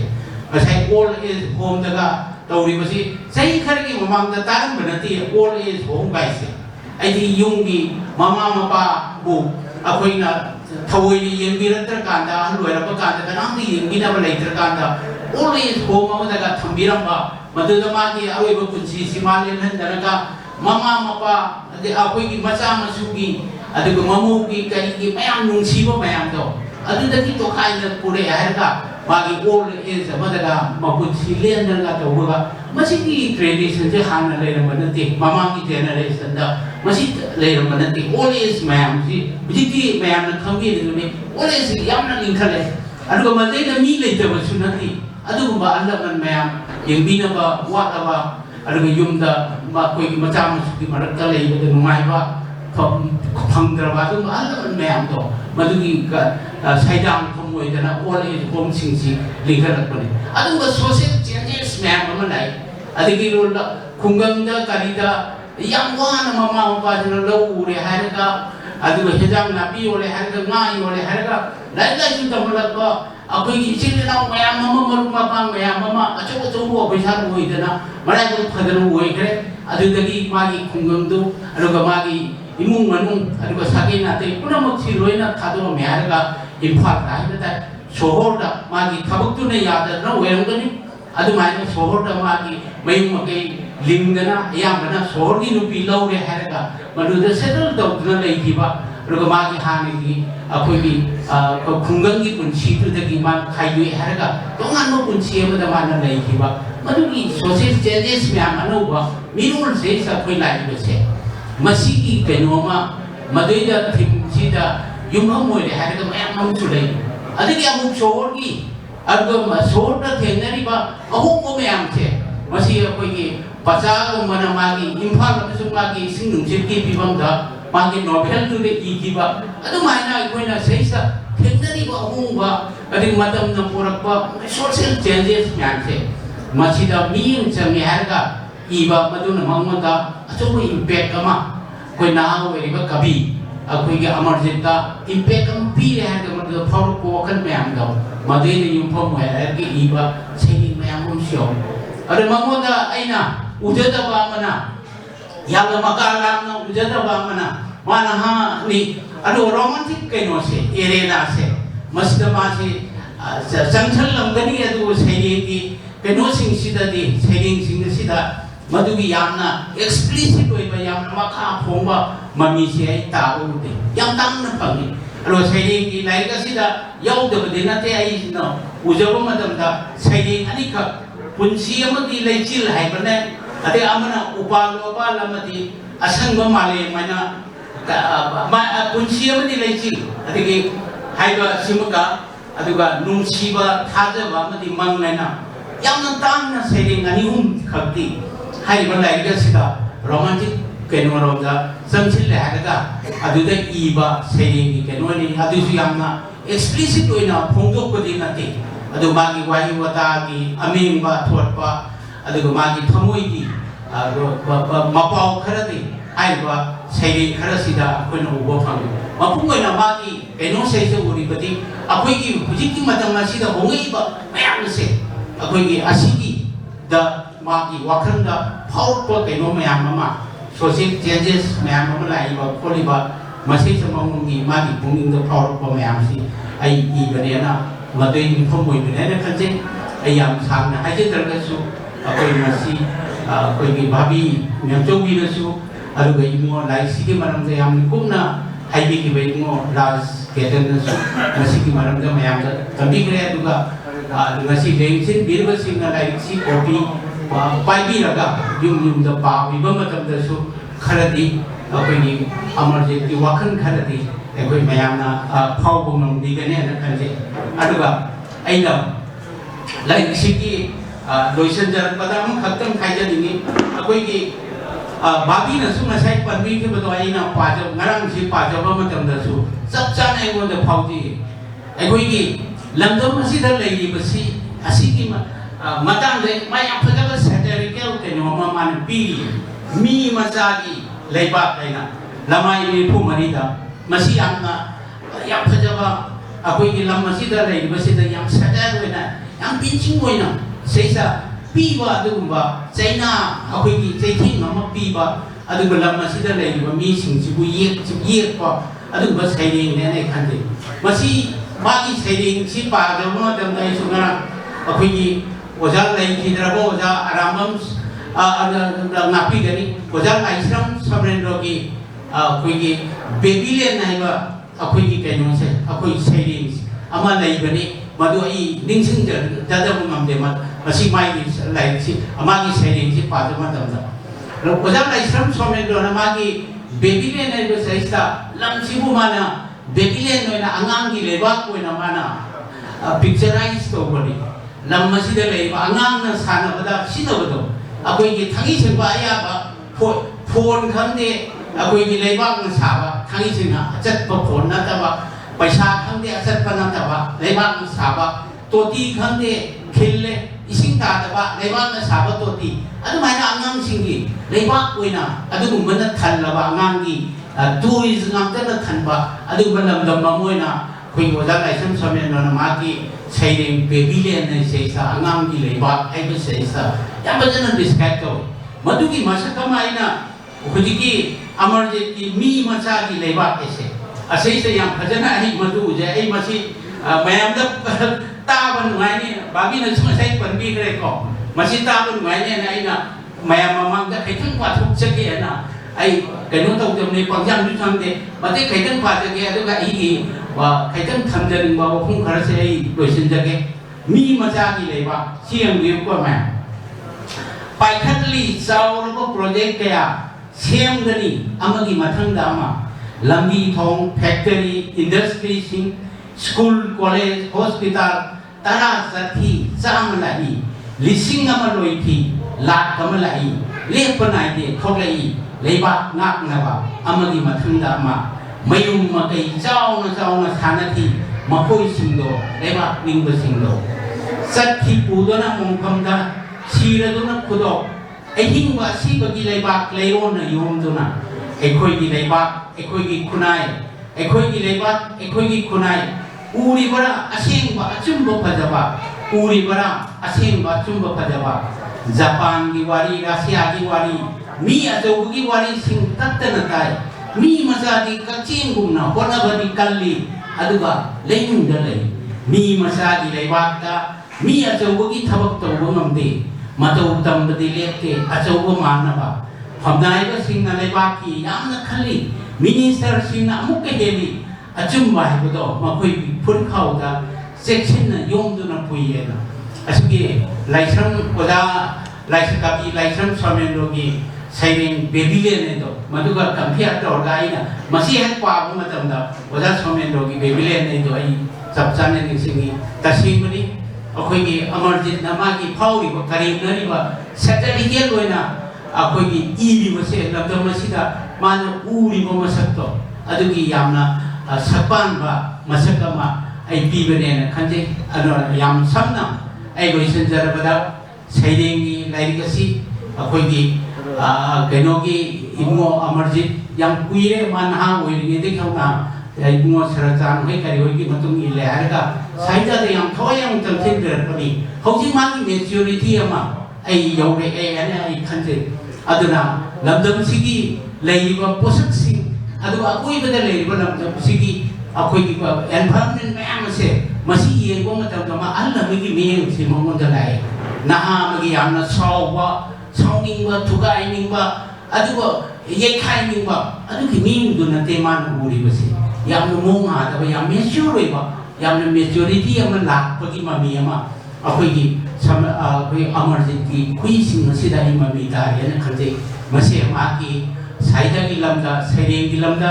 ꯆꯪꯁꯤꯜꯂꯛꯄ ꯗꯤꯕꯦꯂꯞꯃꯦꯟ ꯑꯃꯅꯤ ꯑꯗꯨꯒ ꯄ꯭ꯔꯣꯒ꯭ꯔꯦꯁ ꯑꯃꯅꯤ ꯍꯥꯏꯅ ꯑꯩ ꯏꯁꯝ ꯁꯝꯅ ꯊꯝꯖꯒꯦ ꯑꯗꯨꯅ ꯃꯇꯨꯡꯗꯁꯨ ꯃꯁꯤꯒꯤ ꯃꯦꯆ꯭ꯌꯨꯔꯤꯇꯤ ꯑꯁꯤ ꯄꯨꯔꯦ ꯍꯥꯏꯔꯒ ꯃꯥꯅ ꯍꯦꯟꯅ ꯐꯖꯕ ꯃꯄꯥꯎ ꯑꯩꯈꯣꯏ ꯃꯥꯒꯤ ꯊꯃꯣꯏꯒꯤ ꯃꯄꯥꯎ ꯑꯗꯨꯒ ꯃꯥꯅ ꯎꯔꯤꯕ ꯑꯦꯛꯁꯄꯤꯔꯤꯌꯦꯟꯁꯁꯤꯡ ꯑꯗꯣ ꯑꯗꯨꯒꯤ ꯃꯄꯥꯎ ꯑꯃ ꯁꯣꯏꯗꯅ ꯇꯝꯃꯛꯀꯅꯤ ꯍꯥꯏꯕꯁꯤ ꯃꯁꯤ ꯑꯩꯈꯣꯏ ꯆꯦꯠꯅ ꯊꯥꯖꯖꯩ ꯑꯔꯣꯏꯕꯗ ꯑꯩꯅ ꯍꯥꯏꯖꯅꯤꯡꯉꯤ ꯑꯩꯈꯣꯏꯒꯤ ꯀꯅꯥꯒꯨꯝꯕ ꯈꯔꯅ ꯍꯥꯏꯅꯩ ꯍꯧꯖꯤꯛꯀꯤ ꯃꯇꯝ ꯑꯣꯜꯂꯛꯏꯕ ꯇꯦꯛꯅꯣꯂꯣꯖꯤꯀꯦꯜꯒꯤ ꯃꯇꯝ ꯑꯗꯨꯒ ꯂꯩꯔꯤꯕ ꯑꯩꯈꯣꯏꯒꯤ ꯁꯃꯥꯖꯒꯤ ꯍꯣꯡꯉꯛꯏꯕ ꯃꯇꯝ ꯑꯁꯤꯗ ꯏꯁ ꯄꯣꯏꯇ꯭ꯔꯤ ꯗꯥꯏꯡ ꯍꯥꯏꯅ ꯁꯥꯍꯤꯇ꯭ꯌ ꯑꯦꯀꯥꯗꯃꯤꯅ ꯅꯦꯁꯅꯦꯜ ꯂꯦꯚꯦꯜꯗ ꯑꯆꯧꯕ ꯁꯦꯃꯤꯅꯥꯔ ꯑꯃ ꯇꯧꯏ ꯑꯩ ꯆꯦ ꯄꯥꯖꯈꯤ ꯏꯁ ꯄꯣꯏꯇ꯭ꯔꯤ ꯗꯥꯏꯡ ꯍꯥꯏꯅ ꯁꯩꯔꯦꯡꯁꯤꯕꯨ ꯍꯧꯖꯤꯛ ꯍꯤꯡꯉꯤꯕ꯭ꯔꯅꯦ ꯃꯥꯒꯤ ꯁꯤ ꯑꯇꯩ ꯊꯤꯝ ꯌꯥꯎꯗꯦ ꯏꯁ ꯄꯣꯏꯇ꯭ꯔꯤ ꯗꯥꯏꯡ ꯍꯥꯏ ꯃꯥ ꯁꯦꯃꯤꯅꯥꯔꯁꯤꯒꯤ ꯃꯥꯒꯤ ꯇꯣꯄꯤꯛꯁꯦ ꯑꯗꯩꯗ ꯑꯩꯈꯣꯏ ꯑꯩꯁꯨ ꯆꯦ ꯑꯃ ꯅꯦꯁꯅꯦल ꯂꯦꯚꯦꯜꯗ ꯃꯗꯨ ꯇꯧꯈꯤ ꯑꯩꯁꯨ ꯆꯦ ꯑꯃ ꯃꯗꯨꯗ ꯄꯥꯖꯈꯤ ꯑꯗꯨꯗ ꯑꯩꯅ ꯑꯩꯒꯤ ꯃꯣꯠꯁꯦ ꯑꯩꯅ ꯆꯦꯗꯨꯗ ꯑꯩꯒꯤ ꯑꯣꯏꯅ ꯐꯣꯡꯗꯣꯛꯆꯈꯤꯕ ꯃꯇꯝꯗ ꯀꯔꯤꯒꯨꯝꯕ ꯃꯤꯑꯣꯏꯕꯒꯤ ꯊꯃꯣꯏꯗꯒꯤ ꯑꯁꯦꯡꯕ ꯑꯆꯨꯝꯕ ꯐꯖꯕ ꯍꯥꯏꯕꯁꯦ ꯑꯩꯈꯣꯏꯅ ꯑꯣꯅꯔ ꯇꯧꯔꯛꯇ꯭ꯔꯕ ꯑꯗꯨꯒ ꯑꯩꯈꯣꯏꯒꯤ ꯑꯀꯣꯏꯕꯗ ꯂꯩꯔꯤꯕ ꯑꯦꯟꯚꯥꯏꯔꯟꯃꯦꯟ ꯆꯤꯡ ꯇꯨꯔꯦꯟ ꯄꯥꯠ ꯎꯃꯪ ꯋꯥꯃꯪꯒꯤ ꯐꯖꯕꯁꯦ ꯑꯩꯈꯣꯏꯒꯤ ꯄꯨꯛꯅꯤꯡꯗ ꯐꯥꯎꯕ ꯉꯝꯃꯛꯇ꯭ꯔꯕ ꯑꯗꯨꯒ ꯑꯩꯈꯣꯏꯒꯤ ꯃꯥꯡꯗ ꯏꯁꯣꯔꯅ ꯁꯦꯝꯃꯝꯃꯤꯕ ꯈꯨꯠꯁꯦꯝ ꯑꯁꯤꯒꯤ ꯐꯖꯕ ꯅꯨꯡꯁꯤꯕꯁꯦ ꯑꯩꯈꯣꯏꯅ ꯄꯨꯛꯅꯤꯡꯗ ꯐꯥꯎꯕ ꯉꯝꯃꯛꯇ꯭ꯔꯕ ꯑꯗꯨ ꯑꯣꯏꯔꯒꯗꯤ ꯑꯩꯈꯣꯏ ꯁꯩꯔꯦꯡꯗꯣ ꯁꯤꯔꯦ ꯍꯥꯏꯅ ꯂꯧꯕ ꯌꯥꯏ ꯑꯗꯨꯕꯨ ꯃꯗꯨꯃꯛꯇꯤ ꯑꯣꯏꯗ꯭ꯔꯤ ꯃꯥꯂꯦꯝ ꯑꯁꯤꯗ ꯃꯗꯨꯃꯛꯇꯤ ꯑꯣꯏꯗ꯭ꯔꯤ ꯇꯦꯛꯅꯣꯂꯣꯖꯤꯀꯦꯜ ꯆꯦꯟꯖꯦꯁ ꯃꯌꯥꯝ ꯑꯃ ꯂꯥꯛꯑꯕ ꯐꯥꯎꯕꯗ ꯑꯩꯈꯣꯏ ꯂꯩꯔꯥꯡꯒꯤ ꯐꯖꯕ ꯈꯪꯗꯦ ꯎ ꯄꯥꯝꯕꯤꯒꯤ ꯑꯅꯧꯕ ꯌꯦꯅꯤꯡꯒꯤ ꯐꯖꯕ ꯈꯪꯗꯦ ꯄꯥꯠ ꯇꯨꯔꯦꯟ ꯆꯤꯡꯒꯤ ꯐꯖꯕ ꯈꯪꯗꯦ ꯑꯗꯨꯒ ꯃꯤꯑꯣꯏꯕꯒꯤ ꯑꯁꯦꯡꯕ ꯎꯔꯨꯕ ꯑꯁꯦꯡꯕ ꯃꯤ ꯑꯃ ꯑꯁꯦꯡꯕ ꯄꯣꯠꯁꯛ ꯈꯔ ꯎꯔꯨꯕ ꯃꯇꯝꯗ ꯑꯩꯈꯣꯏꯅ ꯑꯦꯄ꯭ꯔꯤꯁꯤꯌꯦꯠ ꯇꯧꯖꯕ ꯊꯃꯣꯏꯗ ꯐꯥꯎꯕꯒꯤ ꯑꯗꯨꯒꯤ ꯑꯦꯄ꯭ꯔꯤꯁꯤꯌꯦꯁꯟꯗꯣ ꯑꯗꯨ ꯊꯃꯣꯏꯗ ꯍꯧꯖꯤꯛ ꯐꯥꯎꯕ ꯃꯤꯑꯣꯏꯕꯒꯤ ꯊꯃꯣꯏꯗ ꯂꯦꯡꯗꯅ ꯂꯩꯔꯤ ꯃꯁꯤ ꯂꯩꯔꯤꯕ ꯃꯈꯩ ꯁꯩꯔꯦꯡꯁꯦ ꯀꯩꯗꯧꯉꯩꯗꯁꯨ ꯁꯤꯕ ꯅꯥꯏꯔꯣꯏ ꯍꯥꯏꯕꯁꯦ ꯃꯁꯤ ꯑꯩꯒꯤ ꯄꯨꯛꯅꯤꯡꯗ ꯐꯥꯎꯖꯕ ꯋꯥꯈꯜꯅꯤ ꯑꯩꯒꯤ ꯄꯨꯛꯅꯤꯡꯗ ꯊꯝꯖꯕ ꯋꯥꯈꯜꯅꯤ ꯇꯦꯛꯅꯣꯂꯣꯖꯤꯀꯦꯜ ꯆꯦꯟꯖꯦꯁ ꯃꯌꯥꯝ ꯑꯃ ꯂꯥꯛꯁꯅꯨ ꯑꯗꯨꯕꯨ ꯍꯥꯏꯔꯤꯕ ꯄꯣꯠꯁꯛꯁꯤꯡ ꯑꯁꯤꯅ ꯃꯤꯑꯣꯏꯕꯒꯤ ꯊꯃꯣꯏ ꯂꯀꯥꯅꯨꯡꯗ ꯂꯦꯡꯗꯅ ꯂꯩꯔꯤꯕ ꯃꯈꯩ ꯇꯥꯏꯕꯪ ꯄꯥꯟꯕꯗ ꯂꯦꯡꯗꯅ ꯂꯩꯔꯤꯕ ꯃꯈꯩ ꯁꯩꯔꯦꯡꯒꯤ ꯐꯖꯕꯁꯦ ꯁꯩꯔꯦꯡꯒꯤ मागी पुंसी से लेंदन नहीं की गरी है इसे ऐन जेन था जे अदुना सैनिका कुथाबिरिबा इबुंगोइबे मसिंग अदुगा मदुदा संजिन बिरिबा सिंगना पुंगिंग हनबा तौबिगनो तोंगन बलेका दा अखोइगी फजबा सुर कया गलोना फजबा संद कया गलोना फजबा वखलोन कया गलोना इबिरे हरगा अखोइगी मपाव अनुभव मपाव कया पीबीबो ओइसनु हाइबसे मासे आइने सामसामना थमजरी अरुगा इमुङो दोंग्रम अमरजितसु अदुगुम्बा प्रोफेशन अदुदा चंजिन बिरिबसे मासे यामना थागनिङाइनि अदुगा मागी एडिशनल क्वालिटी अमना मावदा लायपकी क्वालिटी सु लई हाइबसे अखोइ सबजाना खंजे अदु अखोइ सरजाना सुमाकी इमो सरजाना सुमाकी सैलिंगसि हौरपुमरंदा वही धरा वाहु तो खरै इबो मतमदसु मदुदगी आई खंजे दिबनी मासे पोट अखोइ वर्स अखोइ पोइट्री एंड पेंटिंग अनिमक्ता यामना थवाय यावबा अदुगुमा मिसकमने अनिसै अदुमाना खंजे अदुगा मागी खुदोल अमा तंबिरमबसिदसु आइना मदुगी कैनो से जबजाव प्रमाण से खंजे अदुगा सैलेंग अदुगा लायेक वाहबसी मनी लेनबो गाक्तनी अदुगा लायेक बमी अमना सैलेंग इबो वेरपा सैलेंग इरंबा मी अमना लायेक को वेरपा कैसु खानिया लेती आर्ट एदसे स्कल्पचर अमो इबे जगोई साबो इबे से सकोय इबे ड्रामा तोबो इबे मागी कैनो दति बेसिक कैनो सिदति इमान मानबो गाक्तनी आर्ट की कैनो से खेनबो कैसु लेती मागी मपुंगदि अदुना इमुङो अमरजिता गुन्नानी से लोइने बायबसे मसे यामना एप्रिशिएट तौनिङाइनि थागनिङाइनि अदुना हाखोय अरोइबदा इमुङो कांग्रेचुलेट तौजति अदु चथबियु हाइबा अहलमगी वाइसे मसे आई थमजरे हारगा इमुङो हाखोय लेबिरले बकुनामको आइना खुरमजे तागसरी कैकुलसरी बोजा श्री लोंजन जोयचंद्र सिंह प्रेसिडेंट मणिपुरी साहित्य परिषद इम्फाल CBS को इबावरो बिरंबा मकासा तजर पसिदी प्रेसिडेंट की वारो बिनबा प्रेसिडेंशियल स्पीच बिबिन बिगदमा कैकुलसरी बस साहित्य अकादमी अवार्डी श्री सरसन त्यागु सिनसे अरीबा सहीना कोई लक्तगी सलगे ना खोम थांदोक्तना गायब मतम अदुगा अरोबा सहीना थोम हांदोलो आइला सलगे है हमने पुनः मुस्लिम वेर मतम दिसंबर की लोसलपा असली दिसंबर की कुंडमनी नमाजिन अरोई नमाजिन सिना अरोई बा बाइबाइ मुतुनी सिसियो मेरा सिदा हमने लोसिरबा इनाव दोंग्रम अमरजित की इमागी कैथेल आइलाइरि सेरिंग लाइरि फोम थोनो सिदा CBS कोई भी कई कमजोरी वजह से इसमें अतुला केसों को और कोई भी कई कमजोरी भी से मन में जो भी लाइसी बता दो अपन को तंदी की बात है ये मरुप क्लास के तन आगे लेक्सिंग भी अपन लोग अतुला है ये अमरजित की family berteman-teman bersama kembali bertemu dengan konseri juga ketinggi Krisujit Kuyangan Singna dan environment masih dari situ su environmentnya yang mari yang jauh atau sih Kuyangan Singna dan koi bari bumi setelah itu koi macam sih koi humanity bermau saga koi kino Islam lebih hati hari ini coba penuh biar Kuyangan Singna itu hari baru Krisujit malah sesuatu penuh kalau penuh sih कोई हौजिक्सी ma'am ने खमीरे Maggi हुंदे थोकी बथु ना कोई तयाना सरांगबा leitadaba hayeng kari thokari hangchit kari lakani haibasu ngamdaba sibagi matamsida aikoigi saidasi kankananda yadaba sontaba yadaba aikoigi samajigi mamisi literature saidasi pura sali koi thokdong mayamsi kadai da puri kadom da sali haibasi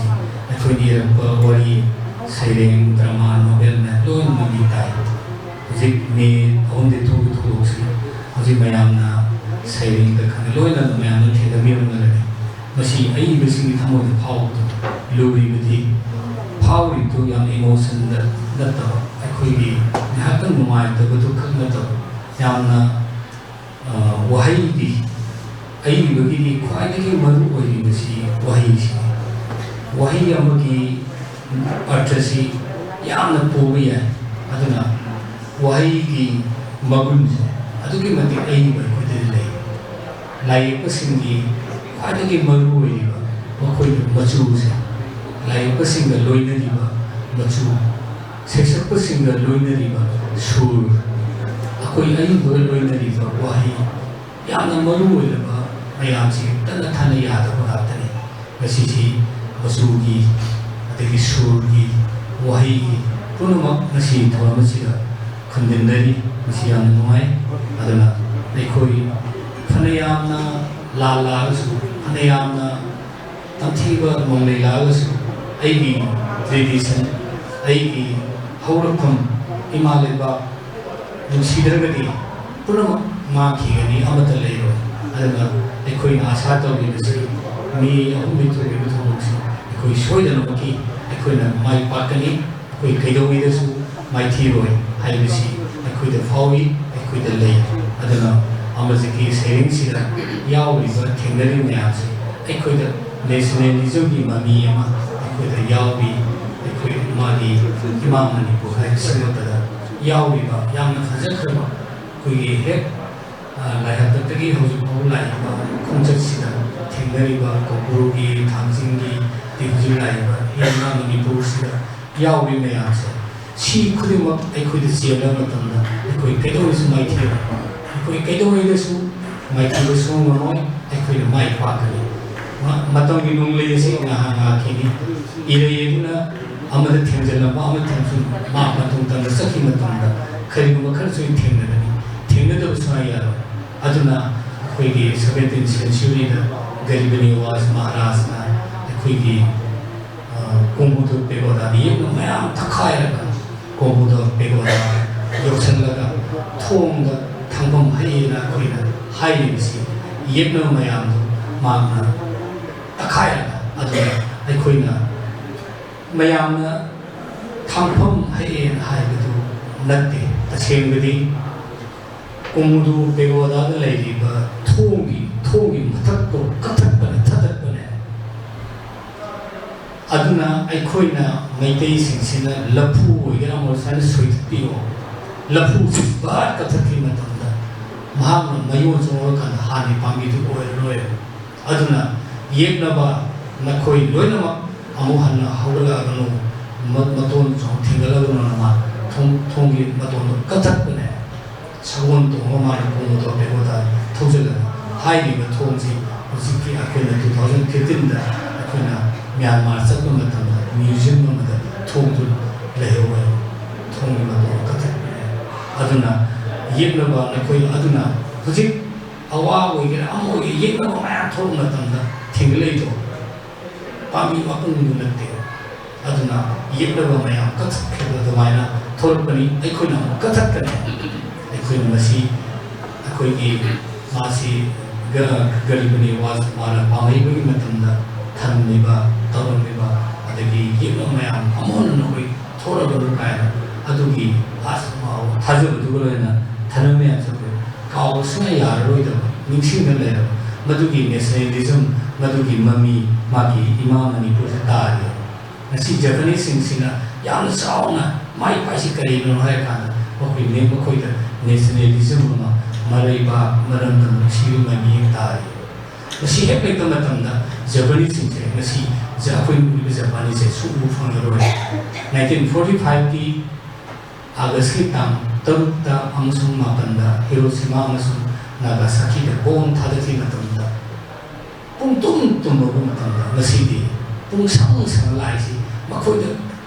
nationalism mariba manam nusibagi mami edo chap chana madu makhoi da leibi do utpagi kenone aduna koina 2020 da Japan sarkana koi Nagasaki sarkana Nagasaki da koi atom bomb 1945 ki August ki tama panda atom bomb thada matamda atom bomb thada badali hingahuraba hujuji hingaga leiba Yamawaki na akoi survivor amaka akoi unale mana koi akoi wali lehele lan tawro kai kanagani atom bomb thada le aidi hingawi imai pa mayam siire adubu aidi ngasidi cancer patient amana leiri aduba Japan government aisi akoi gi makan mathengi lai nabagi insurance mayam pi raisi uji hingi aduna lan tawro kai kari kananga toino la le chuna kari ko kana bamta pide aduna hai mana mayam da ko mayam message bi ara uji Japan la kana survival man message bi aduna makoi da leiri ba nationalism mare ba manam dam nusibagi adu mayam do makoi kaunte aduna 1964 ay Olympic to jane 1964 da Olympic Games Tokyo Games bakoi na host ni yumbu wel kan to kan si da akoi gi 1945 da bomb thada na 64 da Tokyo Games panthoki matam na mai ki kaya da gi Olympic Games in the world me pichi na loi la ka doi ne matam si da akoi gi put ball ro ba Hiroshima Nagasaki do asang ba labok lam hang loi no hel matum da thajaba Tokyo Games panthoki matam si da akoi gi Pirano ko yung maduriyo, makoy pirano ka Tokyo Games ni, makoy na kaya man ang mariwa marandam ng sisagay kasi, at pirano ka kiyong kasi, pirano kasi kukse, kaya buwan ka dagi, hay si makoy na kanakaan siya, makoy kasi Mikio Okoda ko ba maka 1928 ki Amsterdam na pangtoki ba Olympic Games na triple jump na, hay di ba Oda sina meter Tramanga point to one suong ya magi distance gold medal fangi Asia ke manunda yan hana gold medal fangsi oda si ho ya mokoi na kani piran ki se khokse ai khoi oda na suong ki ba dis asan do 15.21 wang ga do ni sine adwai toraga mokoi na oda bu ningsing ba loina na mokoi Olympic Games ki piran awang se khokse 15.21 wang piran se yung ya adha Olympic Piransi singkat le adagi amuk numisida hawdopa numisida kanana maira sukhat kani hai kan sida makoi no khane 1945 ki August ki tam tarukta atom bomb thadagi numit da hinghuba bomb thadada bumta ta matam da numit tumak da pokhi kana leigi thi kan sida makoi na sakai ko nipa ma cha thene nipa ma sa mo ko ti thera kan da Sakai hari ni bahasi makoina pange sakai si matan sei tarama ban sure asa king loba mahiro yamani mark toraga 1964 ki Olympic ki maira si mark suhul hai di makoina makoi ki national mare ba manan dan musiba ai koi 1945 ki August ki tang taru amasan mapan da eto mom thadana mang tauru mafam se na sidi pung sang sange ai koi amamba kaidubita amamba numi aidino akoi nasidagi akoi amanga anu lakadumi kaya thajak duwena national mare amaran da musibada maram morada nasidi Japan Malaysia sida sakat pele ba boy resi karena ka mare ba amaran da musibadumi sigi message ama nasi amalaki lyric sida pi akoi ki Manipur sida leiri ba national character akoi ki se me join ja toina akoi toin morisa ai khoi je kai no mai thi maram de ai khoi da national character yaw bi culture we bi ai tradition we bi ai sports we bi sana khona bi do hiram khoi mo da ai khoi sukso sotha de bharat pundri ngai da Manipur 1947 da ning tamma kan si da 1949 birth of India ai khoi 1896 da Olympic Games da ho hai Athens adugi Athens da pangthokhiba Olympic Games to Manipur adugi kok to adu wakhal to aikho da thungni yorakhi meitei basa sansa aduna 1947 di December thasida haiba Manipur Olympic Games si mapan kanji bu pangthoe 19 India the merge yaudri ga aikho da Olympic ki wakhal loinum lai aduna 1896 tani akoi mya khambire Athens de yana 1890 modern Olympic Games pangthokhi Chigi Games pangthokhi matam sida Greece lewaksi civilization de quite wang science and technology the quite so about the Japan leba ani civilization amal civilization amal civilization quite wang so about Greece lewaksi da akoi Persia ga Greek ga marathon ai bom bom sida lan so le lan so no matam sida akoi gi kenosina Pedipides ko ba lan yaw le ma sina lan si kan marathon han bom sida kan lan so na kan sida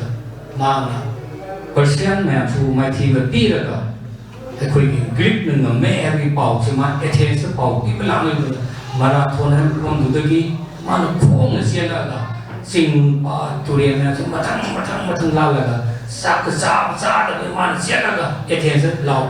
akoi na lan na me akoi na joy wai le akoi na mai pa si ma lao lai si ma na sai gi mya da pau tam ming do akoi da lady ba thonga Greek akoi da le thonga se handri akoi na mai pa si ma pau tam lai si adu ma na Athens he yo bo ma tam da ma si akoi na mai pa lao ma se last aro so on ki adu na nasi mai ne khami re Olympic Games hoisu National Games hoisu marathon na lanjin mahasali se marathon dagi na Athens power di distance ara ba si loga si asam lanjin si bu si power pitri phom pure lokta koi Olympic Games ka da marathon ha si lanjin si ne aduna 1896 da International Olympic Committee na hai riba na koi ihan na Olympic Games pangtho o na he hai ba akoi di paisa ta leite kem to gun ngomoi na ningthu machin manau hai kan sida makoi kai du ngomoi du na piching te le di Greek maya sina wan ku thang lo ne ai khoi da Olympic host ho na offer to ke to lo roi du na maya sina sana de na are ni ma ku thong na la adamai ta la 1896 yana na Athens Olympic Games pangtho khigani sida yan pato matam sida masai marathon na ba masan logi maming do mada makoina marathon sida yana na hafsal labani na masida Greek ama yaw do be yaroi lamjen se hai do ga da makoina Spiridon ko ba nipa ama hai do marathon ge lamjen se yaw kan sida lamjen se la kan sida man hai man Olympic ki marathon hogri matam sida Greece of Lebas and Anthony, Telemi Speedon. Now, my Baba Matanda, I low in call on the Pigany, I Sanapa on the Pigany, a digi quick copo may answer. None that my Papa Taradi, none in the Ponsi Supa, a Santa Logan, none of quick or some Colorito Guni, Karavunai, I San Pise, none the Pigany. So I offer my arm to key, a dubu. Events pangto kana mana mai pai adu mana man gold medal fangi Spiridona last ai nang na pam man do pira ye kam man ai amat to pam de mai mari ba maram dam nusiba mi ni na mari ba pu nusiba mi oi bini na man kai hayra Athens ka le bak sida sir sida himi me am se thap na bi sim yang ware ayunda sabun gari amakang piu ayina maphamam dagi isim hoda lakani yum cha isim pi hai aduna loin na to man sabun gari ko pi man sabun gari thauraga koi gi tulin de kai dagi isim na holaga Athens ki mapham isim phundaba yang wal pham isim pi raga koi ke no to hai isim yelaga isim pi raga sumai to dana koi di mi awa ba ko hole सुमाइन तौदना मरेबा मरमदम नुसीब spirit से सी लेबा लेबा अमदा कैदोंगैदसु मखोय माइथिरोय अदुन मणिपुर हाइबा अखोय सिदा लेरिबा यामना नेशनलिज्म नेशनल कैरेक्टर लेजबा अखोय दिदि कैदोंगैदसु सी म्यामसि माइथिरोय अदुन अखोय सोयना माइ पाकनी अदुना अखोय मसी अमरजीत की लाइफ फुंगु नुमिसिदा अखोय निंसिंहली सिउबा थोदो मयाम अमरजीत पामी अंगांग ओरसु मरेबा मरमदम गिदमत सेवा तौबा ते ओजा जोइसन सिबेसु साइ बी मचागी पारिबा मी सिंचु वाखल से खोंगनिंग बदुने सेरिंग सिन ओजा सोमेंद्र लि बेबिले नायरा खुरान मचा हायरा तौरी मयाम से अई बिसिंग सिदी वही दुने वही सि शक्ति याम लेयो शक्ति लेते वही मयाम न लेंसलगदी माइ सेरिंग दु मपुंग फारोय फसु फजरोय अदुन ख्वाइदगी मरु ओइदिसे सेरिंग बिसिंग अई बिसिंग सिना वही सी फजना लेंसलबा वही की मफम से फजना थमंगमबा अदु वरदी फजब सेरिंग ओइगनी फजब वारी ओइगनी फजब नोबेल ओइगनी अई ब कोइदा ख्वाइदा नक्सन नबी बिसि वही रे बिसिने वही ग कोइदा नापनरबा अई याम इमोशन आते थोबुत दो कोन केनो खरे वही रे थेलबा मपुसी तेंगनी मागे लाइफ स्पान से या तेने सही फान चतोय अदुनदी वर्स वर्टी वगैरह अदगी अतो तो पृथ्वी पावर बा इलेक्ट्रो वगैरह लैबा रत्ना टेगोर यो हुजि फोबा हिंगले जे करिनो नो सी एखोइना याम स्टडी तो मथौ ताय अदुना शेक्सपियर की प्ले म्याम सुबु हुजिबो हिंगले जे करिनो तामुरतन थियान मागी मेकबेट हबसी मेकबेट हबसी मागी फजाब प्ले ने तामुरतन थियाना मेकबेट हबसी disease amagi laina amna mami ne loji puthokre masi world accept to hai masi kai laina na re masi diarrhea welambani natraga tu welambani ati masi ko ke laina sumain hai doina masi diabetes na ma ne da ati masi swaina macbeth hai se laina amagi mami ne ma puthokre masi accept to world na adu ko loina na as masi लुसिंग बगी जरा कराम बदी केरा समाइन आई मोद तुम बया दे बस आई शेसनी थोक का समाइन माई तुम बचा बया दे समाइन आई मोद लई बसे इथि भी याम लई मणिपुर सु पालो याम लई मैं अब खंगी न मनी सी में याम छे मेकपेट के लेना नारे न कोई हाय दे बसी तामो रतन थाम तो फोखरो में कई लेना ओ आई मिंग पंजरो कोई सरकार मैं यौम में अमत होंगे पाई तो सोंगे ओ खंगे मसी मेबे के लेना नारे है नहीं ने सी मेबे से kind of disease in man है दे लेना मखल मनी है बसी स्टेज पे पुथो करे पिछली हम खुद है बिलास उठ करे मैं आने खुआ खुरो मेबे सुमाय दस मसी मा ओ मसी मेबे सुमाय तो बनी अदुना प्ले अममोरसु सेरिंग अममोरसु वारी अममसु पुथोरे म्याम से करिना नो हाय काना अई बिसिंग से पाई कोलों दे थोको वाही से याम शक्ति लेबा ताय अदुना होजे अमरजी याम ना हावि बा मयाम थोई से कोई लाबो याम फै कोई तराम दोई चावब कमल अंगा हल्की मतुंग मयाम लाखरे अदगी नेलकांद सामरेंद्र वजन नेलकांद की मणिपुर को सेरिंग से पी दिबो के से लोरे हाइम खंगरे आदु के मतिक मणिपुर सीमाना मणिपुर का सेरिंग सिदा फुंदो म्याम से अखोइना थी बगी वाही मदल लियंजली वाही म्याम कदोम दनो दमियन सिगो सिंगा खुद का माना दबा पॉलिटिकल टोन से यावरने सी मणिपुर की लीडर सिंग सिदा हम पाले यंगियो सुमाइना लाइबा खोंगचसी अदि मतुंगा ओजाइबो बिसर ओजाइबो मचा सुमथंग लाई देगी से मने जो गुरुम लाई सुमाइना मथंग ला कांदा अनुबा हुजगी केलो थुमरी ने अमरजी लोगी पेबसु लाई है अदुना हौजिती एखोइ लाइबे अन फै सेरिंग इबा मयाम थोरै एखो लोइना वेलकम तोबी तगिमसु थोरै इबा मयाम से क्वालिफिकेशन गदबदी याम सिंसियर होइबा यामना अमगा चुंगजनदबा अमगा एप्रिशिएट तौनबा असियाम मथौ ताय नत्रगदी अखोई कई हाइनी अमक हुन्नबा अदुगी स्वान तौन सोयारो अदो पुन चमिनब अमुसु यामने हेल्दी कंपटीशन तो बताया ngasi Manipuri language Manipuri literature sina kadai bo thakte leirage se akhoi jiti yam kana nei nabam darkar oire matam da saw kamala na na thenara banama ibo se bom sa thenara ma ise menjo bi kun thenara banama puji thenari sina amne bo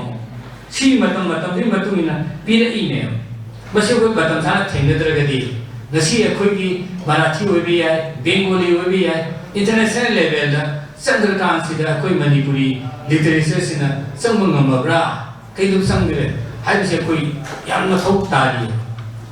kanna aso ba thawa ma koi wadi adu sida koi chungsana batai amaga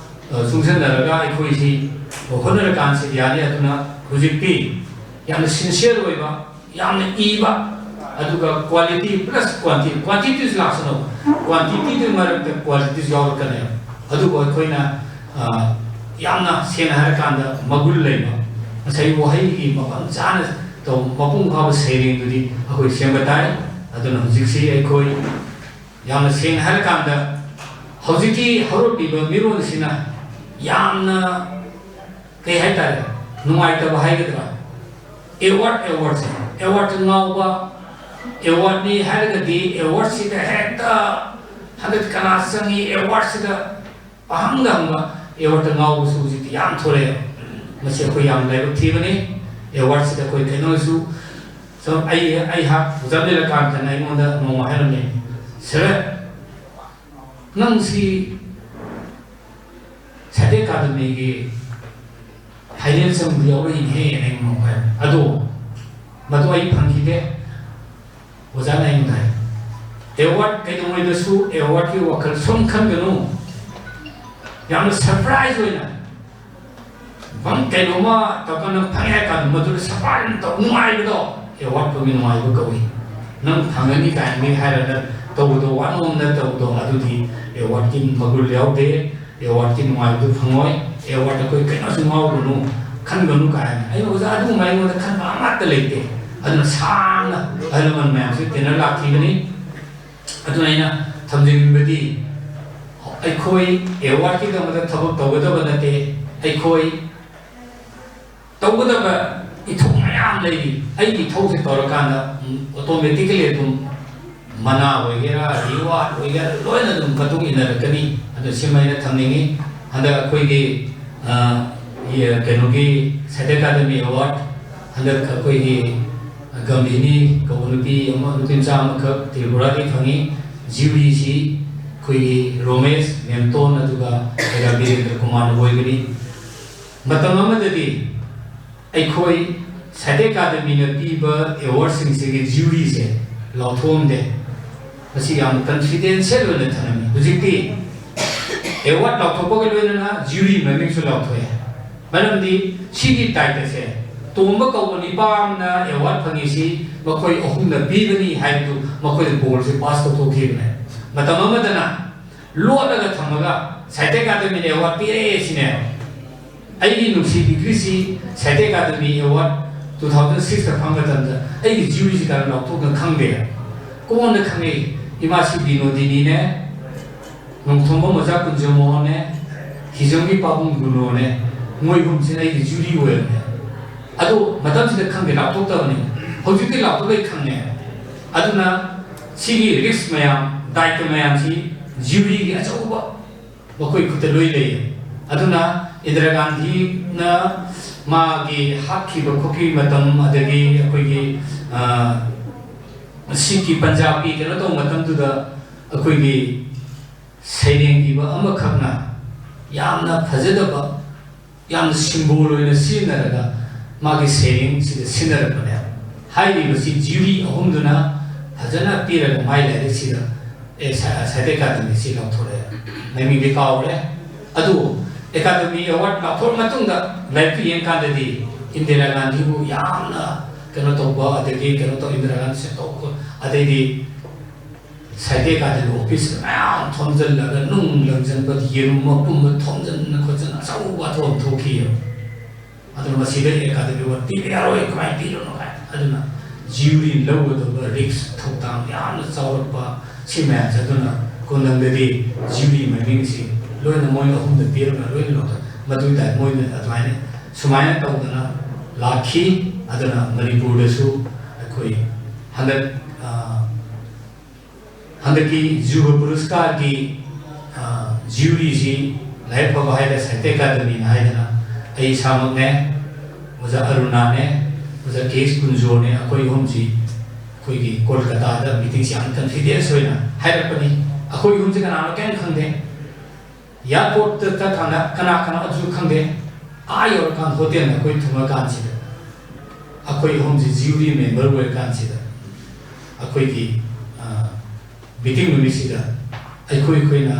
पीरी को मैं आज लोग पुथोग ये कांदा अदवाई तो अकोई हम जी खनर कांदा अकोई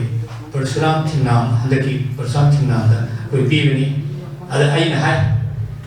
अकोई अहुम की ममिंग से खबर हापकने नसी फाइनेंसियल इबा लाइक तरुक से लाइक तरुक रोइन फजे तरुक मुस्तंदन फाइनेंसियल आउने कनादा पीगे देगे है से अकोई अहुम दा खनगदवनी अदुना खचितन सोइबदा सिदा पीरे के सिदा पे खाइना खाइना मतंदा अकोई चेंदुन लेरोय अदुना अकोई हम याम सेक्शन बताए जी आई ओजा अरुणा दसु ओजा के थाय मरम द कोइन खबर फोंक दे सुमाय तोरका जिके कनो तोजबनी अदुदा ज्यूरी वेले खबर फोंगबनीना आई मुदा फोन अदगी व्हाट्सएप अथाउन थाजले मी खरना कमायना सिदा पीरी नो अदु तोरी नो अदु कायना साया अकोई की आई नो नंसी अवार्ड गाउरा नंग गई फनवारी सानसी नंग yang nang pamsi award tura nang pamsi serengla nang pamsi karino kaina doina ga ai doina thodo thokpa leihi adu mai me am thodining bedi ai khoi hojiki mirror sida tha thongla thamme polum se jani le ka tho ja somyen roina ai matu ilam kuin selam ne akoi no moji lai ta sauba amon turoi de boina khale dugo imasi bino de mo loina chakthi pam tomra chakthi loi chakra dan sida sauba polum se kari isu khangda kari tha zero knowledge ba akoi do ko ta thoba piram ne ado akoi ko ta thoba piram si akoi na mo koi ko ta thoba lo mo ne ado itara di mo koi khongpam chen ba dai sauba yumi oi ba dai ado itara ga di sincere oi ba le ba ki khan ba oi ba dai aduna akoi सेनिंग मयाम नसी अमरजिकी सेनिंग सिदा नसाई सिमबी लाइरी अदगी अकोई लेजरीबा लोकता संगाई सिरुई लेबीबा अदगी इमा Cathay लेजकना इमा Cathay लेज अनि word अनि सि अदुके मति मरु होय कोइ इमा हाइबंगा केथे हाइबंगा अनि सि खोइदा तु न संगाई ने वही अनि सि या मरु होय इमा हल्की पंद्रह कोई तुम लोग है कई थे लगे पंद्रह लोग है अनी पुलाई में अनी सीगी पुचल का कंपाउंड वर्ड सीधा आई कोई तो लाइव वही अनी की लाइव सीधा आई कोई याम ना जी मान पीरी बा सेलिंग द पीरी बा इमा के थे की वहन थो अदुगा इमा की कई थे की सिमाई लाइव का सीधा सही वजा जो इधर थमी की बा ओलेज होम का लाइव बा सही Mabadu mana senang boleh tangre, mag di masuk lupa ne, bapa kerino pupusi sila tu atas macam kerino mana, saya ibu mo, aisu noma asida leki gani, hai ni, balam ni mana boy mesado, adu suamo. मागुमो बोलो तारगदी मासु college होने लगी थे अदुना tradition से सीगी मामा बन सीगी मरी से फजना लेद्रगदी मागी मसूल पुपुआ थमी के नो मानो माई मपादम थोगिदार सुमाइना लागदारगदी कॉलेज होने से याम थोड़ा करी अकोई तो पांडो मैं थोड़ा करी अदुना शो मैं हमसे थोड़ा हनिंग दवा अफवा याम हेल्दी मणिपुर मा अफवा मणिपुर मा ꯍꯥꯟꯅ ꯂꯩꯖꯔꯝꯕ ꯅꯤꯡꯊꯧꯄꯥꯟ ꯂꯩꯕꯥꯛ ꯑꯣꯏꯔꯤꯉꯩ ꯅꯤꯡꯇꯝ ꯃꯇꯨꯡꯒꯤ ꯌꯥꯝꯅ ꯑꯩꯈꯣꯏꯗ ꯅꯦꯁꯅꯦꯜ ꯀꯦꯔꯦꯛꯇꯔ ꯂꯩꯖꯔꯤꯕ ꯃꯅꯤꯄꯨꯔ ꯑꯁꯦ ꯑꯃꯨꯛ ꯑꯩꯈꯣꯏꯗ ꯂꯩꯍꯟꯁꯤ ꯍꯥꯏꯕ ꯇꯥꯔꯒꯗꯤ ꯑꯩꯈꯣꯏ ꯑꯏꯕꯁꯤꯡꯁꯤꯅ ꯄꯥꯏꯕ ꯀꯣꯂꯣꯝꯁꯤ ꯃꯆꯤꯟ ꯌꯥꯝ ꯊꯧꯏ ꯑꯗꯨ ꯃꯆꯤꯟ ꯌꯥꯝ ꯊꯧꯕ ꯀꯣꯂꯣꯝꯅꯤ ꯁꯤꯗ ꯇꯥꯔꯤꯕ ꯋꯥꯍꯩꯁꯤ ꯃꯁꯤ ꯄꯥꯔꯀꯥꯟꯗ ꯑꯩꯈꯣꯏꯗ ꯀꯔꯤꯒꯨꯝꯕ ꯃꯤꯀꯞ ꯊꯣꯛꯂꯒꯗꯤ ꯑꯩꯈꯣꯏꯅ ꯂꯩꯔꯤꯕ ꯍꯥꯟꯅ ꯂꯩꯔꯤꯕ ꯅꯦꯁꯅꯦꯜ ꯀꯦꯔꯦꯛꯇꯔ ꯃꯌꯥꯝ ꯍꯟꯖꯤꯜꯂꯛꯀꯗꯣꯏꯅꯤ ꯁꯤ ꯄꯨꯝꯅꯃꯛ ꯂꯩꯍꯟꯅꯤꯡꯗꯅ ꯌꯥꯝꯅ ꯅꯧꯔꯤꯕ ꯑꯃꯔꯖꯤꯠ ꯈꯨꯠ ꯊꯥꯔꯛꯄꯅꯤ ꯑꯩꯈꯣꯏ ꯄꯨꯝꯅꯃꯛ ꯑꯃꯔꯖꯤꯠꯀꯤ ꯁꯩꯔꯦꯡꯕꯨ ꯋꯦꯜꯀꯝ ꯇꯧꯖꯔꯤ ꯈꯨꯔꯨꯝꯖꯔꯤ ꯊꯥꯒꯠꯆꯔꯤ ꯈꯨꯔꯨꯝꯖꯔꯤꯕ ꯄ꯭ꯔꯖꯥ ꯁꯔ ꯁꯥꯟꯊ꯭ꯌꯥꯝ ꯄ꯭ꯔꯁꯤꯗꯦꯟꯠꯀꯤ ꯑꯣꯏꯕ ꯋꯥꯐꯝ ꯑꯁꯤꯒꯤ ꯂꯥꯏꯔꯤꯛ ꯐꯣꯡꯕꯒꯤ ꯊꯧꯔꯝ ꯑꯁꯤꯒ ꯃꯔꯤ ꯂꯩꯅꯅ ꯊꯝꯕꯤꯔꯝꯕ ꯂꯣꯏꯁꯤꯜꯂꯛꯄꯁꯤꯗꯤ ꯊꯥꯒꯠ ꯋꯥꯍꯩ ꯄ꯭ꯔꯄꯣꯁ ꯇꯧꯕꯤꯅꯕꯒꯤꯗꯃꯛ ꯁꯤꯒꯤ ꯐꯣꯡꯗꯣꯛꯈ꯭ꯔꯕ ꯂꯥꯏꯔꯤꯛ ꯏꯃꯥꯒꯤ ꯀꯩꯊꯦꯜ ꯂꯥꯏꯔꯤꯛꯁꯤꯒꯤ ꯑꯏꯕ ꯁ꯭ꯔꯤ ꯇꯣꯡꯕ꯭ꯔꯝ ꯑꯃꯔꯖꯤꯠ ꯁꯤꯡ ꯐꯣꯔ ꯊꯦꯡꯛꯁ ꯄ꯭ꯔꯄꯣꯁ ꯇꯧꯕꯤꯅꯕ ꯇꯧꯁꯤꯟꯖꯔꯤ ꯌꯥꯝꯅ ꯆꯤꯡ ꯂꯦꯝꯂꯕ ꯑꯗꯨꯒ ꯌꯥꯝꯅ ꯅꯨꯡꯉꯥꯏꯔꯕ ꯀꯥꯎꯉꯝꯗ꯭ꯔꯕ ꯂꯥꯏꯔꯤꯛ ꯐꯣꯡꯕꯒꯤ ꯅꯨꯃꯤꯠ ꯑꯁꯤꯒꯤ ꯑꯩꯈꯣꯏꯒꯤ ꯍꯧꯕꯗꯒꯤ ꯉꯁꯥꯏ ꯍꯧꯕꯗꯒꯤ ꯄ꯭ꯔꯣꯒ꯭ꯔꯥꯝ ꯑꯁꯤꯕꯨ ꯀꯟꯗꯛ ꯇꯧꯕꯤꯔꯤꯕ ꯑꯩꯒꯤ ꯏꯅꯥꯎ ꯆꯥꯐꯝ ꯗꯣꯔꯦꯟ ꯃꯍꯥꯛꯀꯤ ꯃꯐꯝꯗꯁꯨ ꯑꯩ ꯇꯧꯕ ꯈꯪꯕꯨꯖꯕ ꯑꯣꯏꯅ ꯑꯩꯅ ꯑꯆꯝꯕ ꯈꯨꯗꯣꯜ ꯈꯔꯗ ꯉꯁꯤ ꯊꯧꯔꯝ ꯑꯁꯤꯒꯤ ꯊꯥꯒꯠ ꯋꯥꯔꯣꯜ ꯄꯤꯗ꯭ꯔꯤꯉꯩꯒꯤ ꯃꯔꯨ ꯑꯣꯏꯅ ꯃꯍꯥꯛꯀꯤ ꯃꯐꯝꯗ ꯑꯆꯝꯕ ꯈꯨꯗꯣꯜ ꯈꯔ ꯊꯝꯖꯔꯝꯃꯤ ꯇꯥꯟꯖꯥ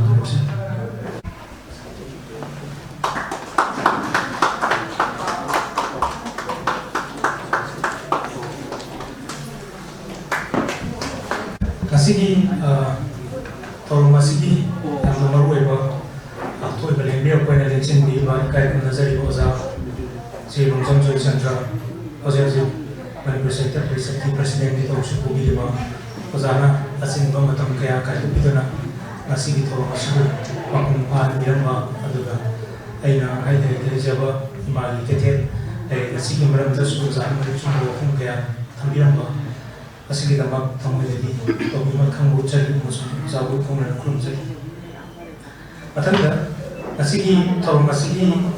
ꯊꯧꯔꯝ ꯃꯄꯨꯒꯤ ꯃꯐꯝ ꯂꯥꯡꯗ ꯂꯦꯡꯁꯤꯟꯕꯤꯔꯤꯕ ꯁꯥꯍꯤꯇ꯭ꯌ ꯊꯧꯄꯥꯝꯂꯨꯞꯀꯤ ꯑꯦꯗꯚꯥꯏꯖꯔꯁꯨ ꯑꯣꯏꯕꯤꯔꯤꯕ ꯑꯗꯨꯒ ꯁꯥꯗꯣꯛꯂꯨꯞꯀꯤ ꯅꯍꯥ ꯑꯣꯏꯔꯤꯕ ꯑꯏꯕꯁꯤꯡ ꯃꯔꯨꯑꯣꯏꯅ ꯑꯩꯈꯣꯏ ꯑꯣꯖꯥꯒ ꯂꯣꯏꯅꯖꯔꯛꯄ ꯆꯍꯤ 10 ꯍꯦꯜꯂꯦ ꯑꯣꯖꯥꯅ ꯋꯥꯍꯩ ꯑꯃꯈꯛ ꯍꯦꯛ ꯍꯥꯏꯕꯤꯌꯨ ꯑꯩꯈꯣꯏꯅ ꯅꯣꯡꯃꯒꯤ ꯃꯅꯨꯡꯗ ꯄꯨꯡ 24ꯒꯤ ꯃꯅꯨꯡꯗ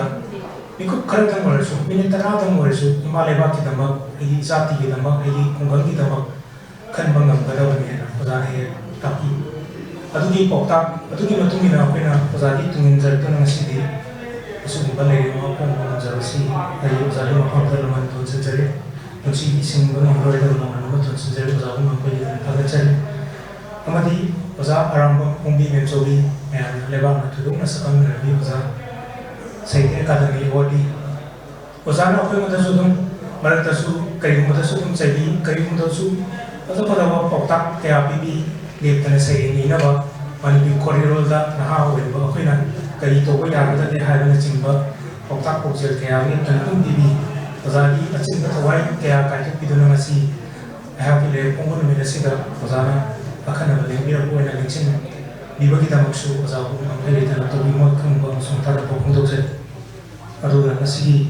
ꯂꯥꯏꯔꯤꯛ ꯐꯣꯡꯕ ꯑꯁꯤꯒꯤ ꯌꯥꯝꯅ ꯃꯔꯨꯑꯣꯏꯕ ꯊꯧꯗꯥꯡ ꯂꯧꯕꯤꯔꯤꯕ ꯂꯥꯏꯔꯤꯛꯀꯤ ꯃꯔꯝꯗ ꯑꯣꯖꯥꯅ ꯃꯇꯝ ꯀꯥꯏꯊꯣꯛꯄꯤꯗꯨꯅ ꯑꯩꯈꯣꯏꯒꯤ ꯂꯥꯏꯔꯤꯛꯀꯤ ꯃꯔꯝꯗ ꯃꯔꯤꯛ ꯆꯨꯝꯕ ꯋꯥꯐꯝ ꯀꯌꯥ ꯊꯝꯕꯤꯈꯤꯕ ꯏꯀꯥꯏ ꯈꯨꯝꯅꯖꯔꯤꯕ ꯑꯣꯖꯥ doctor Chirom Rajketan associate professor department of Manipuri ꯑꯣꯖꯥꯅ ꯌꯨꯅꯤꯚꯔꯁꯤꯇꯤꯒꯤ ꯑꯃꯁꯨꯡ ꯑꯇꯩ ꯊꯋꯥꯏ ꯃꯌꯥꯝ ꯑꯃ ꯀꯥꯏꯊꯣꯛꯄꯤꯗꯅ ꯑꯩꯍꯥꯛꯀꯤ ꯂꯥꯏꯔꯤꯛꯄꯨ ꯄꯨꯛꯅꯤꯡ ꯆꯪꯅ ꯄꯥꯕꯤꯗꯨꯅ ꯂꯥꯏꯔꯤꯛꯀꯤ ꯑꯣꯏꯕ ꯃꯔꯤꯛ ꯆꯨꯝꯕ ꯋꯥꯐꯝ ꯀꯌꯥ ꯑꯩꯈꯣꯏꯒꯤ ꯃꯅꯨꯡ ꯍꯟꯖꯤꯟꯅ ꯌꯦꯡꯕꯤꯔꯀꯥꯟꯗ ꯉꯁꯤ ꯃꯌꯥꯝꯒꯤ ꯃꯐꯝꯗ ꯊꯝꯕꯤꯔꯝꯕ ꯑꯣꯖꯥꯕꯨ ꯉꯝꯈꯩ ꯂꯩꯇꯅ ꯇꯧꯕꯤꯃꯜ ꯈꯪꯕ ꯎꯠꯆꯔꯤ ꯑꯃꯁꯨꯡ ꯄꯨꯟꯁꯤꯒꯤ ꯁꯤꯡꯉꯝꯂꯔꯣꯏꯗꯕ ꯂꯃꯟ ꯑꯃ ꯊꯣꯟꯖꯔꯤ ꯍꯥꯏꯅ ꯐꯣꯡꯗꯣꯛꯆꯔꯤ ꯑꯣꯖꯥꯕꯨ ꯇꯧꯕꯤꯃꯜ ꯈꯪꯕ ꯎꯠꯆꯔꯤ ꯑꯗꯨꯒ ꯉꯁꯤꯒꯤ ꯊꯧꯔꯝ ꯑꯁꯤꯕꯨ ꯍꯦꯛ ꯍꯧꯕꯗꯒꯤ ꯂꯣꯏꯕ ꯐꯥꯎꯕ ꯌꯦꯡꯁꯤꯟꯕꯤꯗꯅ ꯕꯥꯇꯣꯟ ꯐꯪꯗꯅ ꯂꯦꯡꯕꯤꯔꯛꯄ ꯂꯝꯗꯝ ꯑꯁꯤꯒꯤ ꯁꯪꯒꯥꯏꯔꯕ ꯑꯣꯖꯥꯁꯤꯡ ꯑꯏꯕꯁꯤꯡ ꯅꯍꯥꯔꯣꯜꯁꯤꯡ ꯃꯔꯨꯞ ꯃꯄꯥꯡ ꯑꯩꯈꯣꯏ ꯃꯤ ꯑꯃꯃꯝꯇ ꯑꯣꯏꯅ ꯄꯟꯖꯕꯗ ꯊꯣꯏꯗꯣꯛꯅ ꯃꯇꯤꯛ ꯆꯥꯔꯕ ꯑꯣꯖꯥ ꯃꯌꯥꯝ ꯑꯃ ꯃꯅꯤꯄꯨꯔꯒꯤ ꯃꯐꯝ ꯀꯌꯥꯗꯒꯤ ꯀꯛꯆꯤꯡꯗꯒꯤ ꯑꯣꯖꯥ ꯕꯤꯔ ꯃꯪꯒꯣꯜ ꯊꯣꯃꯁ ꯁꯨꯖꯤꯠ ꯍꯧꯖꯤꯛ ꯉꯁꯥꯏꯗꯒꯤ ꯂꯦꯡꯗꯅ ꯂꯦꯡꯁꯤꯟꯗꯨꯅ ꯂꯩꯕꯤꯔꯤ ꯑꯣꯖꯥ ꯑꯅꯤꯁꯤ ꯑꯩ ꯊꯥꯒꯠꯇꯕ ꯁꯨꯡꯉꯝ ꯉꯝꯖꯗꯦ ꯑꯣꯖꯥ ꯑꯅꯤꯅ ꯀꯛꯆꯤꯡꯗ ꯉꯁꯥꯏ ꯑꯣꯖꯥ ꯁꯔꯁꯥꯅꯁꯨ ꯍꯥꯏꯕꯤꯈꯤꯕꯗꯨ ꯀꯛꯆꯤꯡꯗ ꯀꯠꯊꯣꯛꯄ ꯑꯃꯒ ꯂꯣꯏꯅꯅ ꯑꯩꯈꯣꯏꯒꯤ ꯑꯦꯟꯚꯥꯏꯔꯟꯃꯦꯟꯁꯦ ꯑꯩꯈꯣꯏ ꯃꯍꯧꯁꯥꯁꯦ ꯌꯥꯎꯗ꯭ꯔꯗꯤ ꯑꯩꯈꯣꯏ ꯃꯤꯑꯣꯏꯕꯅ ꯍꯤꯡꯕ ꯉꯝꯗꯦ ꯍꯥꯏꯕꯁꯤ ꯑꯩꯈꯣꯏ ꯈꯪꯕ ꯈꯔ ꯈꯛꯇꯅꯤ ꯑꯗꯨꯕꯨ ꯑꯌꯥꯝꯕ ꯇꯥꯏꯕꯪ ꯑꯣꯏꯕꯅ ꯑꯩꯈꯣꯏꯁꯤ ꯈꯪꯗꯦ ꯑꯗꯨꯕꯨ ꯊꯕꯛ ꯁꯨꯖꯤꯟꯅ ꯑꯗꯩ ꯑꯣꯖꯥ ꯄꯦꯝꯕꯣꯏꯅ ꯀꯠꯊꯣꯛꯄ ꯂꯣꯏꯅꯅ ꯑꯩꯈꯣꯏ ꯁꯥꯊꯧꯕꯨꯛꯀꯤ ꯑꯩꯈꯣꯏꯒꯤ ꯁꯥꯊꯧꯕꯨꯛ ꯃꯁꯥꯏ ꯀꯣꯜ ꯍꯥꯏꯗꯅ ꯂꯤꯡꯈꯠꯄꯤꯗꯅ ꯑꯩꯈꯣꯏ ꯎꯄꯥꯜ ꯊꯥꯖꯕꯤ ꯃꯐꯝ ꯑꯗꯨꯗ ꯑꯗꯨꯃꯥꯏꯅ ꯁꯦꯝꯒꯠꯄꯗꯨ ꯑꯩꯈꯣꯏ ꯊꯃꯣꯏꯗꯒꯤ ꯊꯥꯒꯠꯐꯝ ꯊꯣꯛꯏꯅ ꯈꯜꯂꯤ ꯉꯁꯤꯒꯤ ꯇꯥꯟꯖꯥ ꯑꯁꯤ ꯂꯧꯖꯔꯒ ꯑꯩ ꯑꯣꯖꯥ ꯑꯅꯤꯕꯨꯁꯨ ꯂꯝꯗꯝ ꯇꯥꯡꯅ ꯂꯥꯛꯄꯤꯗꯅ ꯉꯁꯤꯒꯤ ꯂꯩꯐꯝ ꯌꯥꯎꯕꯤꯔꯛꯄ ꯑꯃꯨꯛꯀ ꯂꯩꯇꯅ ꯊꯥꯒꯠꯄ ꯐꯣꯡꯗꯣꯛꯆꯔꯤ ꯂꯣꯛꯇꯥꯛ ꯄ꯭ꯔꯣꯖꯦꯛꯀꯤ ꯑꯗꯨꯒ ꯑꯇꯣꯞ ꯑꯇꯣꯞꯄ ꯂꯤꯇꯔꯦꯔꯤ ꯑꯣꯔꯒꯅꯥꯏꯖꯦꯁꯟ ꯑꯩꯈꯣꯏꯒꯤ ꯃꯌꯥꯝ ꯑꯃ ꯔꯤꯄ꯭ꯔꯖꯦꯟꯇꯦꯇꯤꯚ ꯃꯌꯥꯝ ꯑꯃ ꯂꯥꯛꯄꯤꯗꯅ ꯉꯁꯤ ꯊꯧꯔꯝ ꯃꯄꯨꯡ ꯐꯥꯍꯟꯕꯤꯕ ꯑꯃꯨꯛꯀ ꯂꯩꯇꯅ ꯇꯧꯕꯤꯃꯛ ꯈꯪꯗꯣꯛꯆꯔꯤ ꯊꯧꯔꯝ ꯑꯁꯤꯕꯨ ꯃꯅꯤꯄꯨꯔꯒꯤ ꯃꯤꯌꯥꯝꯗ ꯌꯧꯍꯟꯕꯗ ꯑꯆꯧꯕ ꯊꯧꯗꯥꯡ ꯂꯧꯕꯤꯔꯤꯕ ꯄ꯭ꯔꯤꯟ ꯑꯃꯗꯤ ꯏꯂꯦꯛꯇ꯭ꯔꯣꯅꯤꯛ ꯃꯦꯗꯤꯌꯥꯒꯤ ꯏꯆꯤꯜ ꯏꯅꯥꯎ ꯉꯁꯤ ꯂꯥꯛꯄꯤꯔꯝꯗꯅ ꯄꯨꯝꯅꯃꯛ ꯂꯥꯛꯄꯤꯔꯝꯃꯤ ꯑꯩꯅ ꯎꯖꯍꯧꯕꯗ ꯃꯈꯣꯏ ꯃꯌꯥꯝꯅ ꯃꯇꯝ ꯀꯥꯏꯊꯣꯛꯄꯤꯗꯅ ꯂꯥꯛꯄꯤꯔꯝꯗꯨꯅ ꯉꯁꯤ ꯁꯥꯊꯧꯂꯨꯞꯅ ꯄꯥꯡꯊꯣꯛꯆꯕ ꯑꯩꯍꯥꯛꯀꯤ ꯂꯩꯐꯝꯒꯤ ꯊꯧꯔꯝ ꯑꯁꯤꯗ ꯀꯣꯚꯔꯦꯖ ꯇꯧꯕꯤꯔꯝꯕꯒꯤꯗꯃꯛꯁꯨ ꯑꯩ ꯃꯈꯣꯏ ꯂꯩꯇꯅ ꯇꯧꯕꯤꯃꯛ ꯈꯪꯗꯣꯛꯆꯔꯤ ꯑꯗꯨꯒ ꯉꯁꯤꯒꯤ ꯃꯔꯨꯑꯣꯏꯅ ꯑꯩꯒꯤ ꯂꯥꯏ ꯌꯦꯛꯄ ꯑꯣꯖꯥ ꯑꯩ ꯃꯈꯨꯠ ꯄꯥꯏꯗꯅ ꯊꯝꯕꯤꯔꯛꯄ ꯑꯩꯈꯣꯏꯒꯤ ꯁꯒꯣꯜꯕꯟ ꯑꯩꯈꯣꯏꯒꯤ ꯇꯦꯔꯥꯗꯒꯤ ꯑꯣꯖꯥ ꯏꯔꯦꯡꯖꯝ ꯖꯣꯏꯆꯟꯗ꯭ꯔ ꯉꯁꯥꯏꯗꯒꯤ ꯂꯦꯡꯗꯅ ꯂꯩꯕꯤꯔꯤꯕ ꯑꯣꯖꯥꯒꯤ ꯃꯐꯝꯗꯁꯨ ꯑꯩ ꯇꯧꯕꯤꯃꯛ ꯈꯪꯗꯣꯛꯆꯔꯤ ꯏꯅꯥꯎ ꯃꯥꯏꯀꯦꯜ ꯑꯩꯈꯣꯏ ꯀꯨꯏꯔꯦ ꯏꯕꯥꯅꯤ ꯇꯤꯟꯅꯔꯛꯄ ꯃꯥꯏꯀꯦꯜꯁꯨ ꯃꯌꯥꯝ ꯑꯃ ꯂꯥꯛꯄꯤꯔꯝꯃꯦ ꯑꯩ ꯊꯥꯒꯠꯇꯕ ꯁꯨꯡꯉꯝ ꯉꯝꯗꯦ ꯃꯌꯥꯝꯁꯦ ꯑꯃꯃꯝꯇ ꯃꯤꯡ ꯄꯟꯖꯕꯗ ꯑꯩꯈꯣꯏꯒꯤ ꯃꯇꯤꯛ ꯆꯥꯕ ꯉꯥꯛꯇꯅꯤ ꯑꯗꯨꯕꯨ ꯃꯇꯝꯁꯨ ꯇꯦꯟꯁꯤꯜꯂꯛꯄ ꯅꯤꯡꯊꯝ ꯃꯇꯝ ꯑꯣꯏꯕꯅ ꯑꯩ ꯄꯨꯝꯅꯃꯛꯀꯤ ꯃꯐꯝꯗ ꯇꯧꯕꯤꯃꯛ ꯈꯪꯕ ꯎꯠꯆꯔꯤ ꯑꯃꯁꯨꯡ ꯀꯣꯛꯅ ꯈꯨꯔꯨꯝꯖꯔꯤ ꯑꯗꯨꯒ ꯏꯅꯥꯎ ꯇꯣꯔꯦꯟꯕꯨꯁꯨ ꯑꯩ ꯑꯃꯨꯛꯀ ꯂꯩꯇꯅ ꯊꯥꯒꯠꯆꯔꯤ ꯃꯌꯥꯝ ꯄꯨꯝꯅꯃꯛ ꯀꯣꯛꯅ ꯈꯨꯔꯨꯝꯖꯔꯤ ꯊꯥꯒꯠꯆꯔꯤ ꯐꯣꯡꯗꯣꯛꯈꯤꯕ ꯉꯁꯤ ꯀꯔꯤꯕ ꯇꯣꯡꯕ꯭ꯔ ꯐꯣꯡꯗꯣꯛꯁꯤ ꯁꯤꯒ ꯂꯣꯏꯅꯅ ꯁꯤꯒꯤ ꯊꯧꯔꯝ ꯑꯁꯤ ꯊꯧꯔꯝ ꯃꯄꯨꯒꯤ ꯑꯌꯥꯕ ꯂꯧꯖꯔꯒ ꯃꯇꯥꯡ ꯑꯁꯤꯗ ꯂꯣꯏꯁꯤꯟꯖꯔꯤ ꯑꯩꯈꯣꯏꯅ ꯃꯌꯥꯝ ꯄꯨꯟꯅ ꯁ꯭ꯇꯦꯖ ꯁꯣꯝꯗ ꯐꯣꯇꯣ ꯁꯦꯁꯟ ꯑꯃꯗ ꯐꯣꯇꯣ ꯒ꯭ꯔꯨꯞ ꯀꯝꯃ꯭ꯌꯨꯅꯤꯇꯤ ꯁ꯭ꯇꯦꯖ